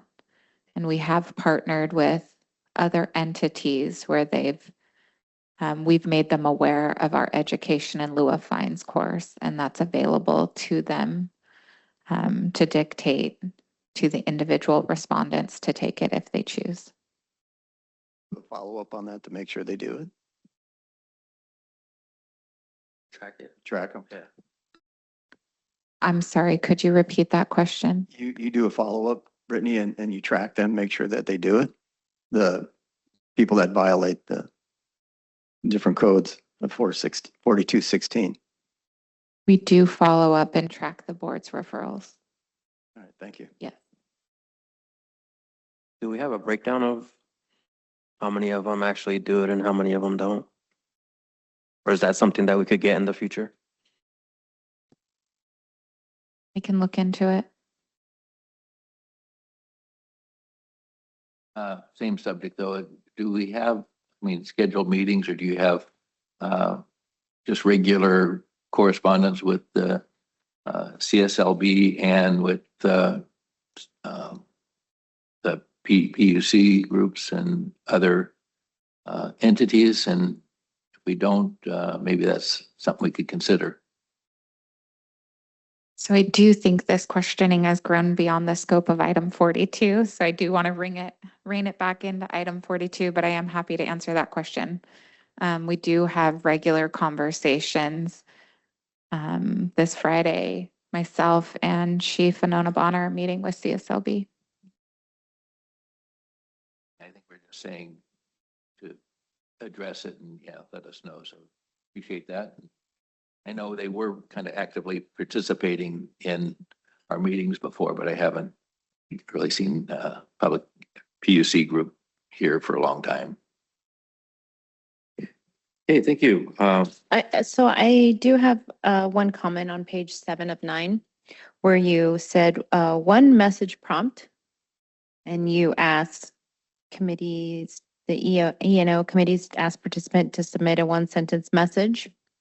My favorite one is don't dig a grave, call 811. Okay, I just want to go on record as saying that one's my favorite of the little expressions that they have here, or the quick reminders. I think that one's the best, and I'm visualizing like a casket, right? Like, no, just kidding. So I think it's to the point, right? Like, that's what we've been talking about all this time. So I do think that's a good one. But to the comments that were made earlier about tracking the fines or the education in lieu of fines, I think it's important to maybe get a quantitative measure of the knowledge gained before the training or the mandatory boards training and after. So like, hey, how much did you know of the regulations before you started the training? How much do you know after? So that we can see that they weren't just there occupying space, but actually engaged in the learning process. So I know that that's an interesting metric because obviously we can track fines. That's one aspect of it to see if the fines work better of the training, but just to make sure that the training is the whole person is invested in the training when they're there. Because they're representing their entity. So I think since we are talking about that education aspect, that might be something interesting. That is all. Okay, well, thank you. That's seeing no further discussion on that, and we even extended the discussion to include other subjects. We'll proceed to the next item. Item 43. Next item is a board member public engagement reports regarding any relevant experiences with the public relating to the board or safe excavation practices. We will begin with board comments followed by public comment. Are there any board members who would like to provide updates on public engagement? Member Clausen, just want to say I did go to the mock strike event a couple months ago, I think now, last month. Great event. Definitely encourage members of the board and members of the public to get out to these events as much as possible. It's a couple hours of your time, but it was a great to visualize what could happen, and great to visualize everything that when you don't call and you do strike, everybody that has to respond and the disruption and pulling, firefighters and emergency workers away from actual other emergencies. It could be somebody's life, or it could be their life responding, to a broken gas line. So being able to visualize that's a lot more powerful than just talking about it. So I encourage anybody to get out there if they can. So thank you. Are there any other board members who'd like to comment on Member Clausen's report?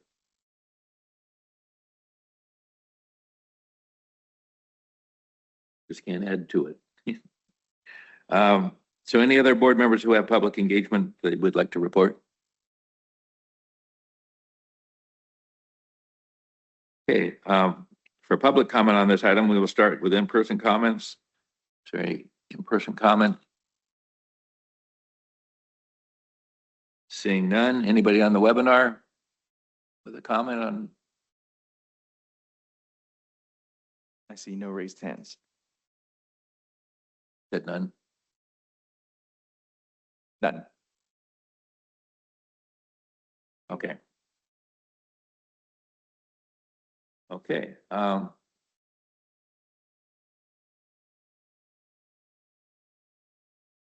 So seeing no further comments, we'll proceed. Item 44, Executive Officers Report. Ms. Brandon, please take that one on. Thank you, Mr. Chair. At this time, I'd like to turn it over to our Chief of Investigations, Anona Bonner. Thank you. For personnel updates, for the investigations team, we have Adrian Anya has been an investigator with the Underground Safety Board. Prior to working for the board, he was a special investigator with the Contractor State Licensing Board, where he researched and investigated consumer complaints involving criminal allegations, major financial misconduct, and building code violations. Adrian recently promoted to a senior policy investigator for the board. For investigations, there are currently 325 active investigations. For 2025, as of the end of October, we have received 1,814 damage and complaint notifications. And out of those, 148 investigations have been opened. For the No 811 pilot program, the No 811 pilot program provides utility operators with a voluntary option to report No 811 underground facility damages to the board for investigation and reduce No 811 damages in California. Staff began this initiative due to feedback from stakeholders to address the No 811 damages that are occurring throughout the state. With the goal to reduce No 811 damages, the pilot program has 3 objectives to reach the goal. First, create a means for operators to report no 811 damages to the board with all pertinent details to investigate the incident. Second, investigate 100% of the no 811 damage notifications received from operators where all the pertinent details are received. And third, launch the pilot program statewide. In 2023, the board partnered with Southern California Gas Company to launch the No 811 pilot program and developed an initial operator No 811 notification process for Southern California Gas to report instances of damages to subsurface installations where the operator or where there has been a No 811 notification. In 2024, the board developed improvements for the notification process to improve the information collected from the operator and started phase 2 of the pilot program and added an additional operator of San Diego Gas and Electric. The No 811 pilot has received 303 No 811 notifications since July of 2024. Currently, there are 148 active No 811 pilot investigations. The board made decisions on 23 notice of probable violations, not including the investigations for this meeting. Additionally, the board has made decisions where financial penalties referred to the contractor state licensing board, not including the ones for this meeting. In 2024 was a total of $3,000, and in 2025 so far, $38,500. In 2025, staff began triaging No 811 notifications prior to assigning out the investigations to ensure the operator has provided evidence that a facility was damaged, contact information for the excavator who damaged the utility, and documentation to demonstrate firsthand knowledge of both of these items to improve the quality of information at the start of the investigation. If the information is not provided, staff reaches out to the operator to obtain the additional information prior to starting the investigation.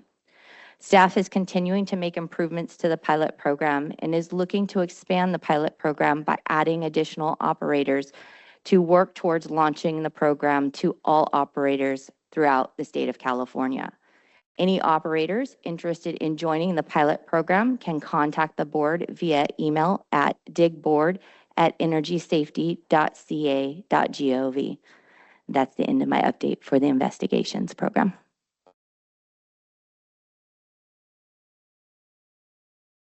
Thank you, Ms. Bonner. I guess it goes back to Ms. Brannaman. Anything to add?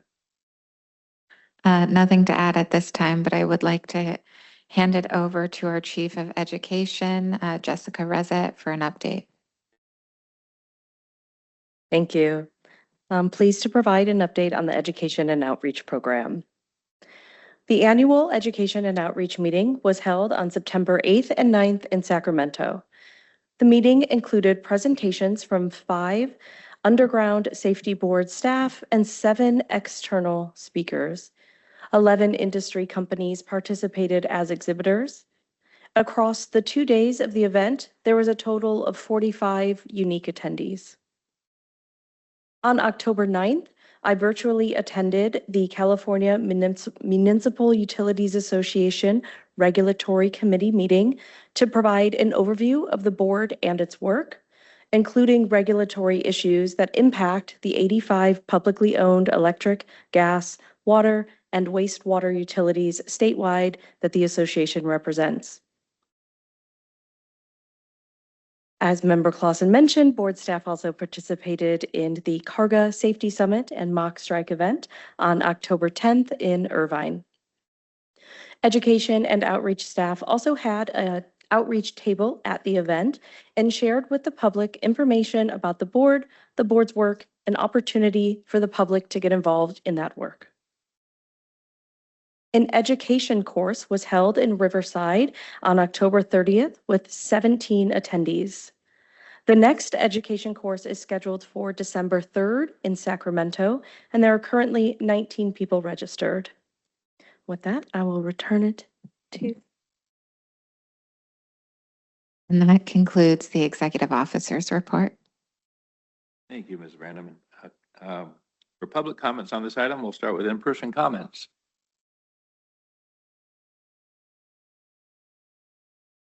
And seeing none, I'll check on the webinar and see if anybody's raised their hands. There are no comments. No comments. Seeing no comments, we'll proceed. Would any member of the board like to discuss?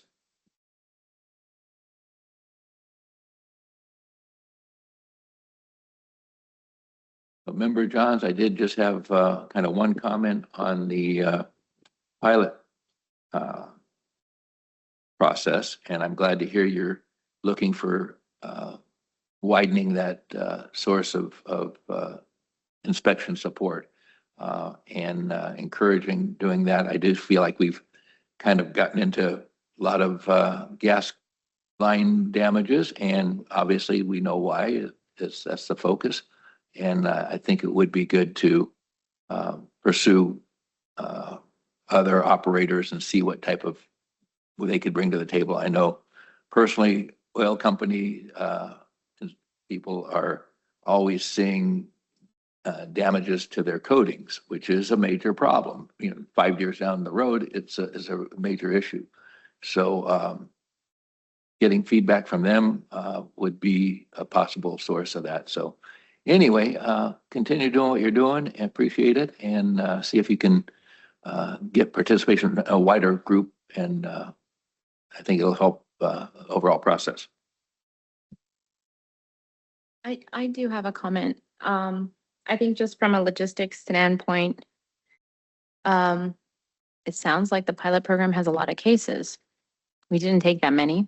We didn't even make it through that many today. We take a day and a half. I think it needs to be extended to 2, or at least start on Monday at, I'm going to say 8, so that we can get through it. From 8 to 5:30 is probably more appropriate if you're going to get through all those cases. And I also would recommend that staff works on an onboarding plan for the new board members.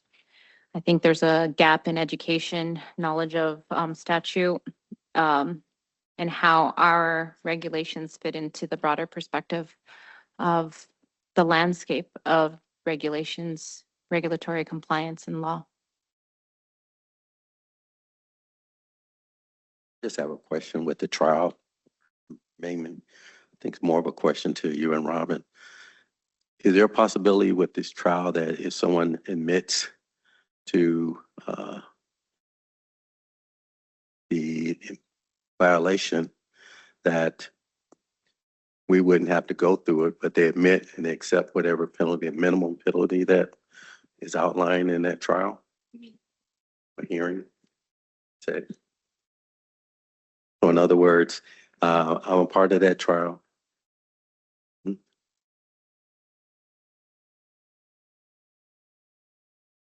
That way we don't have to worry about doing them all. Some people may consent to. Actually, one other thing is, I know back in the day, I keep talking about Deborah. She was amazing. Deborah and Brooks, they did a bench book and did a bunch of training with us. I think that's important. And we went through Robert's Rules of Order as well. So I think that's a call out that needs to happen. I know recently we adopted, like, perhaps having a 3-minute speaker limit. That's more standard. Consent calendar is also more standard. So I think we've grown. We have a 2-year plan, and part of that plan needs to be to standardize the expectations of board members and these meetings themselves as we've developed to get through 1,000 and then invite more participants in a pilot is radical. I think it's awesome, but I think we need to probably evolve again. I think we've already evolved 8 skins Like if you're talking like a snake, we've already shed our skin at least 8 times since I've been here. So I think this is good. So we just need to get the next reiteration going. And I think that's a testament. 2 years ago, Mr. Wingate said it was 3 years ago about the polls when everybody had to flush out all their old cards, their old tickets, right? That doesn't seem like 3 years ago. That seems like the other day, like 3 months ago. So a lot of things have changed. So I think that would be good. You think 2 years? Okay, well, time goes by fast. So that's all.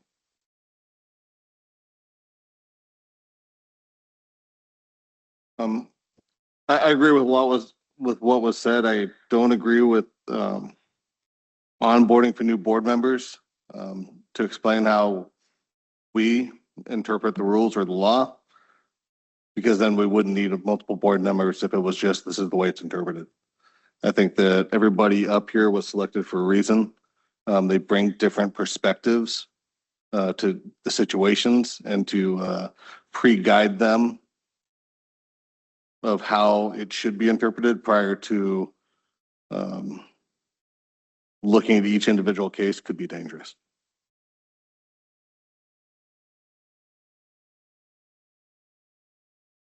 So as a question, do the new board members have the bench book?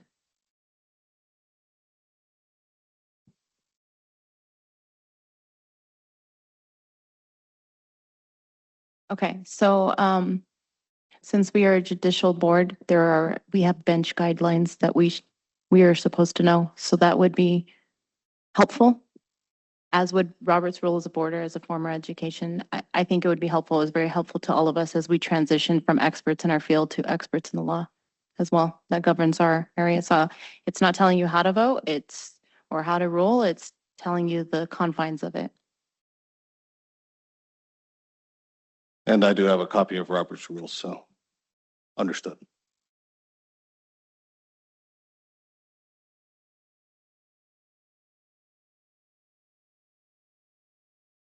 And I do want to just offer up and thank council for the spreadsheet, colored spreadsheet support that we had, because it was very helpful in this day of having so many issues and stuff. So I was kind of scattered with all this stuff, but it was really helpful. So appreciate that. Any other comments? Well, we're getting there. Seeing no further discussion, we can proceed to adjournment. Anybody want to do that? Want to keep going? I thank you for being, yesterday we were late and I realized we're late today. So I'm glad we stayed and kind of really accomplished a lot. So thank you very much for your patience. We look forward to seeing you all at upcoming planning and design workshops in January and February, and tell your friends on that. And at our next board meeting in February. So seeing no other business, no any board members object, we'll adjourn the meeting. So this meeting is now adjourned.